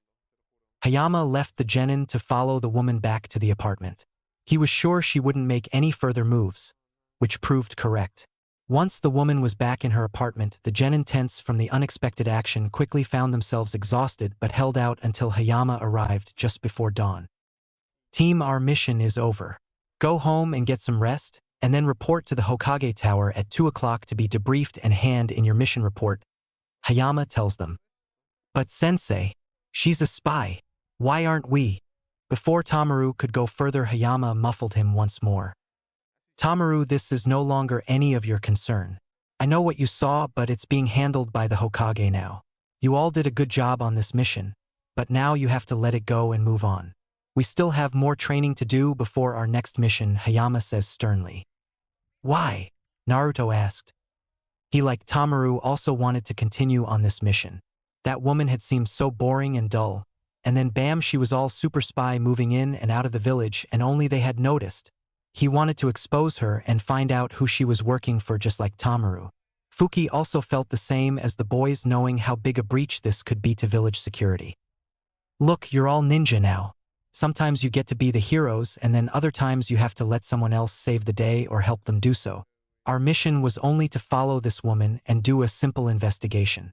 We have done our job and possibly uncovered a dangerous element within the village. None of you are equipped to handle a mission this sensitive right now, but your time will come. For now, you have to rest on that. You did your job and helped your village. I hope I don't have to tell any of you that this mission is secret and that you cannot tell anyone about it. If asked, you will say it was a simple C rank and that nothing happened. Am I understood? Hayama tells them. Hi, sensei, the trio responds. None of them put much heart into it, as they really wanted to continue the mission. Good. Now get some rest and meet me at 2 o'clock. You are dismissed, Hayama says. Team 4 breaks up, each going home. When Tamaru got home, he found his mother in the kitchen beginning to cook breakfast and asked if he would be joining them. He mumbled a quick no and headed to bed with his thoughts still on the mission and the mysterious woman. He never assumed anyone could get inside Konoha without someone knowing about it, and this was definitely a big surprise to him. He couldn't understand why they didn't stop the woman or the foreign shinobi. He didn't understand any of it. Naruto and Fuki went home to exactly the same thing they went home to every day, an empty apartment. They also shared Tamaru's thoughts and wondered what would happen. All three found it hard to get to sleep, but eventually did, and then woke up to give their report. For the rest of the week, things went back to normal for Team 4 as they were forced back into training mode. Still, each one would think of that mission and that woman occasionally, but eventually they forgot as Hayama introduced them to another new sensei. This time it was Hana Inuzuka, and she introduced the team to the finer details of tracking. Hana also was good enough to also introduce the team to medical ninjutsu, but only spent a few days on that as none of them seemed adept at it. Hana did leave them with material they could go over on their own time individually if they were still interested. Hayama then decided against doing another C rank and instead had the team do a series of mind-numbing D ranks followed by another week of training. But this time there was no new sensei. Team 4 spent the time going over all they had learned and basic teamwork exercises and formations. At the end of the 5th week, Hayama saw a bird circle above the training fields and knew it was time. The Chunin exams were beginning. Chapter 12, Chunin Selection Exam PT1. The Jonin sensei for the rookie teams stood together in the Hokage's office with the other Jonin sensei for the older, more experienced teams. They could each feel the eyes of their fellow Jonin looking them over and scrutinizing them. It was no secret that the success of their teams had caught the eyes of their fellow shinobi and caused many questions to secretly be asked. Most of it was harmless gossip that did nothing but bolster the reputations of their squads. Still, there are those that question their ability to lead their squads, most noticeably Kurenai. You all know why you are here. 7 days from now, on the 1st of July, we will begin the Chunin Selection Exam. Now that we are going to start the Chunin Selection Exam, those who are in charge of new genin step forward, the Hokage orders. Asuma, Hayama, Kakashi, and Kurenai stepped forward. Hayama, Kakashi, Asuma, and Kurenai, are there any genin you wish to enter into the exam amongst the ones you teach? You probably know this, but any genin who has completed more than 8 missions is eligible to enter the exam through your recommendation.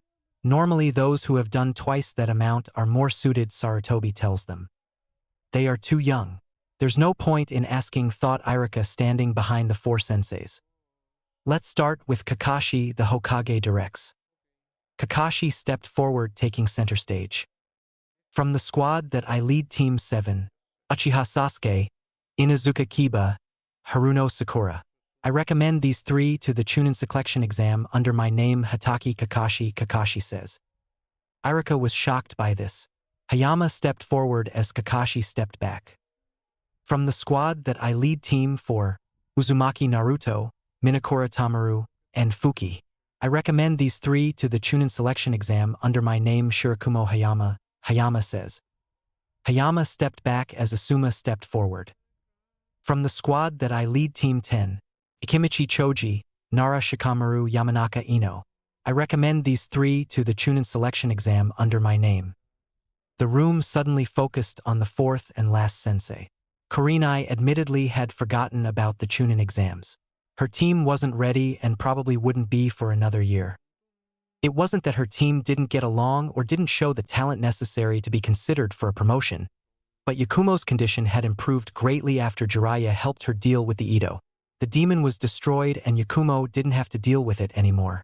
She was even on better terms with her remaining clan members and taking the necessary steps to become the next clan head while learning as much of the clan's skills and jutsu as she could. Still, the girl was a ways away from being fully recovered from the nightmare. Physically, her body still wasn't able to keep up with her teammates, and estimates were that it may take a few years before she did. Then there was Hinata. She really worried about her getting hurt in the exams.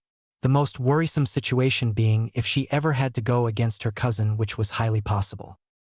Shino was the rock of the team, and Kurenai knew of all of the genin, including the ones from the other team. Shino was perhaps one of the few ready the duties of a chunin. Still, he needed a team to take the exam, and she knew if Yakumo was in top form they needed more time. Each of them, even Shino, would only benefit from another year. Still, as she looked over at the other senseis, she couldn't stop herself. From the squad that I lead, Team 8, Hyuga Hinata, Karama Yakumo, and Aburame Shino. I recommend these three to the Chunin selection exam under my name, Yuhi Kurenai, she says. The Hokage smiled at the four jonin, glad that things were going smoothly. If he hadn't been so pleased with himself, he would have instantly been on alert as mumbling started behind the nominations. All four gave recommendations. It's been a couple of years since rookies have appeared in the Chunin exams. Please wait, Irika shouted. What is it, Irika? The Hokage asks.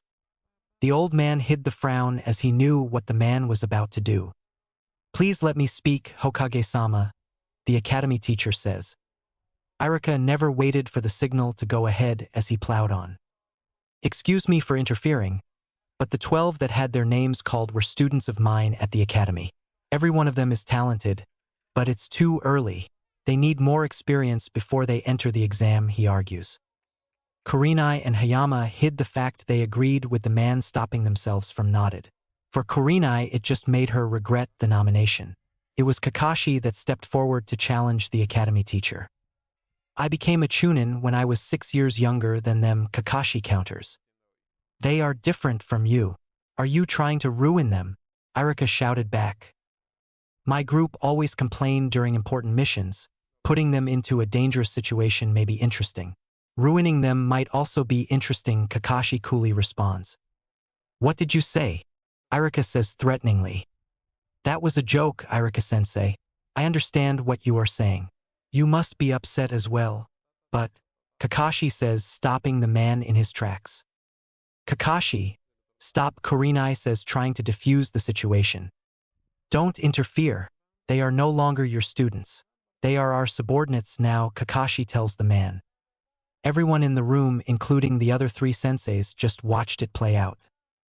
What a troublesome pair, muttered Asuma. But the Chunin exams are also known as the... Irika starts to respond. The Hokage cuts him off, deciding he had enough of this little drama. Irika, I understand your argument, but what's done is done. I approve of the recommendations. I think you will be surprised by what some of your former students can truly do, the Hokage says. But, Irika starts. Enough. We need to move on to the non-rookie Genin team nominations. I will not question these nominations and trust that the senseis know what they are doing, the Hokage finishes. Irika looked unsurely at his leader before turning an angry eye on the 4 rookie senseis. He left after glaring at Kakashi in particular. That's going to be trouble later on, Hayama says. Mama, he'll cool off, Kakashi says. I don't know. Maybe he had a point, Kurenai says softly. Not backing out, are you? Asuma asks. No, I have confidence in my team, Kurenai says. She quickly left after saying that, causing the 4 males to watch her as she did. HHMPH, that went well, Asuma says. The 3 men nod and stay to hear the other nominations. Of course, Irika wasn't the only one to question the decision, but that would come once the meeting was finished. The old Hokage continues to smoke his pipe as he steeples his fingers together while in thought. He was doing the right thing. Next day, Naruto, Fuki, and Tamaru had gathered at Shashiya as Hayama ordered a plate of roasted yakitori, a bottle of sake for him, and water for the kids. After placing the order, he sat in the both opposite Naruto and Tamaru sitting beside Fuki as they waited. Why did you want us to meet you here, sensei? Fuki asked. Hayama sighed and figured it was best to just get it out. I don't know if you've heard, but the Chunin selection exam is taking place this year in Konoha. It begins in 6 days and I have nominated the 3 of you to take part in it. It's completely voluntary, so if you feel you're ready to take them. He pulls out 3 pieces of paper and hands one to each genin. Then sign this and bring it to room 301 of the academy building in 6 days. It's best if you get there early, he tells them. The 3 genin nod and focus on the slips until the food comes, eating quickly before departing. Naruto was walking to a nearby training ground when he stopped by an ANBU. The Hokage requests your presence, the ANBU says. Naruto allowed the ANBU to shunshine them to the Hokage's office. As soon as they appeared, the Hokage greeted them. He came around his desk and gave Naruto a hug. It was really awkward for Naruto. How are you, my boy? The Hokage asks. He releases Naruto from the hug, giving him a big smile and a pat on the head. It's been so long since I've seen you. Please have a seat and let's talk, the Hokage says. Naruto blankly sits in the chair facing the Hokage. Hokage-sama, did I do something wrong? Naruto asks. What on earth gave you the impression you did something wrong? I just called you here to get a look at you and see how you were doing. And please, none of that Hokage-sama nonsense when we are alone like this.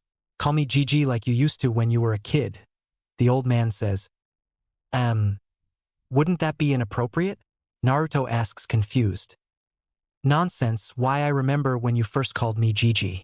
It was at the orphanage and I was reading you your favorite book. Do you remember? The Tale of the Utterly Gutsy Shinobi. I lost count of the times you had me read that book over and over to you, the Hokage reminisces. Naruto remembered that book. It wasn't his favorite and he never asked the Hokage to read it to him. He would come by, sit him on his lap and just read that book. Naruto had actually asked him if he had any other books he could read to him, but for some reason the man had seemed insistent on reading that particular book. He hadn't seen or read that book since his first year at the academy. It was a good back. I haven't read it in a long time though, Naruto answers. Oh, of course, I'm sure you have a lot of other interests now. How do you like your team? The old man asks. They're great. Sensei is a great teacher and my teammates are both nice to me. We all get along well, Naruto responds. That's good to hear. I really put a lot into selecting your team, so I'm glad it all worked out. How have the missions been? Nothing too hard yet, I hope, the Hokage says. No, it's been okay, Naruto answers. Thankfully for Naruto, they were interrupted as someone came barging in through the door. You old geezer, fight me, shouted a little boy. The kid was wearing a yellow shirt with a red Konoha symbol on it, gray shorts, a long blue scarf, a stupid-looking helmet with a hole on the top with a red circle on the left side, and an orange frowning face on the right side. He had spiky dark brown hair with a portion of it sticking through the top of the helmet, black eyes, a chipped tooth, and a little over 4 feet in height. The title of Godame Hokage belongs to me, Konohamaru, the kid shouted as he charged shuriken in hand. He only got 2 steps further before he tripped and fell flat on his face. His helmet didn't protect him from that, and everyone just watched as the kid rolled around and whined on the floor.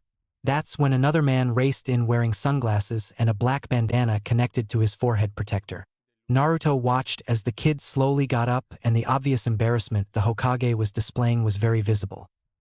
"Young master, are you okay?" called at the bandana-wearing man.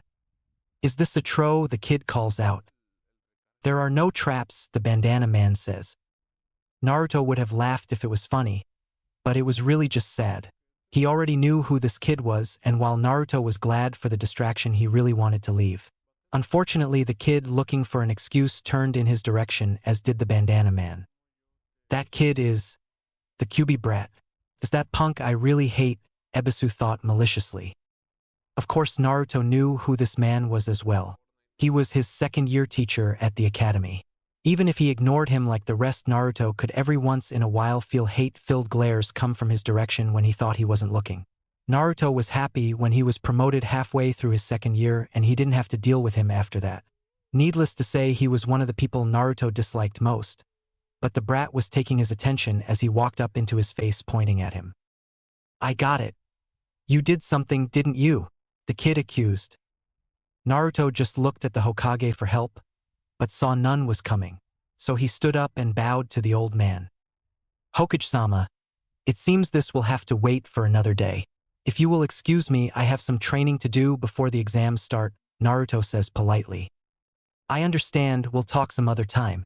Good luck on the exams, my boy," the Hokage responds. "Thank you, Hokage-sama," Naruto says before walking out. All the while, the boy kept yelling at him only to be ignored, which obviously he didn't like. "Hey, are you listening to me? Hey, I'm talking to you. You can't ignore me, I'm the Sandaime Hokage's grandson," he shouted.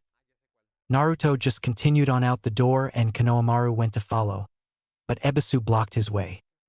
"Honorable grandson, you cannot get involved with guys like that. You are the grandson of the great Sandaime Hokage. You have his reputation and family name to uphold. Nothing good will come out of dealing with someone like that. I, the elite teacher Ebisu, am never wrong about these things. You wish to become the Godaime Hokage, right? If I teach you ninja techniques, it will be easy to gain the title Hokage. Yes, the quickest path to becoming Hokage is to learn from me. Do you understand, young master?" the fool says. Of course, halfway through he had turned away from the door, and the boy and said boy was gone now. "What? Where did he go?" the man freaked out. "Seems he went to find Naruto," the Hokage tells him. "What? This is an emergency situation," Ebisu shouted before running out the room. "What an obnoxious man. Why did I have him become Konohamaru's babysitter/tutor?" the old man thought. Meanwhile, Naruto was walking through the village towards the training grounds. He wanted to get in some training before calling it a day, but he noticed he was being followed. He turned and looked at the kid ducked down in the middle of the road with a sheet draped over him. Naruto would give him credit that at least it matched the road, but not only were his feet still visible, but he saw him throw the sheet over himself. "Hey, Sarutobi-san, Konohamaru-san, I can see you okay. Come on and tell me what you want," Naruto asks. The kid reluctantly abandoned his disguise before turning angry beady eyes on the blonde before getting in his space. "Apologize," the kid shouted. "For you tripped me and messed up my chance to become the Godaime Hokage," the kid shouted. Haha, you haha thought that haha if you barged in the Hokage's office and what? Knocked him out somehow that you haha would become the Hokage? Naruto asks between laughs. "Hey, stop laughing at me," Konohamaru yells. He then goes to attack the laughing blonde only to find he missed and then tripped again, falling on his face. Naruto just watched as the kid picked himself up again while holding his nose. "Look kid, I don't have time to deal with you. You can't become Hokage even if you did beat up your grandfather," Naruto tells him. "What?" Konohamaru asks confused. "Do you even know how or why your grandfather became the Hokage in the first place?" Naruto asks. Yeah," Konohamaru answers. "Then you know all you're doing is making a spectacle out of yourself and annoying your grandfather," Naruto tells him. "What? No, I'm not," Konohamaru shouts. Look kid, you aren't even a genin. To become the Hokage without being directly named his successor with credible and influential witnesses there to verify it, you would need the backing of a majority of the high-ranking ninja, the clan heads, the senior council, and the daimyo before you could be made Hokage. How many of those people do you think would want an academy student to be their Hokage? Naruto asks. There is no shortcut to becoming Hokage. To lead a village as powerful as Konoha, you need a lot of skill, ability, knowledge, experience, and influence or popularity to become the Hokage. You can't just wake up one day and decide because of who your grandfather is that you are ready to become Hokage and expect everyone to just go along with it. Naruto lectures. Konohamaru just looks down at the ground, kicking at the dirt. Why do you even want to be Hokage in the first place? Naruto asks. Grandpa gave me the name Konohamaru. He took it from the name of the village. That much is obvious. The old man must really love the village, but that seems a little too much. I wonder if all the Hokages were like that, Naruto thought. But even though it's a name that everyone should have heard many times, no one calls me by that name. Whenever anyone sees me or calls me, they only see my grandfather, the Sandaime Hokage. No one recognizes me as an individual. I hate that. So I want the title of Hokage right now. The boy explains. So that's it. Well, good luck with that, Konohamaru, Naruto says. The boy looks up stunned at the older boy. That was when they were interrupted. I found you, shouted Ebisu from atop a building. He jumped down onto the street. The cold look in his eyes just reminded Naruto of why he didn't want to get involved. Seems your babysitter is here. See you around, Konohamaru-san, Naruto says before vanishing. The kid looked around searching for the older boy, but Ebisu stopped him. Come young master. There is much to learn and we already wasted enough time on that brat, Ebisu says. He didn't wait for a response and grabbed the young Sarutobi, dragging him off. The kid kept looking for the blonde teen though. He wanted to know more about him. 6 days later, Naruto, Fuki, and Tamaru walked into the academy building together. Hayama hadn't told them when to be there, so they were at the academy before the sun rose. Maybe they were a little too eager, especially Tamaru, that demanded they arrive early and be the first ones there. They had spent the last 6 days training and going over strategies with and without their sensei. Tamaru wanted to be loud and flashy, showing the other teams that they were the best. This was in part due to the talk around town. Most people were saying there were only 3 rookie teams and Team 4 was hardly mentioned. All the focus was on the 3 teams with the clan heirs, and Tamaru didn't like it. Fuki and Naruto wanted a stealth approach. They were both fine with being counted out by the village and fellow genin. It would only make things easier for them in the long run if everyone was gunning for the other teams. They didn't want to be first, they wanted to blend in and hide amongst the crowd. So they compromised. They arrived early wearing dark-colored clothing. Fuki wore a dark green shirt with black stripes and black pants with black sandals and a dark green scarf. Tamaru wore a dark blue t-shirt with a black undershirt, dark blue pants, and blue sandals. Naruto wore a rust-colored t-shirt with a black undershirt. The shirt held the Uzumaki clan symbol embossed on the back in a pumpkin orange color. He also wore rust-colored pants with multiple pockets and black sandals. He also wore a half-face ski mask that had orange flames on it and simple black bandana to cover his hair. When the academy doors opened a little after 6:30 a.m., they were among the first groups through. As they walked up the steps to the second floor, it was Tamaru whom first noticed the genjutsu and alerted his teammates. The 2 chunin disguised as older genin didn't hassle them, seeing as it was still early and they were able to see through the trick. They just watched as the team passed by along with another team from Sunagakure and headed up the stairs. Who were those guys? Asked the disguised Izumo. I think that was Hayama's team and the Kazakage's children, Kotetsu responds. That redhead was scary, wasn't he? Izumo says. I'm looking forward to Kakashi and Guy's team personally. The other rookies don't interest me much, Kotetsu replies. Izumo nodded his head and they got back to their jobs. Meanwhile, as Naruto was walking up the stairs behind the Suna team, he kept feeling like someone wanted to kill him. He looked over and noticed the Tamaru and Fuki were slightly shaking as they felt it too. Placing a hand on their shoulders, they slowed down a bit and let the sand team get further ahead. What was that? Tamaru asked when he thought they were out of hearing range. Fuki shrugged as she didn't know, but Naruto answered. One of them was producing enough blood lust for us to feel it, but it wasn't directed at us, I don't think, Naruto says. Could you tell which one it was? Fuki asked. Naruto shook his head. We should be careful. It seems the exams will be as dangerous as we heard they would be, Naruto says. Fuki and Tamaru nodded, neither eager to face off with the sand team. They waited a little more, allowing a few more teams to pass ahead of them before walking up the stairs towards the door for room 301. Hayama-sensei, shouted Tamaru. What are you doing here? Naruto asks. You didn't think I would miss seeing my team off, did you? Hayama responds.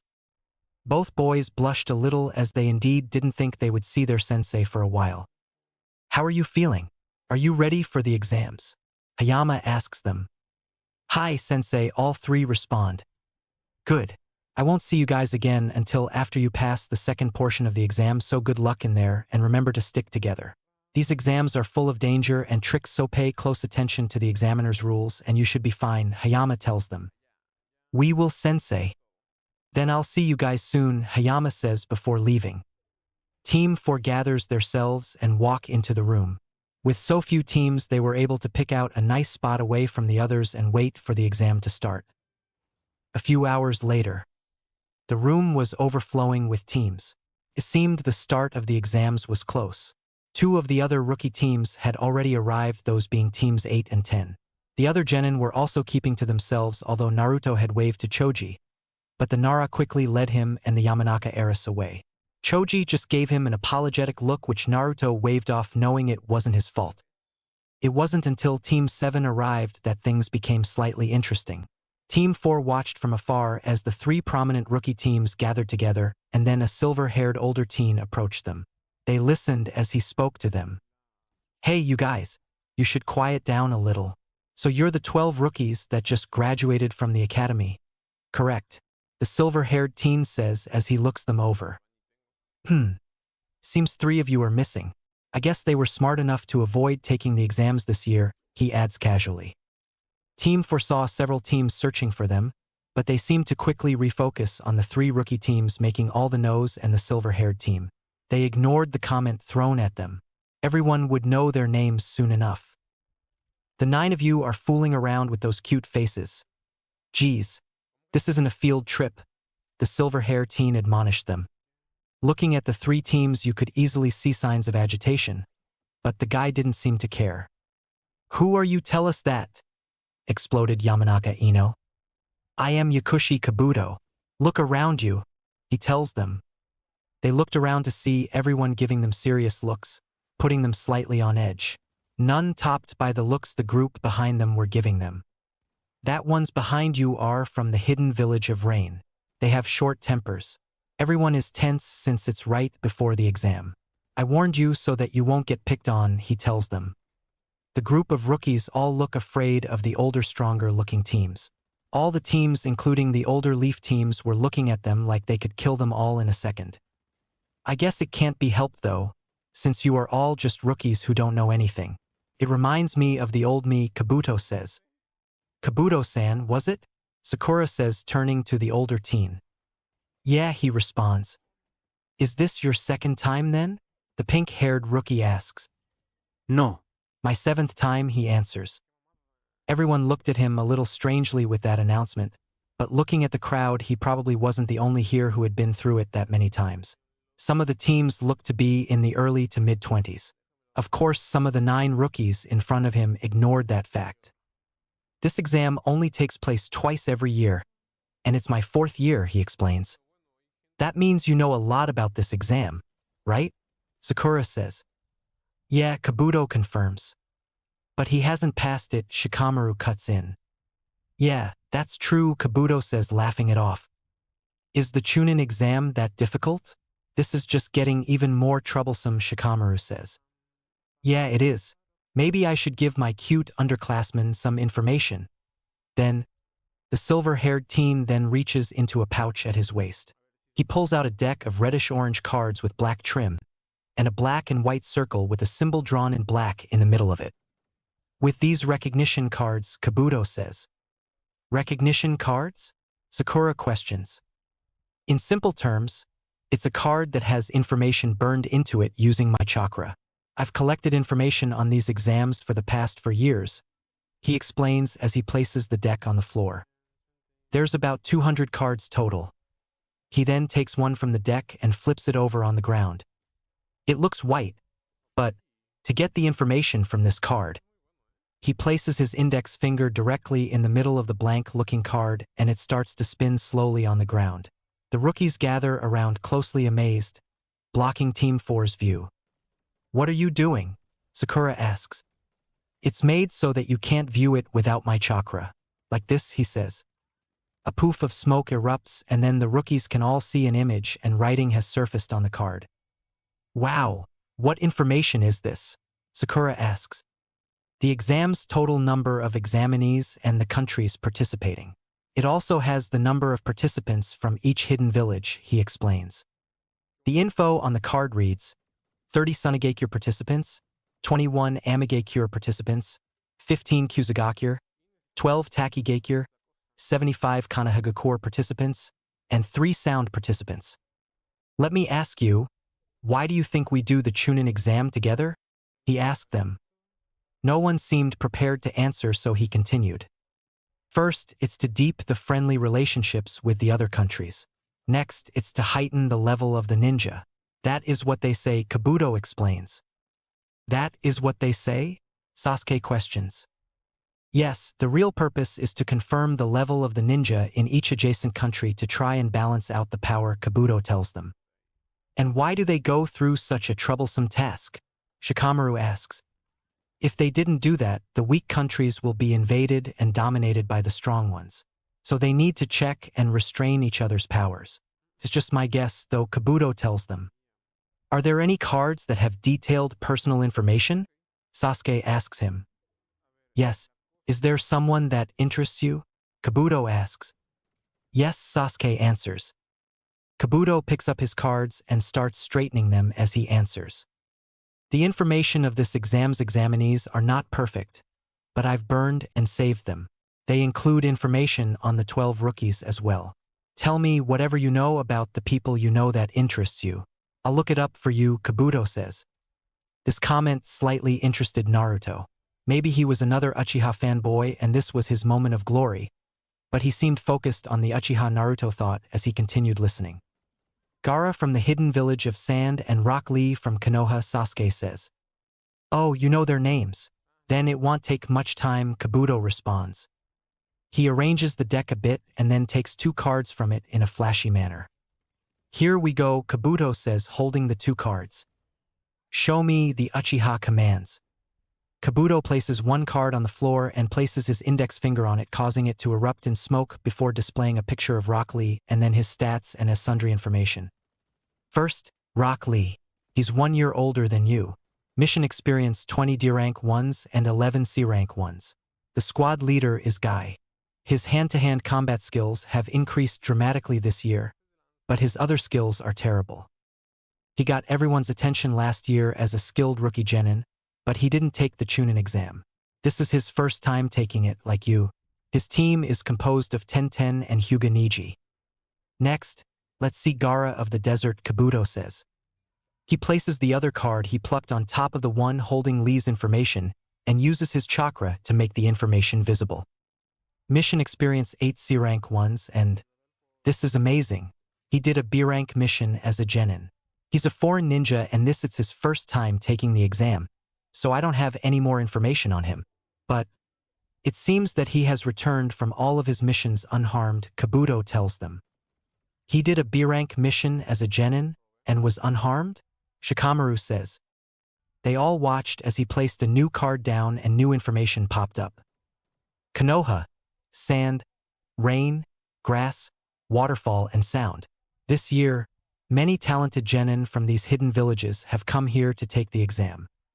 The hidden village of Sound is a village of a small country that was just made recently, so I don't have much information on them, Kabuto says. He then places the card back in the deck. Either way, all of them are powerful hidden villages, Kabuto tells them. The looks on the rookies' faces showed Kabuto had unnerved some of them. I'm starting to lose confidence, Hinata says barely above a whisper. It's too late to say that, Ino rebuffs her. In other words, the examinees here are all. Sakura starts ignoring the comment. Right? It's not only Lee or Gaara.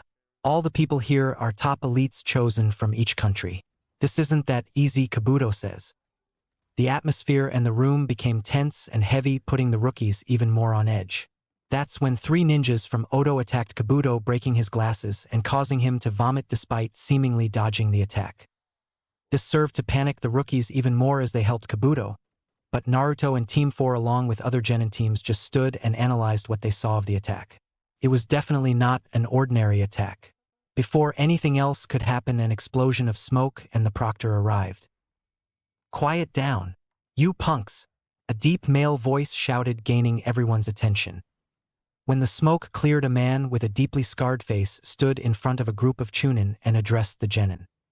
I am the examiner of the first test of the Chunin selection exam, Marino Ibiki, he says.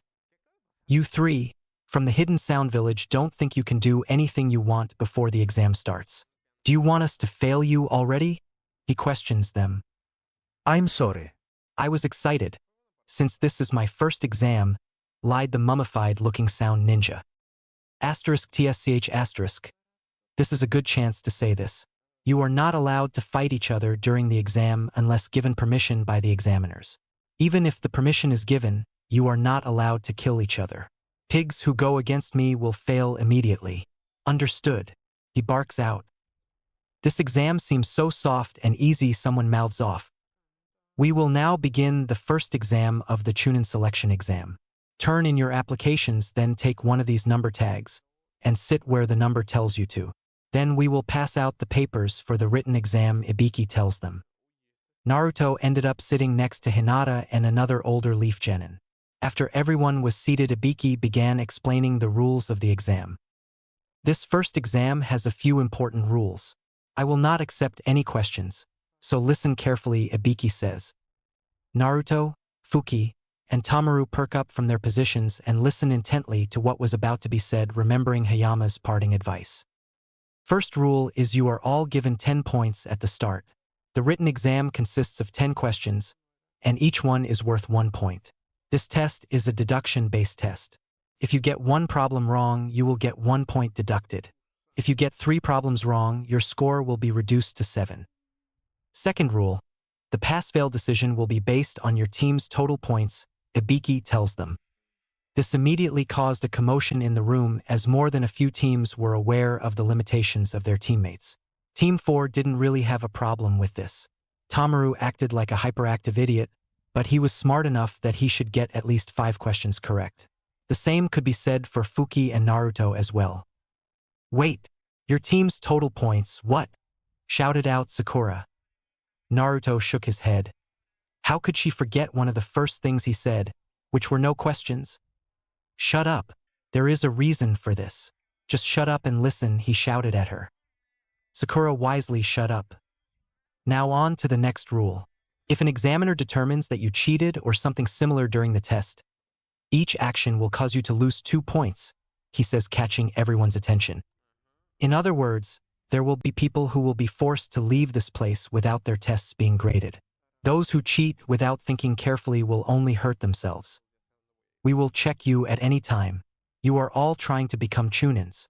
If you are ninja, act like a first-rate 1-inch, Ibiki says before pausing. Also, if anyone in a team gets a 0, everyone on that team will fail. The last problem will be given 45 minutes after the exam begins. You have 1 hour for the exam. Ibiki waited until the second hand reached the 12 on the clock at the back of the room. Begin, he shouts. Naruto looked at the first problem. It was a cipher. The second one read, the parabola, B, represents a shuriken's maximum throwing distance of the enemy ninja, A, from a height of 7 meters. Figure out the trait of the enemy ninja that can be observed from the ellipse formed by the shuriken and figure out the maximum throwing distance on flat ground. Explain your reasoning. Maybe we do have a problem, Naruto thought. He thought back on the rules and realized what the test was about. He hoped his teammates did as well, but that still left the problem of how to cheat without getting caught and who to cheat off. Naruto was discreetly looking for those that seemed to know the answers. Hinata seemed to, but that was too easy, plus it seemed like the examiners were extra focused on him. He couldn't just look over her shoulder and hope to not get caught. As he was trying to decide, a kunai flew right by his face. It landed on the desk of the guy behind him. "You screwed up 5 times. You fail," called Hagain Kotetsu. "What?" the guy says, shocked. Teammates of his, "Get out of here. Right now," Kotetsu commands. 2 guys the same age stood up and walked by the guy, one without looking at him and the other glaring. Number 23, fail. Numbers 43 and 27 fail. One guy was dragged out kicking and screaming. Another stood up to protest his expulsion. "Hey man, do you have any proof that I cheated 5 times? Are you all really able to watch over this many people?" questioned the Sunagenin. His answer was being nailed in the neck by an elbow of one of the examiners to the back wall before most could even blink. It had happened so fast. "Listen up. We are Chunins that were chosen for this exam. Elites, so to say. We won't miss a single thing you do. My strength is the proof," the man says as he releases the guy, letting him slump to the floor. As teams started to drop, more and more others found their way to cheat without being caught. For Naruto, he used what he learned of meditation to gain his edge. Since he didn't have to move, he could concentrate and focus on his mind's eye. It would give him awareness of up to 10 feet around him. Closing his eyes, he visualized his mind and body and those around him. It took him 15 minutes before he could access it, and then looked at Hinata's paper. Memorizing it, he quickly opened his eyes and jotted down what she wrote. Tamaru lucked out. He happened to be sitting between Lee and Tenten when she was maneuvering her mirrors to allow him to cheat. He quickly copied the answers. Fuki was lucky enough to sit beside Sakura and caught the moment when she seemed to zone out. She tried to memorize as much as she could with a few quick looks and wrote down what she could, not risking anything more. After that, it was the waiting game for Team 4 as more and more teams were expelled from the exam, some quietly and some not so quietly. It was an intense 45 minutes for the genin. After the time passed, Ibiki got everyone's attention. "Okay, I will now give the 10th problem," he announced. Everyone stopped what they were doing and listened up. "Yes, but before that there is one final thing I have to say. There will be one special rule for this last question," he says. Before he could go further, the Sunagenin that had asked to go to the bathroom a while back returned.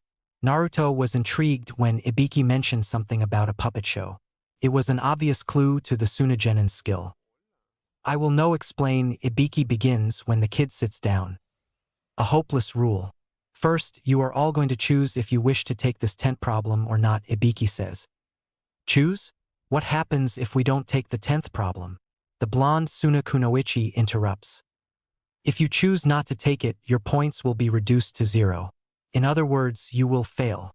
Your 2 other teammates will fail along with you," Ibiki says, causing an uproar that he ignores.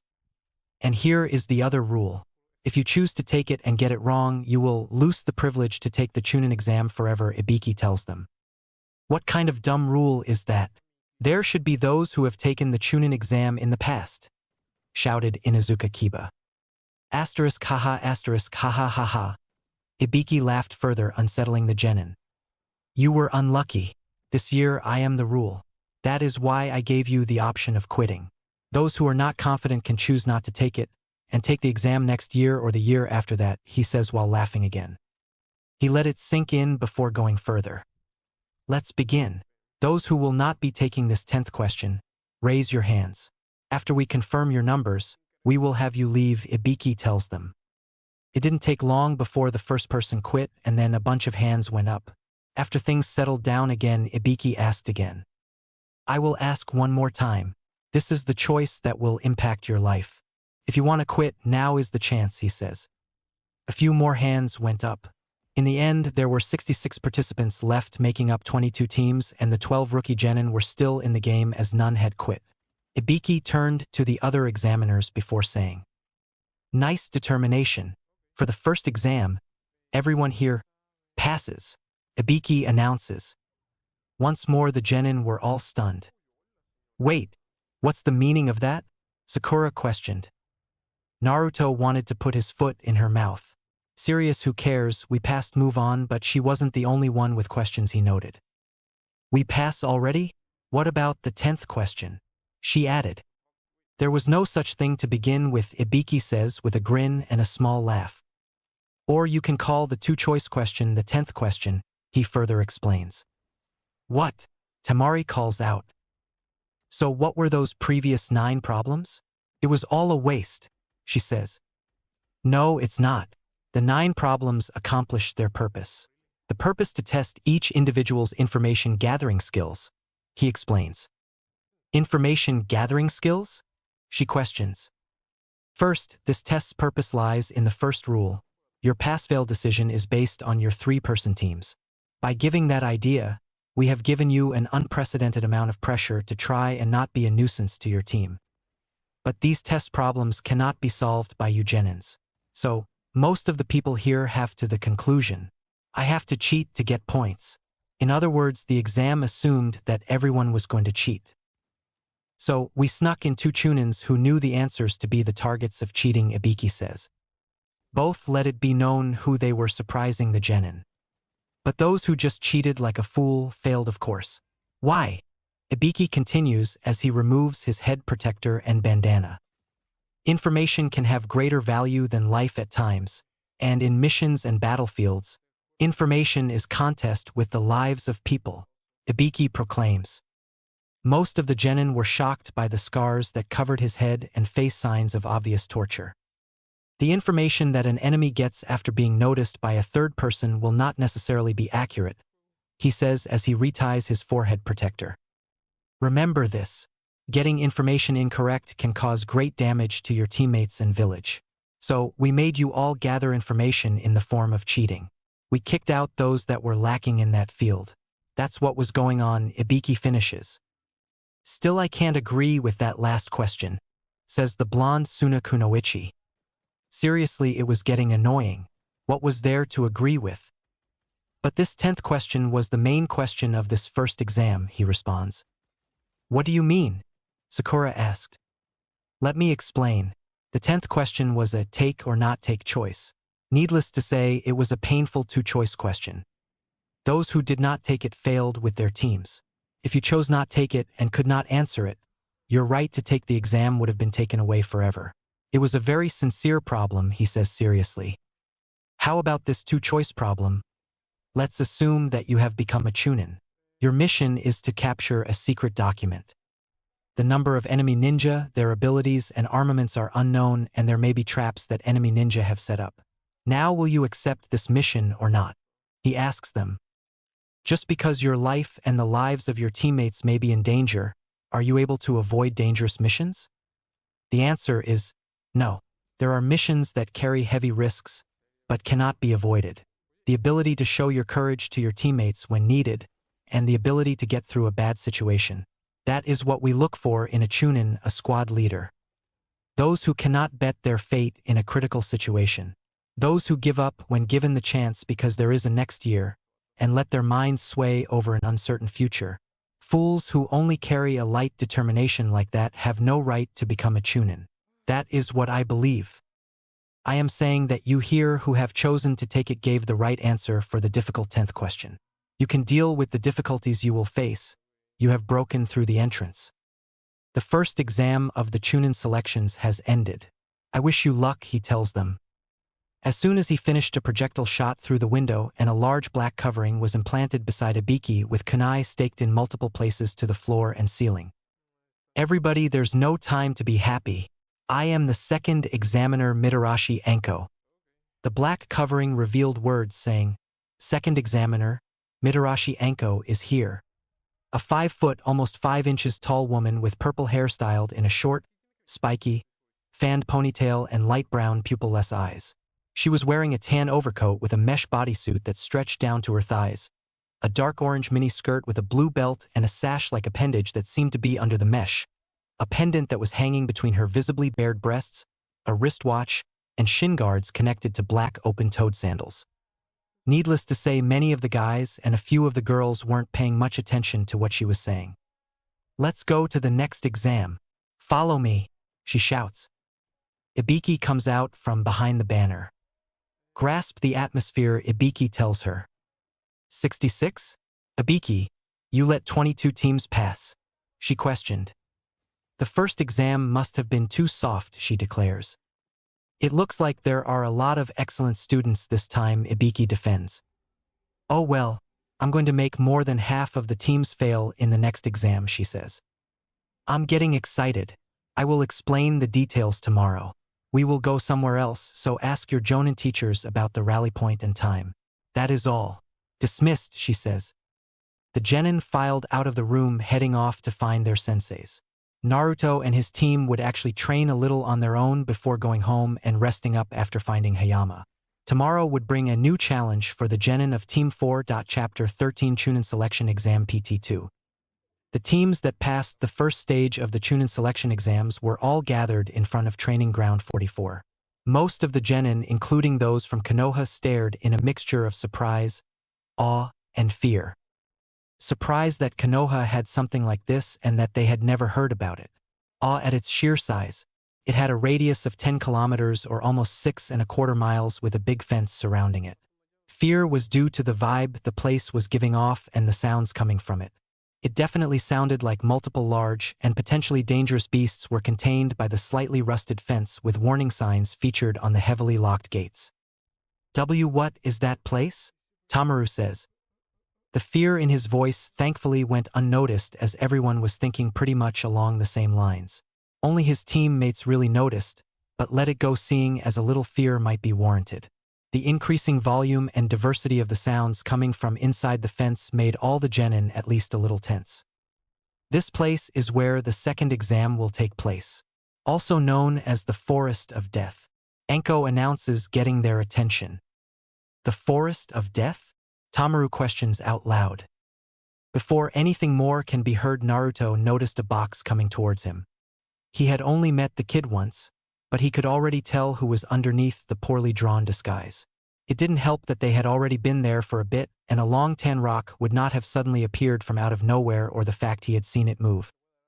Seems everyone else noticed, as well as the attention of everyone was now focused on Naruto and the box, as somehow everyone had gotten far behind him, even Fuki and Tamaru. Naruto just stood looking at the box, waiting for the kid to come out. Why me? He thought. Realizing the kid wasn't coming out anytime soon, Naruto decided to call him out. Sarutobi-san, what are you doing? Naruto says. A few of the genin thought Naruto was an idiot for suggesting the Hokage would be hiding under a poorly constructed box following him. Of course, no one would know other than his secretary that the Hokage was spying on the blonde in his office using the telescope technique. The moment he saw Konohamaru appear, he instantly cut the transmission. I should have expected that from the man I look up to. Good job detecting me, Konohamaru responds. No one in the clearing was impressed. Anyone would be able to see such a poorly constructed and executed disguise. That was when the box began to glow, forcing everyone to cover their eyes or look away before it exploded. Hey, you used too much gunpowder, complains a coughing Konohamaru. As the smoke clears, everyone sees there are actually 3 kids instead of 1 kneeling on the ground trying to recover. Who are your friends, Sarutobi-san? Naruto asked the recovering kids. The 3 kids quickly perked up, a little embarrassed, as they quickly jumped up and did a weird introduction. The one who possesses the sex appeal of an adult, and the kunoichi from the senior group, Moegi, says the girl. She had orange hair tied with red rubber bands into 2 very large pigtails that went up at an angle and 2 red oval markings on her cheeks. She wore a red tank top over a pink t-shirt that was layered at the bottom, gray pants, and dark blue ninja sandals. The one who loves dividing numbers, Udon, says the other boy. He looked fairly ordinary with short brown hair and dark eyes. He wore a blue zippered shirt, brown pants, and dark blue ninja sandals. He also had a large amount of snot hanging from his nose, which was kind of disgusting. The village's number 1 genius shinobi, Konohamaru. The 3 of us make. Konohamaru says, introducing himself. The Konohamaru Corps, they shouted together. Everyone in the area just looked at the 3 kids. Some were wondering if they had some kind of brain damage. Naruto was just wondering why they were there. It's nice to meet the both of you, But why are the three of you here, Sarutobi-san? We are in the middle of the Chunin selection exam. About to start the second part of the exam, Naruto tells them. We're here on a story, Konohamaru responds. Story? Naruto asks. Yes, Udon responds. Naruto and everyone else looked at them questioningly. But Konohamaru kept going on. Yes, a story. We were asked to do an exclusive story on the Chunin selection exam for our school newspaper, Konohamaru tells him. So we came to ask you some questions. Please cooperate, Moegi says, giving him a cutesy look. Please, Udon adds. Look, I'm not. Naruto begins before he's interrupted. Hey there. What are you doing? Enko interrupts. Naruto found it a little strange that she hadn't reacted before, but let it go. He says they are here to do a story on the exams for their school paper, Naruto tells her. Anko had a sheepish look on her face as she looked like she just remembered something. Yeah, I forgot Hokage-sama mentioned something like that, Anko says, rubbing the back of her head with an apologetic smile. You forgot? Naruto questions. Anko just plows on ignoring the question and the looks the surrounding genin were giving her. Alright, we're having a 10-minute break. If you are asked any questions, just concede and cooperate quietly, Anko orders everyone. Naruto, I'm counting on you, Konohamaru says. The three kids look at him expectantly, and with Anko's proclamation and this seemingly being the Hokage's idea, Naruto really didn't feel he had a choice. Asterisk psi asterisk, alright. Let's get this over with, Naruto says. Naruto walked over to a tree a bit away from the other genin and sat against it as the kids also sat and began their questions. They took out a notepad and pencil as they got ready. First, introduce yourself please, they asked him. Okay, I'm Uzumaki Naruto, age 12, almost 13. I graduated from the Konoha Ninja Academy about 6 months ago, somewhere in the middle of my class. I am a member of Team 4 led by my Jonin-sensei Shirakumo Hayama. My teammates are Minakura Tamaru and Fuki, Naruto says.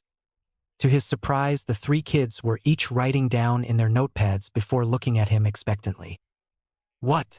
Naruto asks. Tell us about your teammates, Moegi says. Oh, well, Tamaru comes from a big family.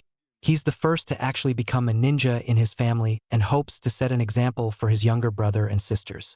He also dreams one day to become the Hokage. He's really energetic. Maybe a little over the top sometimes, but he means well and is a fun guy. Fuki is a really strong kunoichi. She's the calmer and more collected one of us. We're still really getting to know each other, but she takes her training serious and is someone you can depend on in a tight spot. Shirakumo-sensei is the best. He really helps us get stronger not only physically but mentally as well. In the short time we've been a team, I feel like we have seen so much. But he's always there to guide and protect us so we don't mess up. I don't think I could have gotten a better sensei, Naruto tells them. The three academy students nod, writing in their notepads some more before looking at him again. What cool ninjutsu do you know? Konohamaru asks. Well, I don't know too many. We're genin that just graduated recently. Hayama-sensei has taught us a few, but nothing really strong yet, Naruto answers. The three academy students nod and write some more in their notepads. Naruto could tell Konohamaru was disappointed in the answer, but he would be stupid to answer something like that truthfully with the competition close by and maybe listening in. What missions have you done so far? Udon asks. As a new genin, we don't get the real glamorous missions.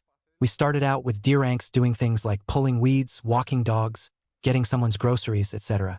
We have done a couple of higher ranking missions, but I have learned that the rank of a mission doesn't really matter. Sometimes the simplest missions can go wrong and then all kinds of things happen, Naruto tells them. Like what? Konohamaru asks. I can't go too far into detail, but my team was called to back up another team. They were taking their first C-rank mission that was supposed to be easy and simple. Instead, they ended up facing enemy ninja, as did we. It was a crazy mission and sometimes seemed like everything that could go wrong did. But we managed to complete the mission and all come back healthy, Naruto responds. Are you happy being a ninja? Moegi asked. Yeah, I really like my teammates and sensei. It's difficult, dangerous work at times, but it's worth it, Naruto finishes. Alright, thanks boss. We have to go interview more people now, Konohamaru says. Naruto nodded and watched as they spread out and got the most out of the last few minutes. Meanwhile, Tamaru and Fuki sat down beside him and watched the kids as Udon went up to the sound team and were rebuffed. "What are they doing here?" Tamaru asked. "Same as us, I suppose," Naruto responds. "I thought I recognized them yesterday," Tamaru says. "Hard to miss them after that stunt with Yakushi-san," Fuki breaks in. "I wonder what that was really about myself," Naruto says. "Probably just sending a message," Tamaru says. "We should be careful around them," Fuki says. Naruto and Tamaru nodded, but each was thinking they wanted another piece of the team from sound. Of course, they weren't the only ones. Thanks to Konohamaru's stunt, the sound team recognized Team 4. They hadn't seen them yesterday amongst the other genins, and after beating down that glasses-wearing punk, they tried to keep a low profile. Both teams' eyes meet as they stared at one another briefly. If anyone was paying attention, it would just seem like they were eyeing the competition, but anyone that knew better would see the tension between the two teams. Before anything could happen, Anko announced the end of the break and gathered the teams to stand in front of her again. "Now where was I?" Anko scratches her head, trying to recall. You said this place is called the Forest of Death," volunteered an older-looking Konoha genin. "Right, this place is called the Forest of Death. You'll soon realize why," she says ominously. "Well, before we start the second exam, I have to pass these out to you," she tells the gathered genin. She reaches inside her coat and retrieves a stack of documents. Before anyone can guess on what they were, for she continues. "These are consent forms. Before you can take part in the test, you have to sign this," she tells them. "Why?" Sakura asked. "From here on out, corpses are going to come out. I have to get your consent to that, or it'll be my responsibility," Anko tells them before laughing. All the genin adopted serious look, though some showed a bit of fear at the way Anko phrased that. It left little doubt to what she meant for most of them. "Well, I'm going to start the explanation for the second exam. In a word, the limits of your survival will be challenged." She hands the consent forms to the person standing in front of her, which happened to be Tamaru, who passed them down to Naruto, and soon they were passed through the assembled group, reaching everyone in the clearing. As the genin examined the form, Anko continued. She pulled a map of the area out of her coat before continuing the explanation. "First, I'll give you step-by-step instruction on the terrain of this training field. Training Field 44 is surrounded by 44 locked entrance gates. There are rivers and a forest and a tower in the middle. It's about 10 kilometers or 6.21 miles from the gates to the tower. In this confined area, you will go through a certain survival program, the contents of which are," she says before rolling up the map and putting it back inside of her coat, then fixes them with a deadly stare. "Anything goes scroll battle," she says as she holds up a scroll. "Scroll?" Kabuto questions. "Yes," Anko says. She then pulls out another scroll. In her left is a white scroll with the symbol for heaven, and in her right a black scroll with the symbol for earth. "I want you to fight for two scrolls, the heaven scroll and the earth scroll." She let that sink in before continuing. Altogether, 22 teams got through the first test. Half of them, 11 teams, get the heaven scroll, the other half get the earth scroll. I'll hand over one scroll to each team. To put it simply, that's what you're vying for, she tells them. "And the conditions to pass?" Sasuke asks, stepping forward. "3 of you bring both the heaven and the earth scrolls to the tower in the center of the training ground," Anko answers. "That means that of the 22 teams, half of them will fail for sure," Sakura voices. "Except it has to be in time. For the second exam, the time limit is 120 hours. Do it in exactly 5 days," Anko tells them. "5 days?" Ino shouts. "What do we do about food?" shouts Choji as he dramatically falls to his knees. "Be self-sufficient. There's a treasure trove in the wilderness. There's more than enough food for," Anko says before being cut off by Kabuto. "However, it's teeming with fierce people-eating animals, poisonous bugs, poisonous weeds, and much more," Kabuto says, freaking out some of the genin. "No way," Choji complains. "Fool, that's why it's called survival," Ino says, chastising her plump teammate. "It'll be fine, Choji. There are animals you can catch and eat," Naruto tries to calm his friend down. Of course, Shikamaru stood in his way and glared at him as he approached the chubby genin. Besides, it's improbable that 33 people, 11 teams will pass Niji Hyuga adds. The interval for activity gets longer with each passing day, while the time for recovery gets shorter.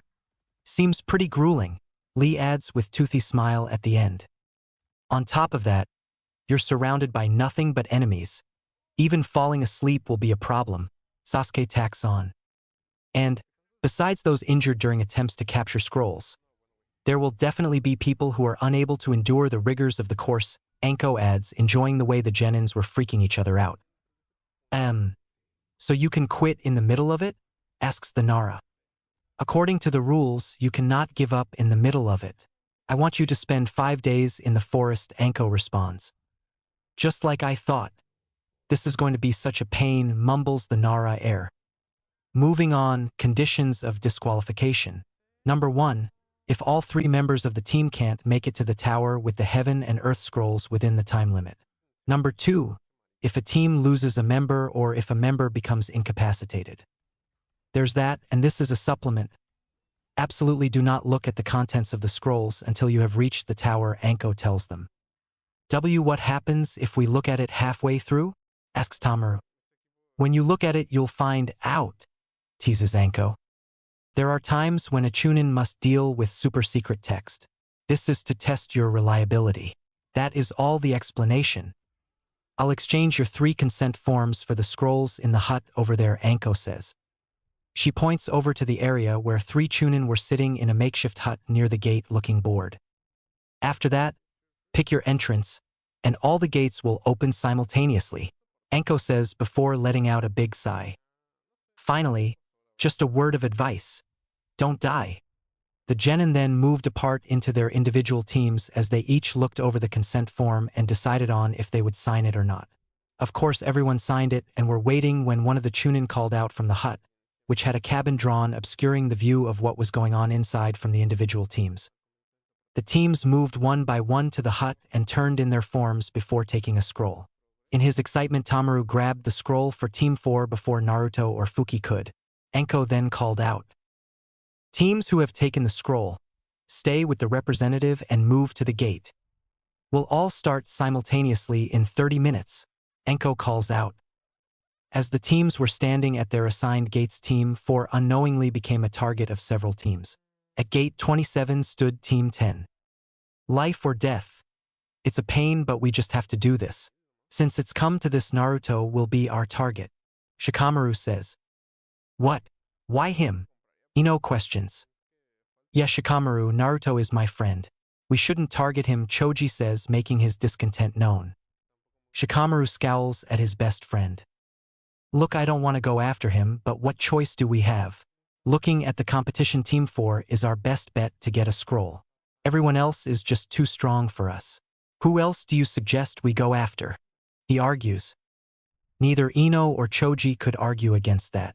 Fact was, Team 4 was an anomaly. Tamaru was a loud-mouthed idiot from a civilian background. Fuki was just an average kunoichi with nothing really standing out about her. Naruto was the mystery. After having been the dead last for the first couple of years at the academy, he rose up the rankings to slightly above middle of the pack during the last year. There was nothing special about any of them as far as anyone knew or would tell them. That opinion would soon change for better and worse. Good, Shikamaru says when they stayed silent. Soon Uzumaki, he thought darkly. At gate 20 a similar conversation, although decidedly more sinister, was occurring. What about the mission? Kin asked. We'll complete the mission like he wants, but first we deal with those punks that messed up our mission and caused us to lose his favor, Dosu responds. The sound team, when they returned, were not welcomed back easily. No, they faced Orochimaru's wrath before they underwent extreme training in preparation for their part in his plan. They never forgot the team from the Leaf and had searched for them when they first arrived, but weren't able to find them until the exam started. They would have their revenge if it was the last thing they would do. At gate 12, Team 7 was also focused on Team 4. We're going after Team 4, Sasuke states. Why? Sakura questioned. She wanted to go after Ino's team and beat her down. She rightly pegged Team 10 as being the weakest team. They are hiding something, During that mission to wave he did something. I want to know what Uzumaki did to move like that. Aren't you still curious, Sakura? Sasuke responds. Well, yeah, but... Sakura starts. I don't care who we go after. Me and Akamaru will tear them apart. Right, boy? Kiba cheers. Arf. Akamaru barks in agreement. Nothing more was said as they waited for the gates to open as Sakura let it go. Sasuke smirked at getting his way. I'll find out your secret. Nobody hides from an Uchiha, Sasuke thought. At gate 44, Team 4 stood waiting for the gate to open in silent anticipation. Looking at his teammates, Naruto could tell they were both nervous. Tamaru was punching the air saying how he would beat everyone up, but Naruto could see how anxious he was. Fuki's arms were crossed against her chest while she watched Tamaru disapproving of his antics, but Naruto could see her muscles were tense. And Naruto himself didn't want to admit it, but he was also tense. 5 days on their own in direct combat against enemy squads, and Hayama wouldn't be able to bail them out if things got bad. Their lives were literally on the line. A little after the clock hit 6:10 a.m., the Chunin removed the chains and lock from the gate. They then heard the proctor call out. We now start the second test of the Chunin exam, Enko called as the gates opened. All the teams rushed forward eager to get started, but it wasn't long before screams were heard ringing out through the forest. What was that? Tamaru asked as he looked for where the screams came from. Seems we're already behind. It sounds like someone is already out of the competition, Naruto says. We should keep moving, Fuki says. They nod and continue further into the forest, not knowing that they were being watched. As they were walking, the aura of the place seemed to grow darker and darker. They walked by a weird-looking plant that was taller than all the members of Team 4. It had a sort of clam-shaped bulb that looked like it might split open when it bloomed. There were also a number of vines with different-sized leafy petals attacked lying on the ground. They went around it, being careful not to step on any of the vines or the leaves. Moving past it, they paid it no further attention and kept their eyes forward. But suddenly they heard a scream from behind them. They turned to witness a gruesome sight. Arg! Help me! It was a male genin that looked to be older than them. His forehead protector show his allegiance was to the waterfall village. The man was held in the air by his ankle by several of the vines that had been lying on the ground. Looking at the formerly stationary bulb, Team 4 noticed that it was no longer drooping downwards, but was now erect, and the bulb split open to show rows of yellow-stained teeth about as big as a standard kitchen knife. They watched as more vines rose from the ground to wrap around the genin, pinning his arms and holding him in place as the bulb or mouth of the plant opened wider and wider. A black substance began to flow from the mouth of the plant, coating the teeth and dripping to the ground. To Team 4's horror, wherever or whatever the black substance hit turned a whitish ash-like color before it crumpled to the earth. The bare patches of ground around it looked darker as the substance was absorbed. That was when a green vine-like tongue appeared from the mouth and slathered the older genin in the blackish substance. The effect wasn't the same, but was no less horrific as the genin stilled and his skin seemed to lose its color and appear cracked. The look on the genin's face as he stared at them with his mouth still open as if trying to scream would plague each of them in their sleep for some time. The plant then lowered the paralyzed genin towards its mouth, but before it could gulp down the doomed teen, a hail of kunai sliced into the monstrous plant. One of the kunai tore through the vine, holding the paralyzed teen, forcing it to drop him. The thud that sounded out from the body impacting the ground only made the genin of Team 4 cringe as the paralyzed teen's body landed awkwardly, not moving any further. Team 4 was then alerted to 2 more genin hacking at the deadly plant as its vines whipped around, lashing out at the 2 genin. They didn't stop, however, as they kept slicing and hacking at the plant until the bulb was destroyed and the stem looked like nothing more than a blade of grass instead of the almost tree trunk-sized thing it had been. Covered in green, red, and black slime, the 2 waterfall genin turned towards Team 4 and advanced on them. This seemed to knock Team 4 out of whatever trance they had been in as they took a defensive stance to deal with the 2 enemy genin. The waterfall genin took 2 more steps towards Team 4 before they fell, falling face first to the ground and then stopped moving. Team 4 held their positions thinking it was a trap for 10 minutes before Fuki dropped her stance and walked over to the down team, careful not to get any of the black substance on her. Fuki, what are you doing? Shouted Tamaru hoarsely, trying to keep his voice low. Not that it mattered. Naruto was sure he was heard from some distance away since the forest had grown quite after the waterfall Genin's savage retaliatory attack on the man-eating plant had stopped. I'm going to see if they are still alive, Fuki hissed back. Naruto also moved forward cautiously. He went towards the body of the guy the plant almost turned into an afternoon snack. And what are you doing, Naruto? Tamaru says, turning to him. I'm going to check their equipment and see if they have the scroll we need, Naruto tells him. Tamaru sighed. Naruto had a habit of being a scavenger of sorts. If he saw an abandoned weapon, he would pick it up and examine it before sealing it away and taking it home or putting it in his pocket to use later.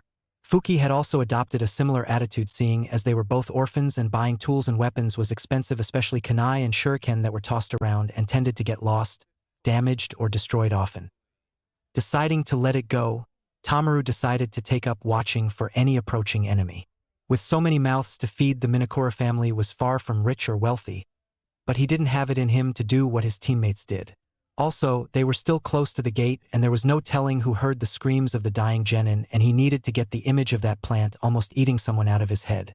He turned away and allowed his teammates to do what they were going to do. "He alive?" Naruto asked Fuki. She just nodded her head and moved to the other genin.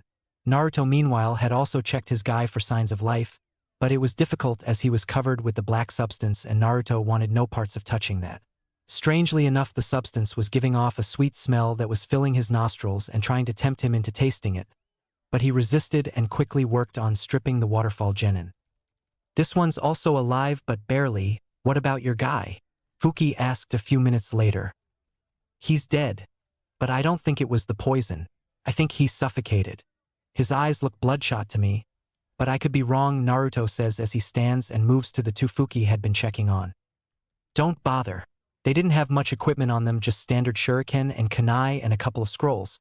But I can't tell what they are for," Fuki says. Naruto nods and steps away, although he did take the two scrolls just in case they held something valuable before heading back to stand beside Tamaru. "Did they have the Earth Scroll?" Tamaru asked. "Nope," Naruto said, showing them the Heaven Scroll. "What are you going to do with it?" Fuki asked curiously. "Keep it. Never know if we might need a spare," Naruto says. "Smart decision," says a voice from somewhere around them. "Who's there?" Tamaru shouts. "Just an interested bystander. Don't mind me, I have no intention of attacking you," says the voice. "What do you want?" Naruto asks. "I don't know. What do you think I want?" it asks. "Come out and face us," shouted Tamaru. Now there will be plenty of time for that.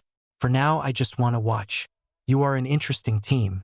Your records scream average nobodies that will have boring careers with little to show for it at the end of the day," the voice taunted. "That shows how much you know. One day I will be Hokage," Tamaru shouts. "Calm down, Tamaru. He's just trying to get under our skin," Fuki says, calming him down. "Look, I don't know who you are, but we are leaving. If you're smart, you won't follow us," Naruto says. "Come on, guys," he says to his team. They head southeast of where they heard the voice, hoping to put some distance between them and the entity. "What an interesting team you have, Naruto-kun. I can't wait to see what you can do," remarked the voice. That night, Team 4 camped out in the forest, being prepared and able to seal items. They each had food that didn't require them to cook over an open flame, which was a godsend for them, and all three thanked their sensei for that before eating. Naruto ate a couple of cold-cut sandwiches and drank some water down behind it. Fuki had a sushi plate along with a rice ball. Tamaru's mother gave him a box lunch, which he sealed before meeting up with them that morning. Of course, she didn't understand or know they were going to be gone for a while, so he only had the one. When they finished eating, they took turns watching over the camp while the other two rested.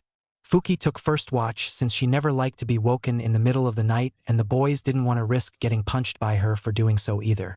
Tamaru took second watch since he was used to being woken up at odd times by his brothers, sisters, and parents. That left Naruto to take last watch, which he was okay with since he was used to getting up early to do his own exercises and workout before team training took place. The next morning, as soon as the first rays of sunlight hit the forest canopy, Team 4 had broken down the camp, put out the fire, disposed of any trash, and headed out to look for any teams that might still be sleeping in. Luck was with them as they found a team close to the river that ran through the training area. Team 4 stalked closer to the slumbering genin. They were from Konoha if the forehead protectors hanging from their bags slightly away from their sleeping bags were true, but they were older, not even teenagers. Both Naruto and Tamaru could only shake their heads and vow they would rather quit than be stuck as genin in their 20s or worse 30s. Team 4 bypassed the 3 older sleeping genin and went for the packs, figuring they would leave the scroll inside one of them as well if they were dumb enough to still be sleeping so soundly out in the open like this. However, as soon as Naruto reached for the bag, he felt nothing but air as his hand passed right through it, and instead hit a thin, nearly invisible wire. All of a sudden the clearing exploded with traps going off, though thankfully not literally, and the traps, while sufficient enough to be considered done by someone of a higher rank, were also still not sufficient enough to trap Naruto or Fuki. Naruto used a burst of chakra enhanced speed to escape, and Fuki used a Doton Jutsu. Tamaru, on the other hand, Tamaru ducked as a wooden log almost beheaded him, only to have to roll to the side as 10 shuriken flew at him, then jumped as several kunai launched at his back, only to be smacked to the side by a tree branch and then fall into a deep mud pit.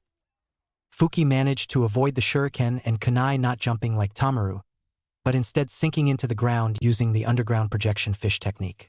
She then used it to reach Tamaru and help him escape from the pit. While she was doing that, Naruto was facing down the 3 older genin who hoped down from the tree they were hiding in by himself. "This one's fast, ain't he, Mori?" said a 5 feet 7 inches male with dark hair and eyes and gray camouflage ninja garb. "Sure is, Hama," says the 5 feet 2 inches female with brown hair and dark eyes wearing green camouflage ninja garb. "Heh, it won't help him.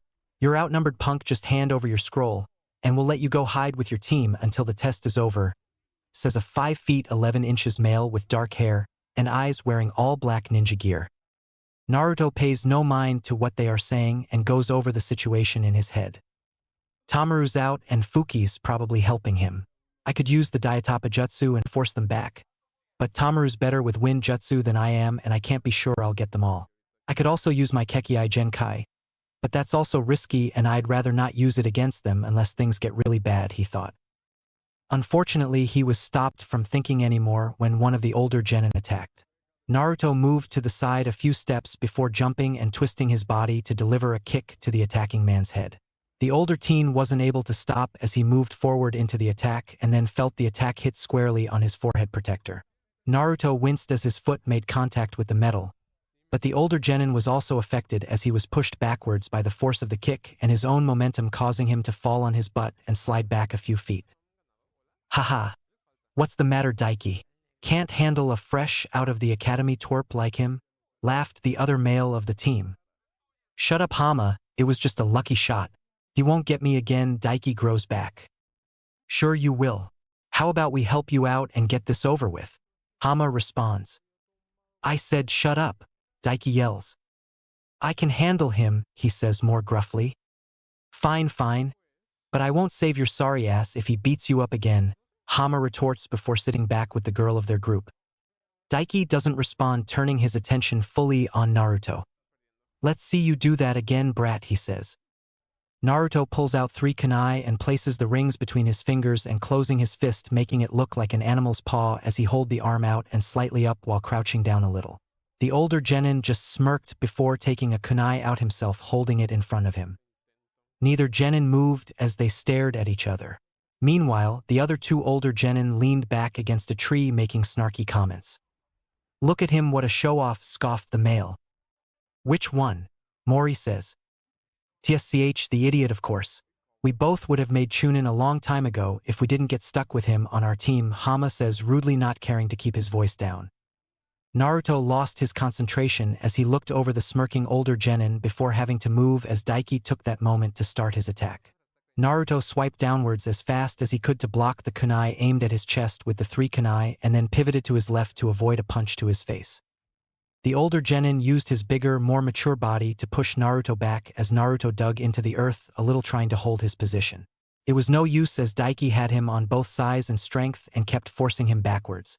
Seeing his position for what it was, he pressed forward as hard as he could before quickly moving backwards without turning around, making the older genin lose some of his advantage and giving him the time to disengage and retreat a little. All the while, Daiki's teammates continued the negative comments towards both their teammate and Naruto. They were so busy making fun of their fight they never felt the blow to the back of their heads as they slumped to the ground unconscious. Tamaru and Fuki smiled, giving each other thumbs up before tying up the two older genin. Daiki never seemed to notice that his teammates were knocked out and kept attacking Naruto, who kept a little distance between him and the older genin. Whenever Daiki got too close, Naruto would lunge, striking with the three kunai in a punch-like manner meant to stab into the older genin. The attack was slapped away each time, but it forced Daiki to be more cautious in his approach, which is what Naruto wanted. Jumping back to create more room, Naruto threw the three kunai, forcing Daiki to move instead of trying to defect all of them. Naruto then went through the hand seals Dragon, Tiger, Hair and called out, Suetun, Mizurappa water release, wild water wave. Water gushed out of Naruto's mouth, moving too fast for Daiki to dodge after dodging the kunai. He was impacted square in the chest and engulfed by the technique, carrying him into the river. Daiki quickly surfaced, thrashing about. Help! Help! Help me, I can't swim, he shouted as he continued thrashing. Naruto wasn't sure what was more pathetic. Him not knowing how to swim, or being a genin his age and either not knowing or not being able to do the water surface walking practice. Naruto, taking pity on the man, strode up to him using the water surface walking practice and then bonked him on the head, knocking him out. He then grabbed his shirt and dragged him through the water and deposited him on the ground before tying him up, then dragging him to where his teammates also lay. Did you find their scroll? Naruto asked his teammates. Yep, the big mouth had it on him, Fuki answered. And it's an earth scroll, Tamaru interrupted, answering his next question. What now? Fuki asked. I don't know about you, but one night in this forest was enough for me. We should head to the tower, Naruto says. I wanted to find that sound team and beat them up again, Tamaru complains. Maybe we'll run into them on our way to the tower, Naruto offered. Then let's get moving. I want to show Tunnel Boy just how weak he is, Tamaru says before bounding off. Tamaru, you're going the wrong way, Naruto shouted. He and Fuki took off, leaping into the trees, using them for cover as they headed further south down the river. Tamaru quickly caught up, giving both a glare for moving without him and letting him go the wrong way. They made their way quickly through the canopy, avoiding several more teams and a few traps impeding their path, but not for long. The only real trouble they had was when some leeches tried to make them lunch when they got closer to the tower, but they managed to arrive at the front doors and enter safely around midday. If you do not posse's heaven, gain knowledge and be prepared. If you do not posse's earth, run through the fields and seek strength. If you open both heaven and earth scrolls, dangerous paths turn into safe ones. This is the secret of, can't really read that. It shall lead you on your way, Naruto reads out loud. Upon entering the building, they found nothing except for the message up on the wall. What's that supposed to mean? Tamaru asked. It means it's safe to open the scrolls now. Remember the proctor. She said not to look in them before reaching the tower. This message is telling us it's okay to do so now, Fuki tells them. All right, how should we do this? Naruto asked. You open the earth scroll and I will open the heaven scroll, Fuki says. What about me? Tamaru interjects. Just stand there and be quiet for once, Fuki says angrily. Fine, I can take a hint. You don't have to beat me over the head for me to get the point. I won't say anything else. You'll have to beg me to talk and grace you with my perfect voice, Tamaru rants. He stops only when he notices both teammates are looking at him blankly. Are you done? Naruto asks. He liked Tamaru a lot, but there were times when, like Fuki, he also became annoyed with him. Tamaru just nodded, not wanting to be hit by both of his teammates. Not that he was scared or anything.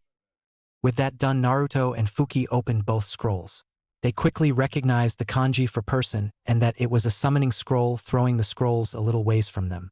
Somehow the scrolls managed to land together and the genin noticed it bulged a bit over the kanji before smoke billowed forth from it. Then they heard the distinct sound of something being summoned, and as the smoke cleared, it revealed a person. A person they were surprised to see. Yumino-san, what are you doing here? Naruto asked. It's the Chunin's duty to welcome the genin when they reach this point. I just happened to get lucky on drawing the assignment to welcome Team 4, Irika tells them. Team 4 just nodded at that. Now I have a message to deliver. Congratulations on passing the second exam, he tells them. I'd like to treat you to a meal and hear all about your experiences, but the second exam is still active, Irika says. Well, what do we do now? Tamaru asked. Naruto and Fuki nodded, also wanting to know. First, there is a second part to me being here. I am to further explain the message on the wall, Irika says. But Naruto already read it. Didn't it just mean to open up the scrolls? Tamaru asks, confused. Yes and no. Yes, it was meant to clue you in to opening the scrolls, but there is more to it. Read it again, please. This is the principle that Hokage-sama wrote that you should keep in mind as a chunin. The heaven in this text refers to the head of a person and the earth, the body. If you do not possess heaven, then gain more knowledge and prepare. That means, for example, if Tamaru's weak point is his mind, that he should study and prepare for his missions. And if you do not possess earth, run through the field and seek strength. For example, if Naruto's weak point is his strength, he should train himself every day. That is what it means. And if you have both heaven and earth attributes, any dangerous missions will become safe. It can even become easy, the academy teacher tells them. For Naruto and Fuki, this just served to remind them of the man's lectures. They liked Irika well enough, but his lessons were always dry and slanted towards the obvious. Of course, they couldn't help but giggle a little at Tamaru's expense, but Naruto stopped once the focus turned on him. There's something missing though, Naruto voices, pointing at an obscure letter. Yes, that letter symbolizes Chunin, Irika answers, unrolling the earth scroll. The human letter that was in here goes there, he tells them before continuing. The survival mission you took part in tests the basic abilities of the examinees as a Chunin and you guys completed it. A Chunin is a commander class and has duties to lead a team. Deeply inscribe into your hearts the importance of knowledge and strength in missions. Never forgot that principle and move on to the next step. That's all I was ordered to tell you. Irika finishes the lecture. Is it over? Tamaru groaned. Irika grimaced, but nodded. Yumino-san, we have an extra scroll. What do we do with it? Naruto asked. Hand it to me and I'll take care of it, Irika answers. Naruto nods and Tamaru hands him the scroll he got at the beginning of the second phase. Sensei, what do we now? Fuki asked. There are rooms, showers, a mess hall, and a training ground throughout the tower. This place was used in previous wars as a staging area, so it's designed to keep and protect many ninja in a fair amount of comfort. Although the beds are a little hard and on the lumpy side. This place really hasn't gotten much use since the Third Shinobi World War, except for certain instances like this, he tells them. Are there any other teams here? Tamaru asked. Once he got over not finding the sound team, he really wanted to be first. Actually, you are the second team to arrive at the tower. I think I heard a genin team from Suna came in a few hours earlier or maybe even yesterday at some point. If so, they probably broke the previous record, which you actually beat by half an hour, Irika tells them. Damn it! I wanted to be first, Tamaru shouts in mock anger. The others just chuckle at him. Irika soon left them to explore the tower and find something to keep themselves occupied. It wouldn't be until the next day that Team 4 would see their competition. Team 4 was taking advantage of the unoccupied training ground, doing the only thing they could that wouldn't tax their chakra reserves or exhaust them greatly. They were training in their chakra control by meditation like Hayam-sensei taught them. Fuki was still the furthest along with Tamaru and Naruto still struggling. They had been at it an hour when Naruto heard. Idiot, move! Naruto had no idea where the voice came from or who said that, but it scared him enough to jolt him out of position and open his eyes only to see a wave of sand about to crash down on him and his teammates. He didn't even think before forming the boar seal. Jin-tun, Musho, swift release, shadowless flight, Naruto shouted. Everything seemed to come to a very slow crawl as Naruto ran, grabbing both his teammates and running to the entrance of the room where he saw a team from Suna. Placing his teammates down, he ran back to where the Suna team was and hit the red head, manipulating the sand in the back of the head. He came to a stop, his jutsu ending just as his fist connected. The red head was sent flying through the training ground, but was caught by his sand that had returned to him before he could hit the wall. Gaara! Screamed a blonde with 4 ponytails on her head. Who the hell are you? A guy wearing a black full bodysuit and face paint asks loudly. The blonde, hearing that, turned towards him as well as she brought out a large fan and he moved for something on his back. I should be asking you that. If you wanted to use the training ground, you could have asked and not tried to drown us to death with sand. Naruto shouts back. At this point, Tamaru and Fuki walk to stand beside Naruto confused. What's going on? Tamaru voiced.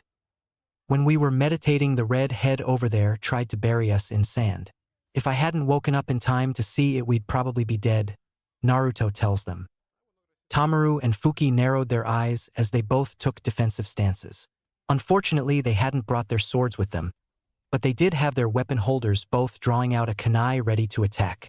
Naruto was more focused on the red head, as he seemed to be holding his head and not in pain from the blow he delivered. That's enough. At the shout, Team 4 and the two Sunanin looked to see the proctor of the first exam standing behind them. The red head still seemed unfocused and looked to be muttering about something. You have completed the second phase of the exam, and therefore fighting is no longer allowed. If you continue, your teams will be disqualified and all of you will be sent home, he tells them. We're sorry, Proctor-san. Our brother is just a little on edge. He didn't really mean to harm anyone. Lies the male Sunanin wearing the full bodysuit and cat ears. Good, then get out of here and take your brother over there somewhere he can calm down, Ibiki orders. The Suna ninja both bow to the man and then carefully lead their brother away, but not before glaring at the Konoha team. And you three, be careful, he says before vanishing. Team 4 nods but looks back to where the Suna team left. Seems they would have to be more careful and stay on guard until they could leave the tower. Not feeling like training anymore, they decided to hit up the mess hall and see if they could get a meal before going back to their room. 2 days later, they were standing in a large room with a statue of two hands holding the ram hand seal. The room was full of genin. Naruto could recognize Teams 7, 9, and 10 along with the Suna and Sound team. There was also another Konoha team with that Kabuto guy on it. The Hokage and a group of Chunin and Jonin stood at the front of the room. Naruto recognized a couple of the senseis, including Hayama, stood behind the Hokage. The proctors of the first two exams and some Chunin he recognized from the first exam stood in front to the sides of him in a slanted formation below the slightly elevated portion of the floor. The purple-haired examiner wearing wireless microphone clipped onto her headband started off. First off, congratulations on finishing the second exam, Anko says. There were 66 test takers for the second exam. To think 21 have made it this far. I said to make it less than half, but I'd really thought about single digits. With that said, Anko and the other examiners moved back to stand directly beside the old Hokage along with the 7 team senseis. The genins began to talk amongst themselves a little. I'm hungry, complained Hoi. There are still this many remaining? This is such a major pain, grumbled Shikamaru. Sasuke and the others have passed. 2 Ino commented with hearts in her eyes, gazing at the Uchiha heir. Of course, we went to all that trouble to save them. It'd be all for naught if they didn't pass, Shikamaru retorts. Seems like he made it here as well, he adds with a dark look. Ino and Choji wondered who he was talking about before looking to the side of Team 7 and recognizing Naruto. They didn't know what to make of this side of Shikamaru. He was generally a pretty laid-back, non-confrontation type of guy, but Naruto seemed to bring something else out of him, and it wasn't something good. Of course, the genins weren't the only ones talking. Your team didn't do too bad. I guess they were lucky, but as long as my team is around, they can't go any higher. After all, whether you like it or not, ability talks at the next barrier.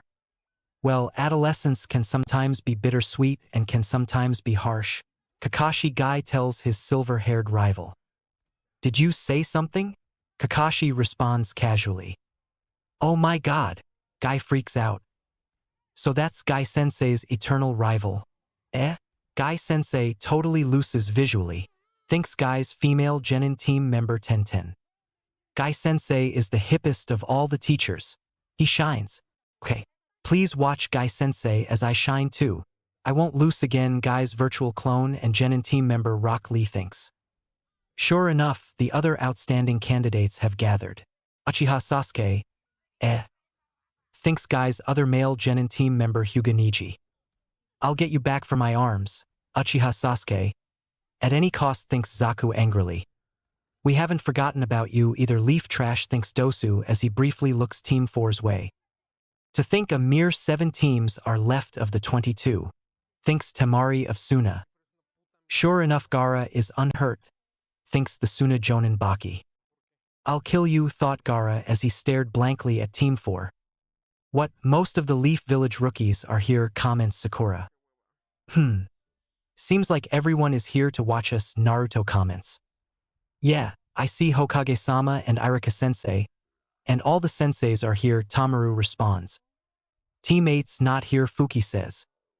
I wonder what happened to them, Tamaru responds. Nothing good, I bet, Naruto says. To think this many are left, moreover, of all those left, almost all are rookies.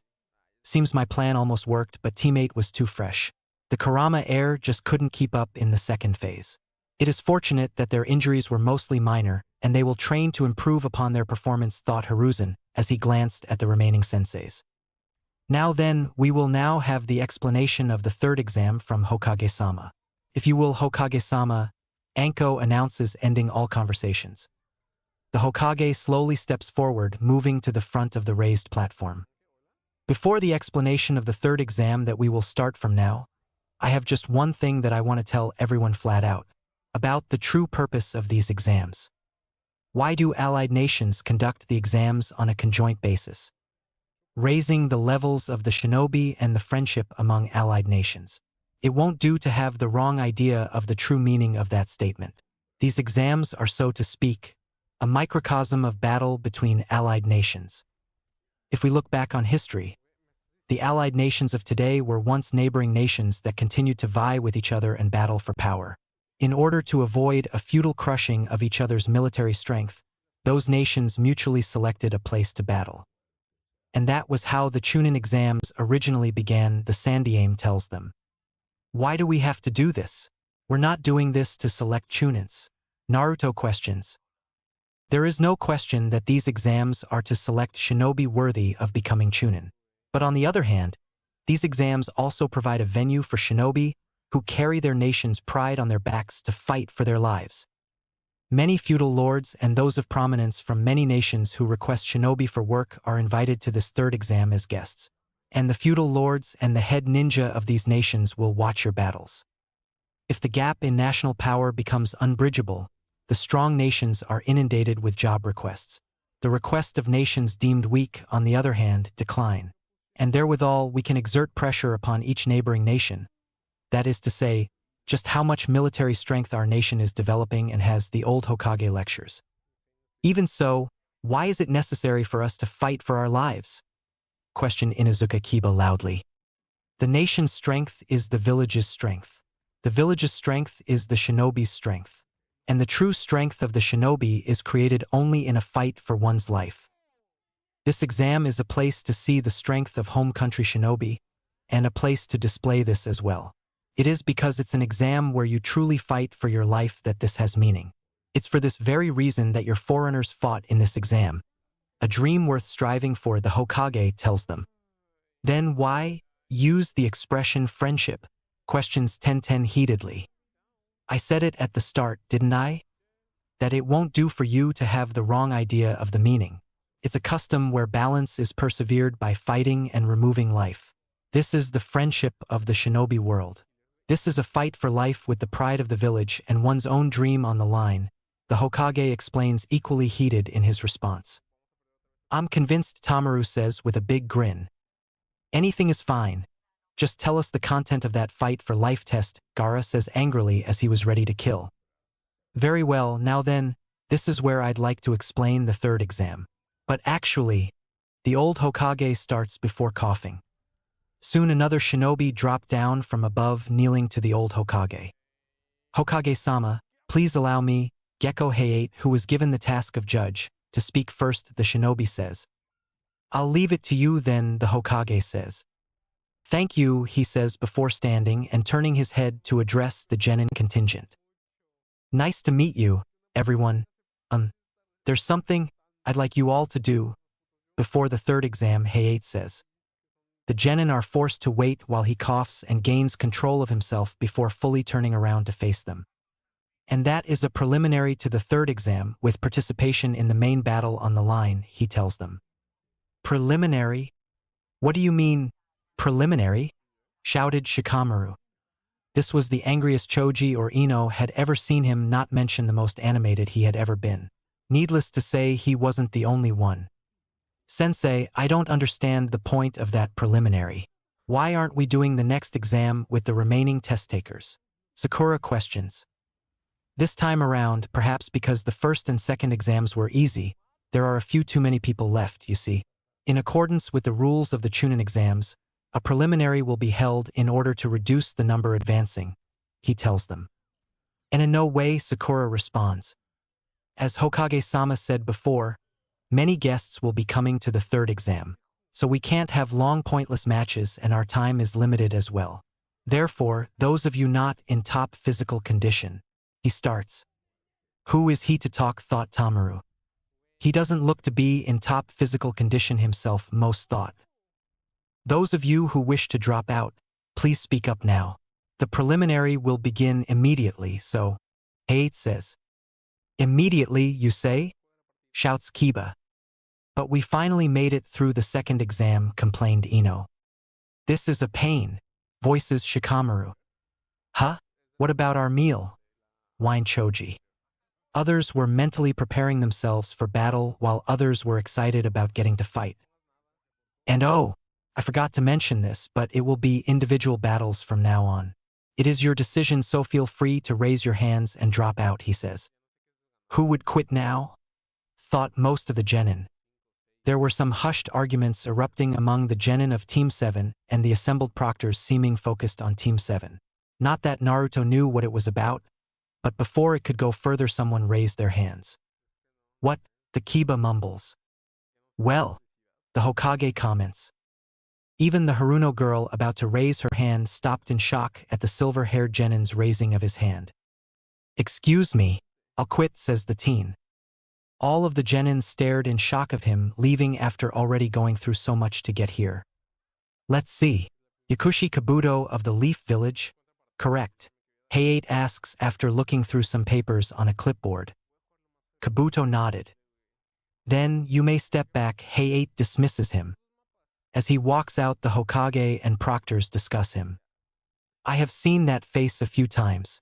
As I recall, I think he dropped out of the main battle before as well, the Hokage comments.